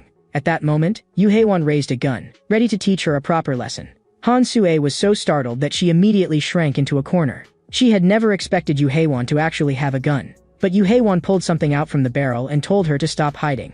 Han Sui was speechless. "Why are you stuffing needles into a gun?" In the next second, Yu Heiwan's dance barrage of attacks closed in on Han Sui. Her needles were actually faster than bullets. Han Sui smiled and said, "Being this rough on a cute junior. Senior, you're way too scary." Yu Heiwan of course had no intention of letting such a cute junior off. The battle on the other front was already in complete ruins. Zhu Gangshan and Ryu Jinhyak were still unable to determine a winner for the moment. The key to this duel was whether Zhu Gangjan's blade, or Ryu Jinhyak's fist, would break first. Their hand blade and fist slammed together violently once more. A tearing pain shot through Zhu Gangshan's palm. Ryu Jinhyak frowned. "The blade, has it already cracked?" Zhu Gangshan was blasted away by his punch. Ryu Jinhyak knew very well, no matter how sharp a blade is, it cannot withstand repeated heavy blows. Sooner or later it will break. But Zhu Gangshan laughed at that moment, because he also understood. No matter how hard a rock is, if a blade cuts it countless times, it will also shatter.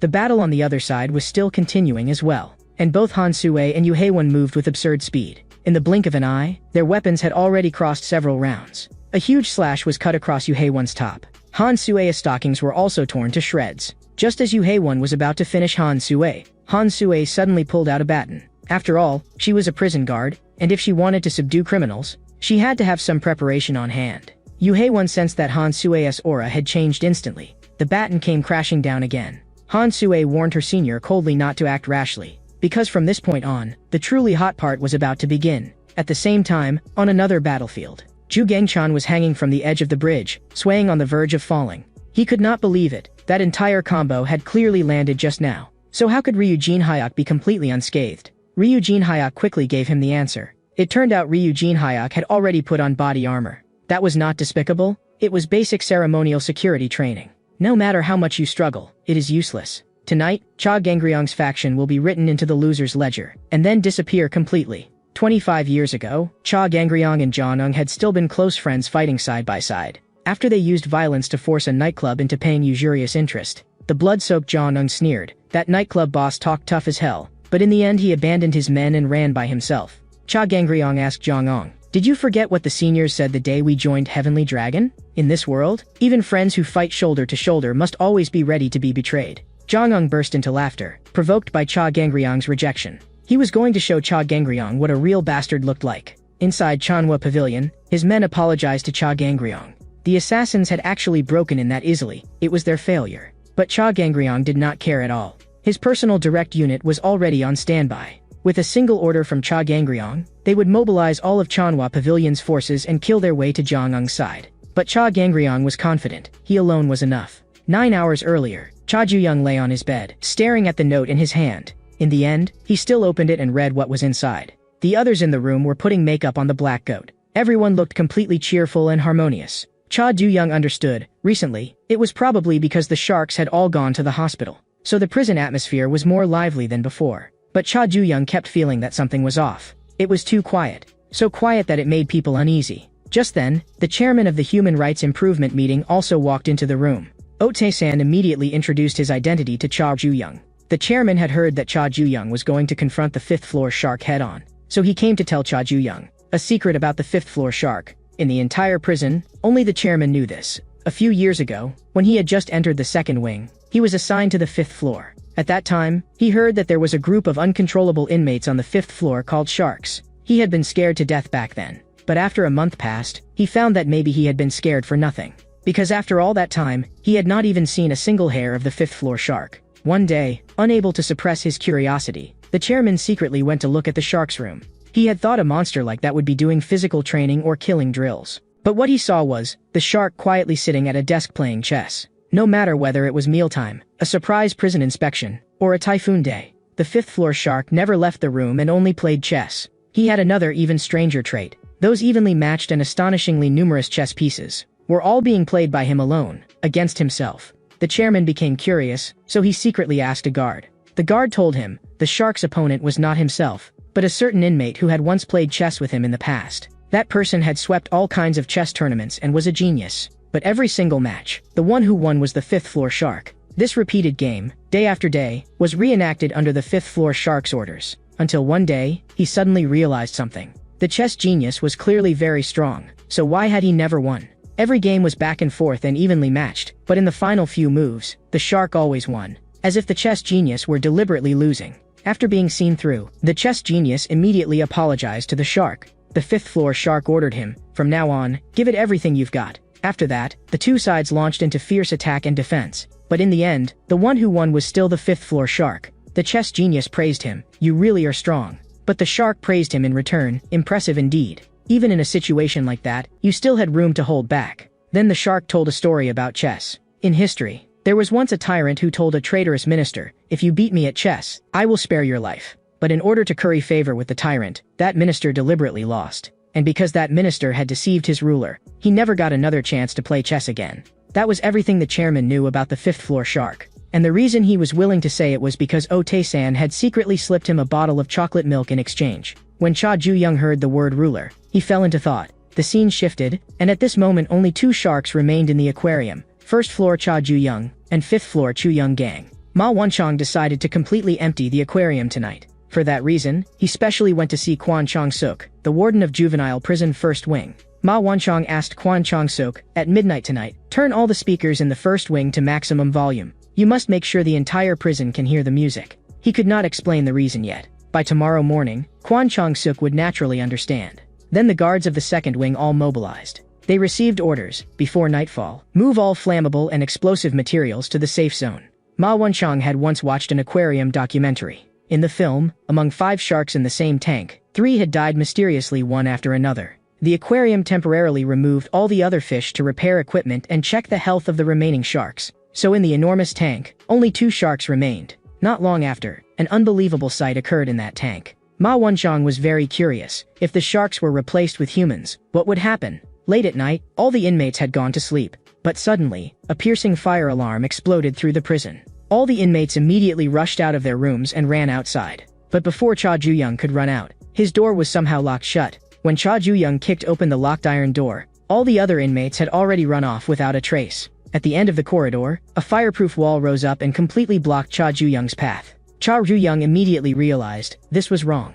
Only after escaping onto the bus did Oh Tae-san and John Eun-soo discover that boss Ju-young had still not come out. The white-haired guy guessed what had happened and could not help going blank. Someone was actually even crazier than he was, crazy enough to treat human lives like entertainment. A guard reported to Ma Wonchong through the monitors. All inmates had boarded the vehicles and were being transferred to the first wing for shelter. Now, Ma Wonchong could finally go find the answer to the question in his heart. In the aquarium that had originally maintained peace, when the competitors and the fish schools vanished one after another, what kind of reaction would the final two sharks have? To recreate the same scene from the documentary, Ma Wonchong had prepared for a long time. And now, he was going to confirm with his own eyes whether that phenomenon also applied to humans. On the bus to the first wing, Oh Tae-san hurriedly shouted to the guards, "There is still someone in the prison who did not escape." But the guards ignored him directly. The more Oh Tae-san thought about it, the more wrong it felt. The moment the alarm sounded, all the inmates were immediately transferred in the middle of the night, and they said it was a fire, but there was not even a trace of smoke.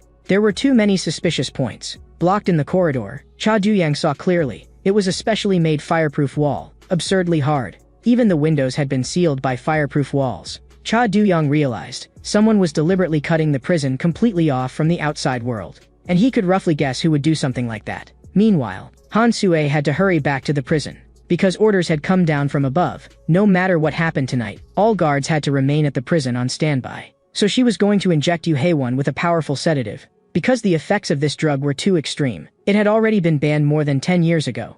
Han Sue told Senior Yu Hae-won not to be too afraid. The side effect of this drug is nothing more than paralyzing the autonomic nervous system. Inside the prison, Cha Ju-young was rapidly assessing the situation. He discovered that whether it was the path to the basement, or the path to the cafeteria, or even the emergency escape stairway, all had been sealed off. Now the only exit left was the staircase leading upward. But all the exits on the second floor were sealed as well. Although Cha Ju-young did not know the reason, he could now only keep going upward, all the way to the highest floor of this prison, the 5th floor. At that moment, the broadcast announced, a total blackout is now in effect. But Cha Ju-young's every move was still being captured clearly from every angle by the monitors. Ma Wonchong was trembling with excitement. To him, tonight was a feast. Cha Ju-young could not understand what that strange warden was trying to do. In the deathly still darkness, sudden intermittent knocking sounds echoed. Following the sound, Cha Ju-young found that room, pushed open the door, and found someone inside playing chess. The moment he saw the chessboard, Cha Ju-young immediately knew. The other man was the 5th floor shark, Chu Young-gang.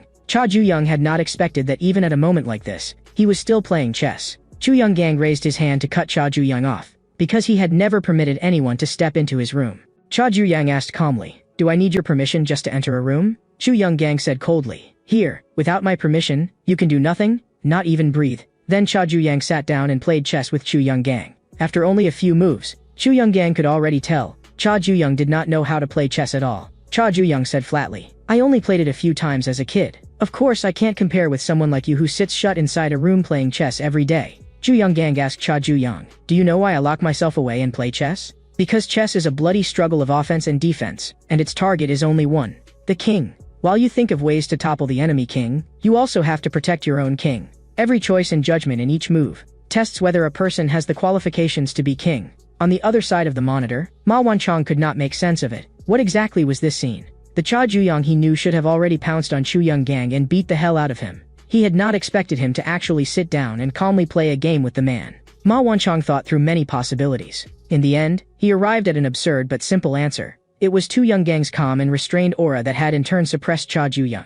The game in the room quickly ended. No matter how one looked at it, Cha Ju-young had lost. Cha Ju-young asked Chu Young-gang, "Do I have the qualifications of a king you spoke of? After all, I took every move seriously." Chu Young-gang reacted as if hearing a joke. A king is never someone who reaches the throne through effort. That fate is decided the moment you are born. Other than me, everyone else is born a mere pawn. No matter how hard you struggle, at most you can become a rook or a knight. You can never become a general. Chu Young-gang said this was for Cha Ju-young's own good. If a person deludes himself into thinking he can reach a place beyond the height meant for him, that is a curse. One wrong step, and he will fall and be shattered to pieces. Cha Ju-young thanked Chu Young-gang for his advice. With his fingertip, he flicked his own king piece upward, and the king piece cut through the air and slammed straight into the other king piece. The two pieces brushed past Chu Young-gang's hair. In the next second, Chu Young-gang's king piece was smashed to pieces. "Since you said chess is a game of toppling the enemy king," then Cha Ju-young asked, How does it feel to be shattered to pieces? Elsewhere, Chao Gangryong had also arrived at the old site where Heavenly Dragon first began,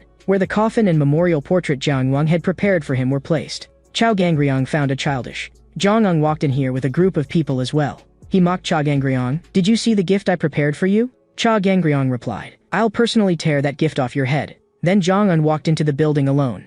The others he brought belonged to Heavenly Dragon's strategic planning office. They had only one mission: make sure that nothing happening inside this building got out. Jiang Wang spoke like an old friend. Nice cigarette, isn't it? They began talking about old comrades from their generation. As they talked, they brought up peers, seniors, and juniors. Aside from the two of them, almost all of them were dead. Jiang Wang could not forgive it. The one who caused all of this was Chao Gangryong.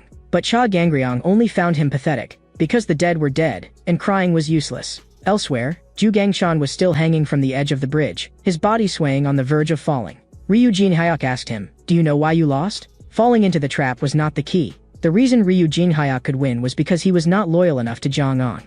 And the reason Zhu Gangshan would lose was because he was Chao Gangryong's loyal and stupid dog. Zhu Gangshan's hand was pierced through by a blade, and his body began to drop. Elsewhere, Han Sui had already injected Yu Haewon. What Yu Haewon did not know was that the first time Han Sui saw her in Heavenly Dragon, she thought Yu Haewon was strong and beautiful. So in private, Han Sui had always admired Yu Haewon. She had once thought, if I ever climbed high enough, I would definitely have one hell of a fight with Senior. But being able to personally send off the senior she respected now was not bad either. Yet the completely unharmed Yu Haewon was baffled. What kind of nonsense had Han Sui been talking this whole time? The one who had actually been injected with the drug was Han Sui. Everything just now had only been her hallucination. Yu Haewon had not expected to hear such a blunt confession from her junior. Next time they met, Yu Haewon would grant her wish and have one hell of a fight. Ryujin Hyuk, having dealt with Zhu Gangshan, should now head back as well. According to his agreement with Jiang Wang, starting tomorrow he would be able to take the position of captain of Ceremonial Security Team 2.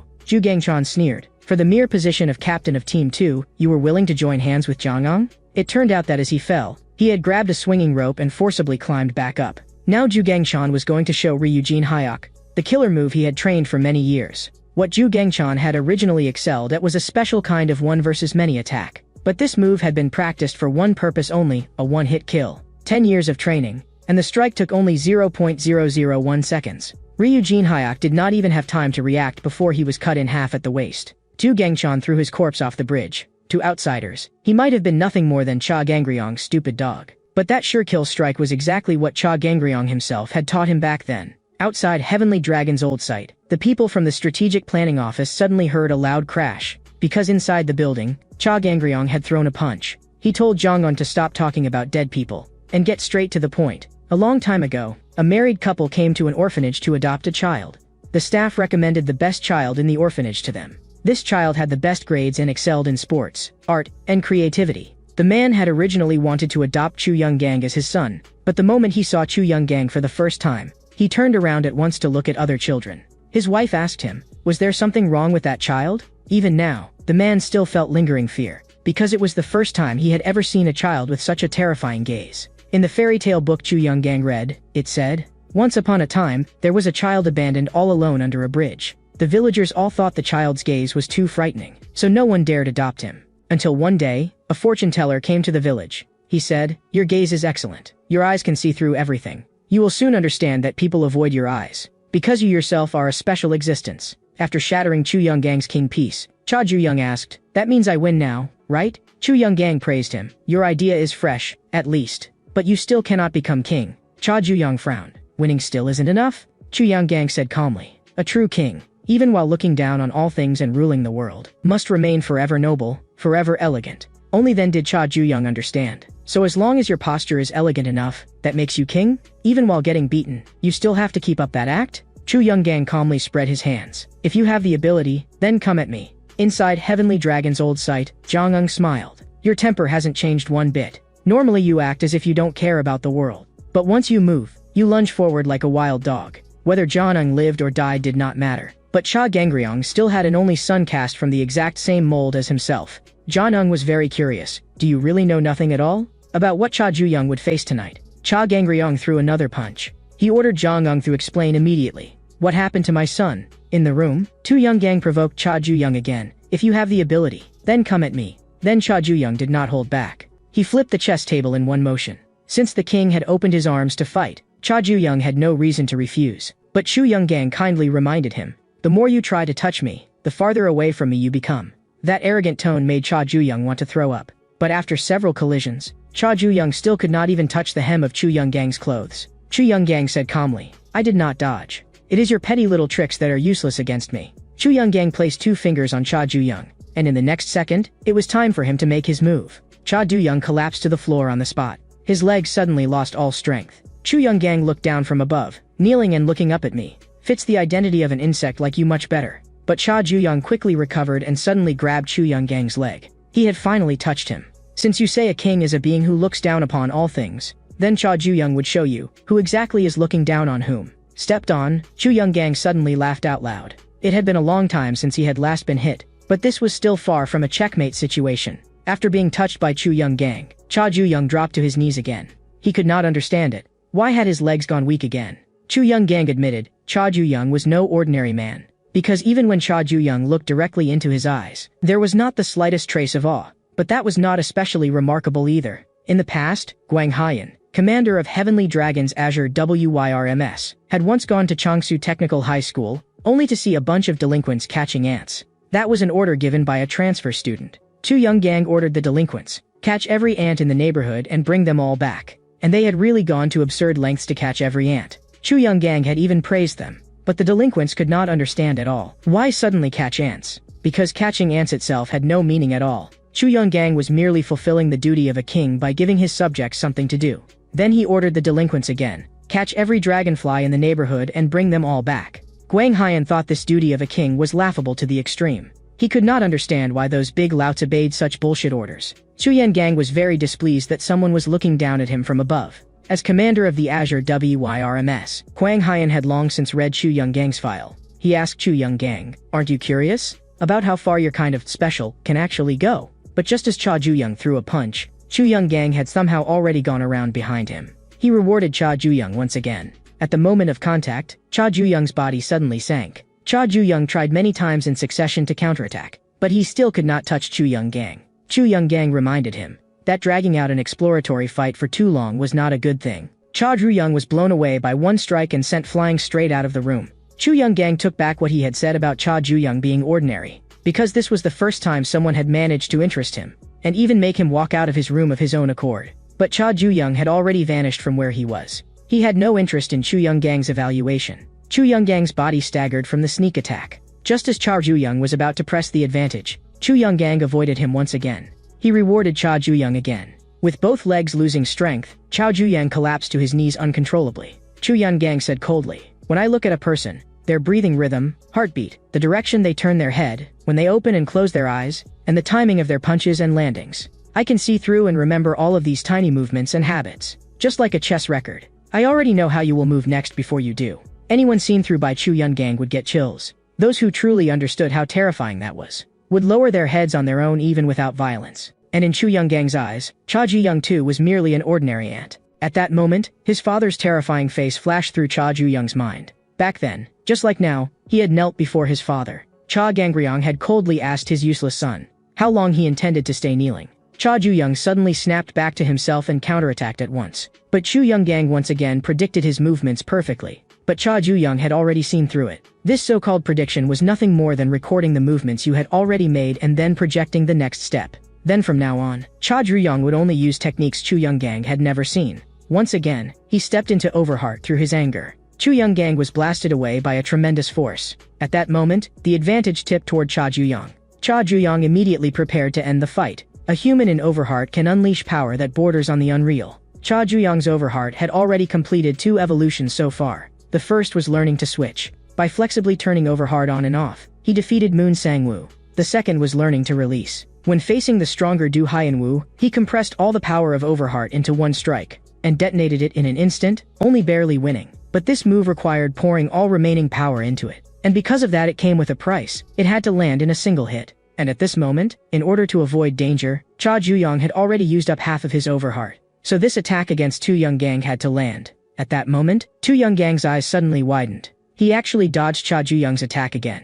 In an extremely short time, Chu Young-gang judged that Cha Ju-young's Overheart was a one-time explosive release of his remaining power. Because Cha Ju-young had used Overheart before launching the move, Chu Young-gang's deduction succeeded. Fortunately, Cha Ju-young stopped himself in time and did not fully throw the strike. Chu Young-gang said arrogantly, "As long as I've seen a move once, I can break it, because what a king sees is not only what is in front of him, but deeper and farther dangers. A king who cannot predict is no different from a chess piece that others can move around at will." Cha Ju-young understood now. No matter how he used Overheart, Chu Young-gang would dismantle it. At that moment, Cha Ju-young suddenly felt a violent palpitation in his chest. Chu Young-gang instead seemed puzzled. "You don't even know this? If Overheart's release is forcibly pulled back before the move is thrown, the power will backfire and explode inside the body. That final shock will crash straight into the heart." The reason Chu Young-gang knew was because he had met someone like Cha Ju-young before, someone who had used the same move. Cha Ju-young did not understand. "You're my enemy, so why are you telling me this?" Chu Young-gang let out a light laugh and said coldly, "A king, even while standing on the battlefield, must still bestow mercy. Only by bestowing mercy to that extent can this barely be called a duel." Chu Young-gang entered Overheart through his arrogance. As Cha Ju-young was pressed to his knees again, for the first time he began to wonder whether he might lose. Inside Heavenly Dragon's old site, Cha Gangryong was still demanding to know what exactly happened to his son. Jong-un mocked him. Even a cold-blooded man like Cha Gangryong worries about his son? But at this point, what could you even do if you knew? Cha Gangryong threw another punch. Jong-un told him not to struggle uselessly. "Tonight, you and your son will be sent on your way together." Cha Gangryong's pupils contracted. Did that mean his son was already dead? Jong-un sneered. Cha Gangryong's ridiculous dream of pushing his son to the top would be utterly shattered tonight. Cha Gangryong had originally still planned to hold back, but now, that was no longer possible. But at that moment, Jong-un suddenly struck out with a palm. He mocked Cha Gangryong for being too hasty and exposing an opening. Although Cha Gangryong was injured, Jong-un, who specialized in drawn-out battles, had also paid no small price for that strike. Staring at Cha Gangryong, Jong-un gave the answer. "Your son's opponent is Azure Wyrm, Chu Young-gang. Among a group of heavenly dragon prodigies overflowing with arrogance, he alone can still suppress the whole field with the bearing of a king. He is called the Tyrant, because those who resist the king have only one road left, death." Inside the prison, Chu Young-gang had already beaten Cha Ju-young until he could no longer lift his head. He was very satisfied with Cha Ju-young's performance, because unlike that chess genius, Cha Ju-young never kept holding back against him. So as a reward, Chu Young-gang would also use his full strength to send Cha Ju-young on his final journey. But at that moment, Cha Ju-young's heart began beating wildly. Cha Gangryong had always dismissed the kind of king Jong-un spoke of, because that was only being king on the ground. Cha Gangryong had already told his son everything, including the method of ascending to heaven. The emergency lighting in the prison restarted. The moment the lights came on, Cha Ju-young was standing with Chu Young-gang beneath his foot. The most ferocious predatory shark in the world can stain an entire sea red with a single bite. That is the great white shark. As an apex predator, it can sense prey dozens of miles away. The great white shark is the culmination of evolution and the executioner that decides the life and death of the fish. Ma Wunchong had not expected the king of sharks to fall to such a state. Could it be that in the end, Chu Young-gang too was just an ordinary shark to be stepped on beneath Cha Ju-young's foot? Chu Young-gang also could not understand how things had turned out like this. That full power strike a moment ago had clearly been about to land. But in that instant, Chu Young-gang's sight lost hold of Cha Ju-young. Blood flow, breathing, pulse, all of it slipped beyond his control. This was an attack with no warning at all. For the first time, Chu Young-gang felt true shock, because Cha Ju-young had actually awakened some new ability. But even so, as the one being overwhelmed, Chu Young-gang still believed that he could see through it again. A flash of scarlet passed through Cha Ju-young's pupils. Not long ago, the note Han Sue had given him about how to evolve into an Azure Wyrm had said, "He who opens his heart gains dominion over the world." At the time, Cha Ju-young had not understood that sentence. But even more ironically, to come this far, he still had to rely on the person he hated most in order to grow stronger. That made Cha Ju-young feel disgusted and ashamed. For years ago, Cha Ju-young had once been held by Cha Gangryong over the edge of a cliff. He trembled in terror, but Cha Gangryong had coldly said, "This is a lesson. The method of going beyond Overheart that uses emotion as a medium." Cha Gangryong asked him, "Don't you want a stronger body? No matter how strong Overheart is, if you fall off a cliff you will still be gravely injured." Then Cha Gangryong threw his son down without hesitation. He wanted Cha Ju-young to open his heart. Based on epigenetics, Cha Gangryong judged that gene expression could be changed by environment. Extreme pressure, oxygen deprivation, changes in physical exertion. These external factors would gradually rewrite the heart and muscles, and the bodily changes accumulated in that way would ultimately be inherited by the next generation. The dying Cha Ju-young could not understand a word he was saying. He was unwilling to die like that. But until the very last moment, he still did not know how to open his heart. Jumping off the cliff himself, Cha Gangryong asked his son, "Do you see it? The scenery you can see after opening the heart. Cha Gangryong called that bloodline. At the time, Cha Ju-young had not yet learned Overheart and could not make that power his own. But Cha Gangryong believed that before long, Cha Ju-young, who carried his blood, would merge with the acquired change in his heart and step into a brand new realm. Cha Ju-young remembered everything. The blood of Cha Gangryong had fused with his open heart. At the very instant he touched the boundary of death, Cha Ju-young stepped into a new domain. If Overheart is the domain that transcends the mind, then Cha Gangryong's bloodline is the evolution of the body. At this moment, Cha Ju-young was evolving with every passing second inside his body. So of course Chu Young-gang could not keep hold of him. He was no longer a match for Cha Ju-young, who had stepped into a new realm. But Cha Ju-young felt no excitement. Being helped by Cha Gangryong once again, he felt only irritation. Chu Young-gang, who had been more exceptional than anyone since childhood, still had no one willing to adopt him. He loathed that self of his that was different from others. But not long afterward, Chu Young-gang came to understand from a fairy tale. It was not that people were unwilling to become his parents, but that they were unworthy. They did not hate Chu Young-gang's eyes. Rather, after realizing how special he was, they instinctively submitted to him. Chu Young-gang believed that this was not coincidence. Even if someone denied it, the position he had reached through his own strength was proof. Everyone was beneath his feet. The orphan in the fairy tale who had been ignored by everyone became king in the end. Because a true king does not inherit the throne through royal blood, but is chosen by heaven. One chosen by heaven needs no bloodline to prove it. Chu Young-gang frowned. Cha Ju-young's source of power is Cha Gangryong? Then you can never become a true king. Chu Young-gang once again entered Overheart through arrogance, and toward Cha Gangryong's power. Cha Ju-young felt nothing but revulsion. Chu Young-gang fell silent. At this point, all he felt when he looked at Cha Ju-young was disgust. Ma Wanchong had not expected the great white shark to stand up again. At this rate, the outcome of this experiment would remain impossible to predict until the very last second. In the fairy tale, that special orphan ultimately ascended to the seat of king. Several decades passed in the blink of an eye after the kingdom was founded. The king's authority rose so high it seemed ready to pierce the sky, leaving the world with nothing but awe. The surrounding nations all bowed in submission. Even ministers did not dare speak to him. The king's glorious life was praised over and over by everyone.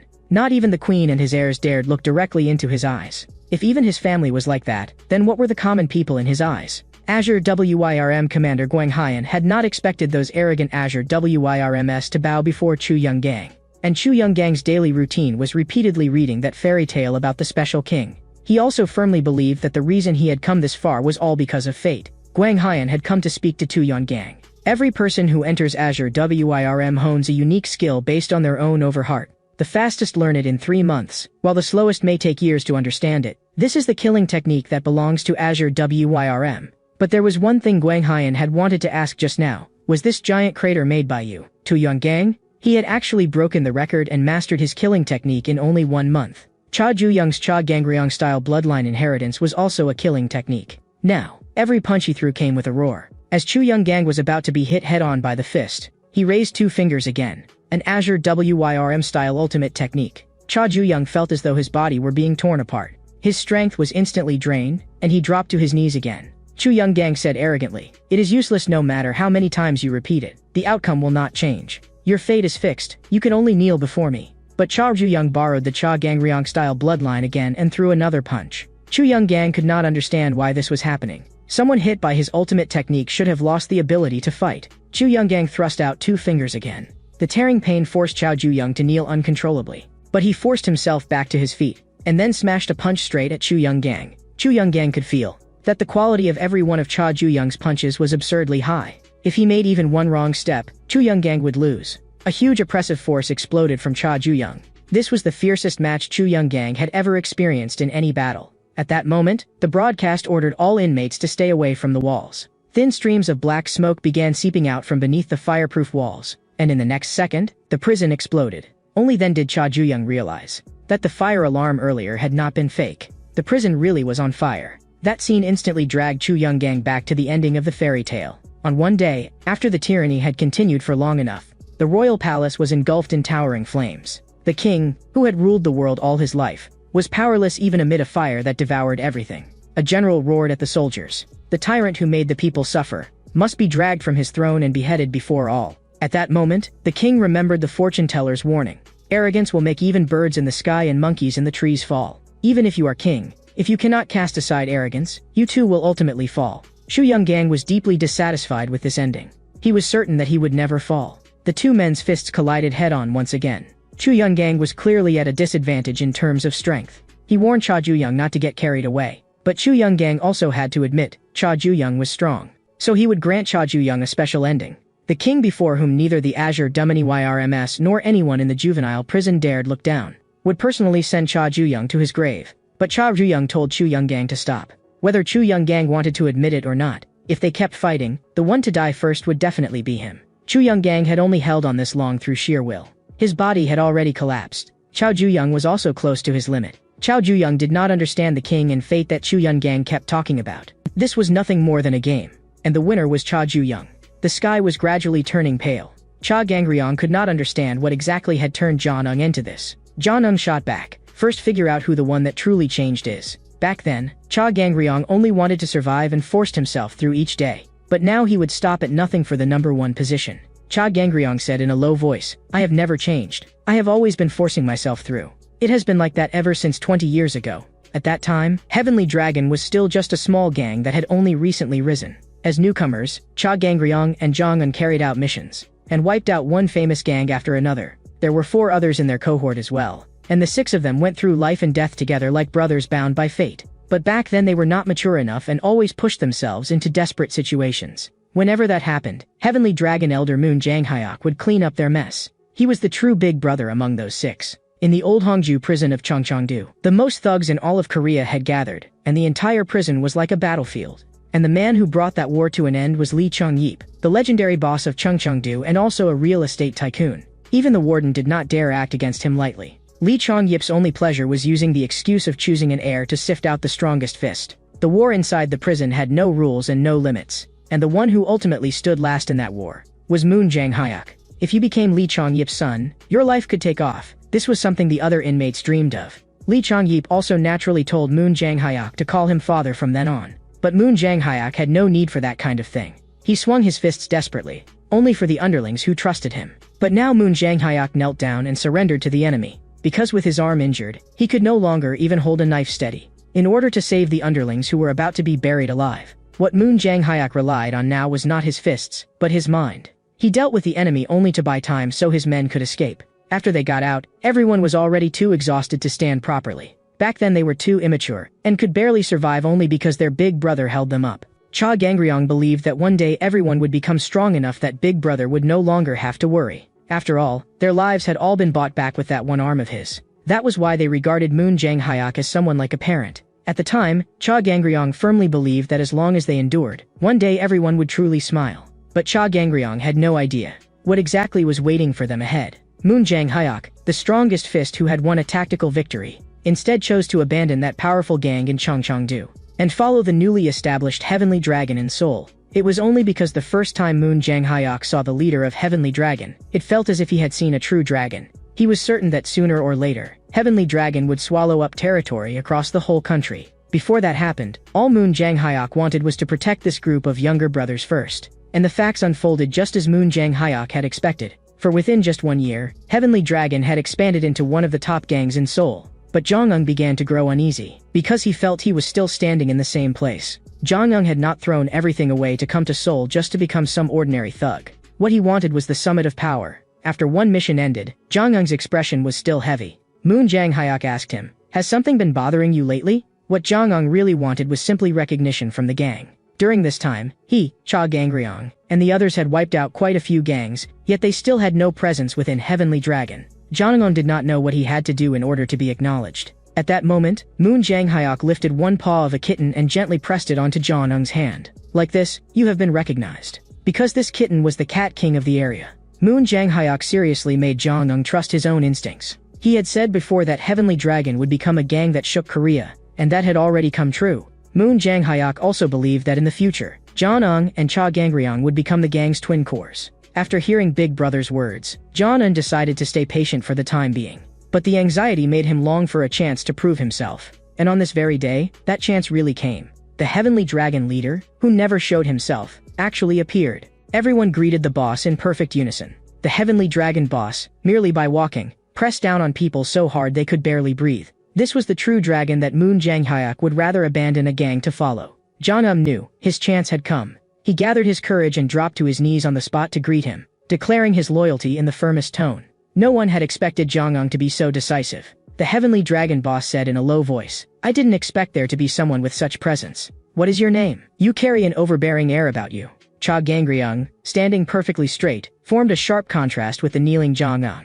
That contrast made Zhang feel awful. Late that night, he stared blankly at the ceiling. Just then, someone woke Cha Gangryong and Zhang, saying the boss wanted to see them. The boss's secretary, Jubei Hyuk, conveyed the mission: hunt down Moon Jang Hyuk. Whoever completed the mission would receive special promotion and become one of the boss's trusted aides. Cha Gangryong could not understand. Moon Jang Hyuk had sacrificed so much for the gang, so why were they, his two blood brothers, being told to do it? Jubei Hyuk said plainly, "In all of Heavenly Dragon, the only two who interest the boss are you. He is testing just how far you are willing to go for him." Zhang, who longed to climb higher, felt all kinds of emotions twisting together inside him. In the end, he made his choice. Not long afterward, Moon Jang Hyuk was sleeping deeply in his room, when a dark figure suddenly lunged at him. But what was stuffed into Moon Jang Hyuk's arms was only a backpack. Cha Gangryong and Zhang decided they would flee together with Big Brother. In truth, even Secretary Jubei Hyuk could not understand why the boss wanted to kill the highly accomplished Moon Jang Hyuk, and why he would make Cha Gangryong and Zhang, who regarded Moon Jang Hyuk as a parent, carry it out. The Heavenly Dragon boss said flatly, "That is precisely why the target must be Moon Jang Hyuk. If they only wallow in that meaningless loyalty and stand still, then they can only be useless pawns." More importantly, there was something the Heavenly Dragon boss wanted to confirm in Cha Gangryong. The three fugitives quickly arrived at the train station. After hearing the whole story, Moon Jang Hyuk could hardly believe it. He thought there must be some misunderstanding and wanted to go back to talk to the boss. But Cha Gangryong knew it was useless. The first time he saw the boss, he instinctively felt that man was not someone who could be reasoned with at all. Rather than saying he was human, it would be more accurate to say he was like a walking disaster. The only person who could sense that might have been Cha Gangryong. He had to get Moon Jang Hyuk out. But Moon Jang Hyuk had spent his whole life in the underworld and had never heard of any organization that would let deserters go. Not wanting to become a burden, he told Cha Gangryong and Zhang to hurry back while there was still time. As for himself, he would think of something. But in the end, things still became exactly what Moon Jang Hyuk least wanted to see. Zhang did not regret leaving with Big Brother, but he had no idea how he was supposed to live from now on. Everything they had built in Heavenly Dragon would be reset to zero, and they could only scrape by as fugitives. Zhang suddenly realized what he had fled from was not just Heavenly Dragon, but also his dream. Cha Gangryong saw all of this clearly. He comforted Zhang. If they truly had nowhere left to go, they could get on an ocean-going fishing boat and leave Korea. Zhang looked utterly speechless when he heard that. He told the socially clueless Cha Gangryong to shut up and go to sleep. After that, Cha Gangryong fell into darkness. The Heavenly Dragon boss's oppressively powerful voice echoed by his ear. The boss asked him, "You felt it too back then, didn't you?" The Heavenly Dragon boss and Cha Gangryong were the same kind of person, and what they wanted was the same as well. Cha Gangryong jolted awake, gasping as if he were about to cough up his lungs. Moon Jang Hyuk reminded him the train had arrived. He asked Cha Gangryong why he looked so awful, whether he had had a nightmare, and whether they should take the chance to go back now. But Cha Gangryong knew very well they had already come too far and could not turn back. At dusk, Zhang stood by the sea, singing and drinking like a wailing madman. It was time to let out all the frustration he had swallowed in Heavenly Dragon. Moon Jang Hyuk bought fireworks from not far away. It had been a long time since they had relaxed like this. As long as he could go together with Big Brother, Zhang was willing no matter whether it was America or Italy. But at that moment, Moon Jang Hyuk told them something. He stabbed his knife into the bodies of Cha Gangryong and Zhang.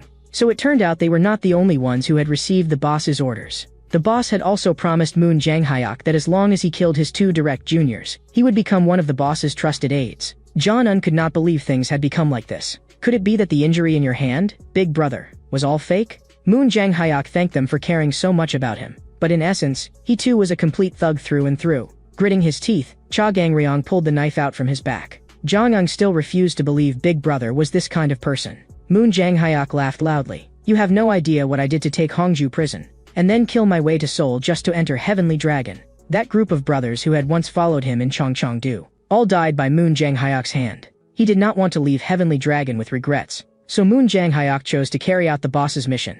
Zhang told him not to joke like that, because before, Big Brother had even sacrificed his arm to save them. Moon Jang Hyuk said coldly, "My hand was never sacrificed for you." Just as Zhang was about to be stabbed again, Cha Gangryong threw a punch at Moon Jang Hyuk. Cha Gangryong had just started to say something, but Moon Jang Hyuk immediately lunged back at him. "Now is not the time for you to take it easy." But Cha Gangryong stared at him. "Big Brother, do it. Why did you stop again?" Are you afraid to stab? Your acting is terrible. Moon Jang-hyuk had not expected Cha Gangryong to see through him after all. From the very beginning, he had kept avoiding fatal wounds or deliberately exposing openings. And that arm, which had already been injured to begin with, was also nearing its limit. Jong-un still had not processed it. What exactly was going on? Moon Jang-hyuk praised Cha Gangryong for having sharp eyes. He only wanted to save his younger brothers, so he acted to the very end, until his act turned into a plea for death. And in the end, Moon Jang-hyuk still had to finish himself off with his own hands. Cha Gangryong and Jong-un hurried to stop him. When they got to the seafood restaurant, Moon Jang-hyuk repeatedly confirmed, "You really do not regret this?" By now Heavenly Dragon has definitely already realized someone escaped. After all the violent movement just now, Moon Jang-hyuk's hand was now completely ruined. Jong-un could not understand why Big Brother had to go this far. He told Moon Jang-hyuk not to worry. "Gangryong and I will follow Big Brother until death." But at that moment, Cha Gangryong froze. Those words from the Heavenly Dragon boss kept echoing over and over in his mind. Jong-un called out to him several times before Cha Gangryong finally came back to himself. After a moment of silence, he also said, "I will stay with Big Brother forever." At the same time, everyone inside Heavenly Dragon was gathered on the grounds that a traitor has appeared. From now on, the traitors had to be brought back. Secretary Ju Bae-hyuk secretly wondered whether the dragon the boss wanted could really be contained in this cup. The next day, Jong-un went to find his orphanage contemporary, Gwangsu. They planned to use Gwangsu's boat to smuggle themselves out of Korea. Gwangsu prepared 500,000 rubles and fake passports, and said that once they arrived, they only had to show the documents and give his name. But Moon Jang-hyuk sensed that something was wrong, because Cha Gangryong's expression was abnormally grim. The day the Heavenly Dragon boss revealed himself, he could tell at a glance that Cha Gangryong was no ordinary person. Cha Gangryong gave off the feeling that he was looking down on everything. The Heavenly Dragon boss was very curious. Did he have ambition? Whatever was surging in those eyes was simply mesmerizing. After a moment of silence, Cha Gangryong said flatly, "I'm just trying to make a living." The Heavenly Dragon boss said in a low voice, "It seems you still haven't realized what it is you truly want." By the sea, Moon Jang-hyuk asked Cha Gangryong, "Are you worried about the future? As your big brother, I've become a burden to you, and I'm sorry." Moon Jang-hyuk promised, no matter how many years it takes, he would definitely bring Cha Gangryong and Jong-un back to Korea, and then buy a building in the busiest downtown area of Seoul. Jong-un burst out laughing. What kind of underworld dream is buying real estate? When Cha Gangryong heard the word dream, his gaze darkened slightly. Moon Jang-hyuk smiled. A man always has a dream in his heart that he cannot speak of. Gangryong, if there is something you want to, then keep chasing it together. At that moment, the fishing boat struck a reef. Jong-un complained that Gwangsu was a terrible pilot, but Gwangsu told them to run, because the shore was full of Heavenly Dragon men. Last night, Heavenly Dragon had threatened Gwangsu with his wife and child. He truly had no other choice. Cha Gangryong and the other two could only flee toward the shore, but the Heavenly Dragon men had already been waiting there. To capture just 3 people, they had actually mobilized a large number of Heavenly Dragon members. Cha Gangryong slammed an elbow into a huge rock, and the boulder that tumbled down instantly smashed back a whole group. Cha Gangryong was already monstrously strong to begin with, but in the next second, a steel bar came crashing down from above his head. At that distance, if it hit, Cha Gangryong would die without a doubt. Jong-un had not expected those madmen to really dare swing a steel bar at someone. But Cha Gangryong was completely unharmed, because Moon Jang-hyuk had blocked the steel bar with his body. Cha Gangryong grabbed the steel bar with one hand, and, with a violent burst of force, flung even the crane attached to it away. The badly wounded Moon Jang-hyuk was already nearing his limit. Even if Cha Gangryong and Jong-un could still hold on, sooner or later they would be worn down to death. Just then, Moon Jang-hyuk's other 4 underlings appeared on the sea in a boat. They too regarded Moon Jang-hyuk as a true parent. Jong-un was the first to jump aboard. He turned back and shouted for Cha Gangryong and Big Brother to get on quickly, and Moon Jang-hyuk also urged Cha Gangryong to leave first. But at that moment, Cha Gangryong fell silent. The Heavenly Dragon boss's words echoed over and over in his mind. Jong-un could not understand why he was still standing there. Moon Jang-hyuk also shouted to him, "Gangryong, go. This time too, just like before, trust Big Brother." And the words Moon Jang-hyuk had said not long ago also replayed in Cha Gangryong's mind. If there is something you want, then keep chasing it. As long as you do not let go, you will definitely be able to achieve it. Secretary Ju Bae-hyuk watched the scene with a grave expression. Cha Gangryong quietly apologized to Big Brother. In the next second, the knife in his hand stabbed into Moon Jang-hyuk's body. Moon Jang-hyuk's face was filled with disbelief as he fell into the sea. When Jong-un saw that scene, his eyes almost split apart. That day, the Heavenly Dragon boss had said to Cha Gangryong, "You still have not realized what it is you truly want. You and I are the same kind of person. You are not someone with nothing. You are only pretending that you want nothing." A person can live without hands and feet, but no one can live without desire. Do you want me to tell you? The thing even you do not dare admit. What it is you truly want. When he heard those words, Cha Gangryong's heart gave a violent jolt. He asked on the spot, how can I get it? And now, Moon Janghyuk's body was falling into the sea. All the other underlings were completely stunned. Why would Cha Gangryong attack Big Brother? Jong-ung almost did not hesitate at all and jumped straight into the sea to save Moon Janghyuk. But on the sinking Moon Janghyuk's face, there appeared a trace of relief. Jubei Hyuk said to Cha Gangryong, you made the right choice. But at that moment, Cha Gangryong was forcing deep breaths, suppressing the surging emotions inside him. Even Jubei Hyuk was made tense by that pressure. But he still handed the bomb detonator to Cha Gangryong.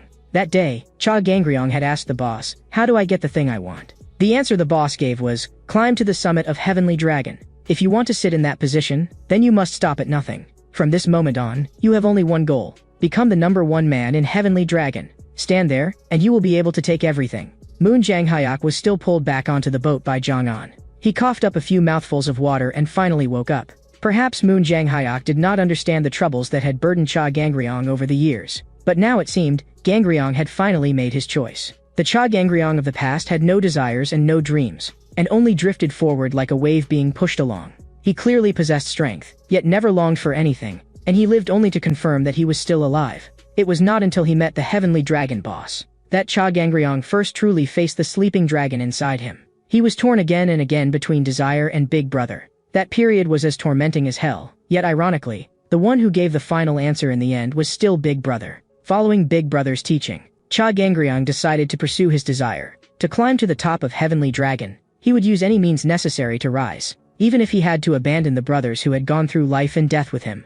That too was a price that had to be paid. One of the underlings steering the boat suddenly noticed something making noise in the corner, and that thing was a bomb. Jong-un had not even made it back ashore yet, when Cha Gangryong pressed the detonator with his finger, and the entire boat exploded in an instant. So the Heavenly Dragon men had already planted a bomb on the boat. No matter where they fled, those who ran had to die. Only this time, Cha Gangryong carried out the execution with his own hands, and from then on he had no more attachments. Jong-un, who survived by sheer luck, was struck dumb on the spot. His best brother and the Big Brother who had been like a parent to him had all perished in the flames. Even 25 years later, that fire was still burning in Jong-un's heart. But more unforgettable than the fire was Cha Gangryong's face, that face of a traitor. The reason Jong-un desperately climbed to become the third seed of Heavenly Dragon was to kill Cha Gangryong with his own hands. And after that, he would also kill the Heavenly Dragon boss and seize everything. Staring at Jong-un, Cha Gangryong still did not understand even now that making that decision back then had been just as difficult for him.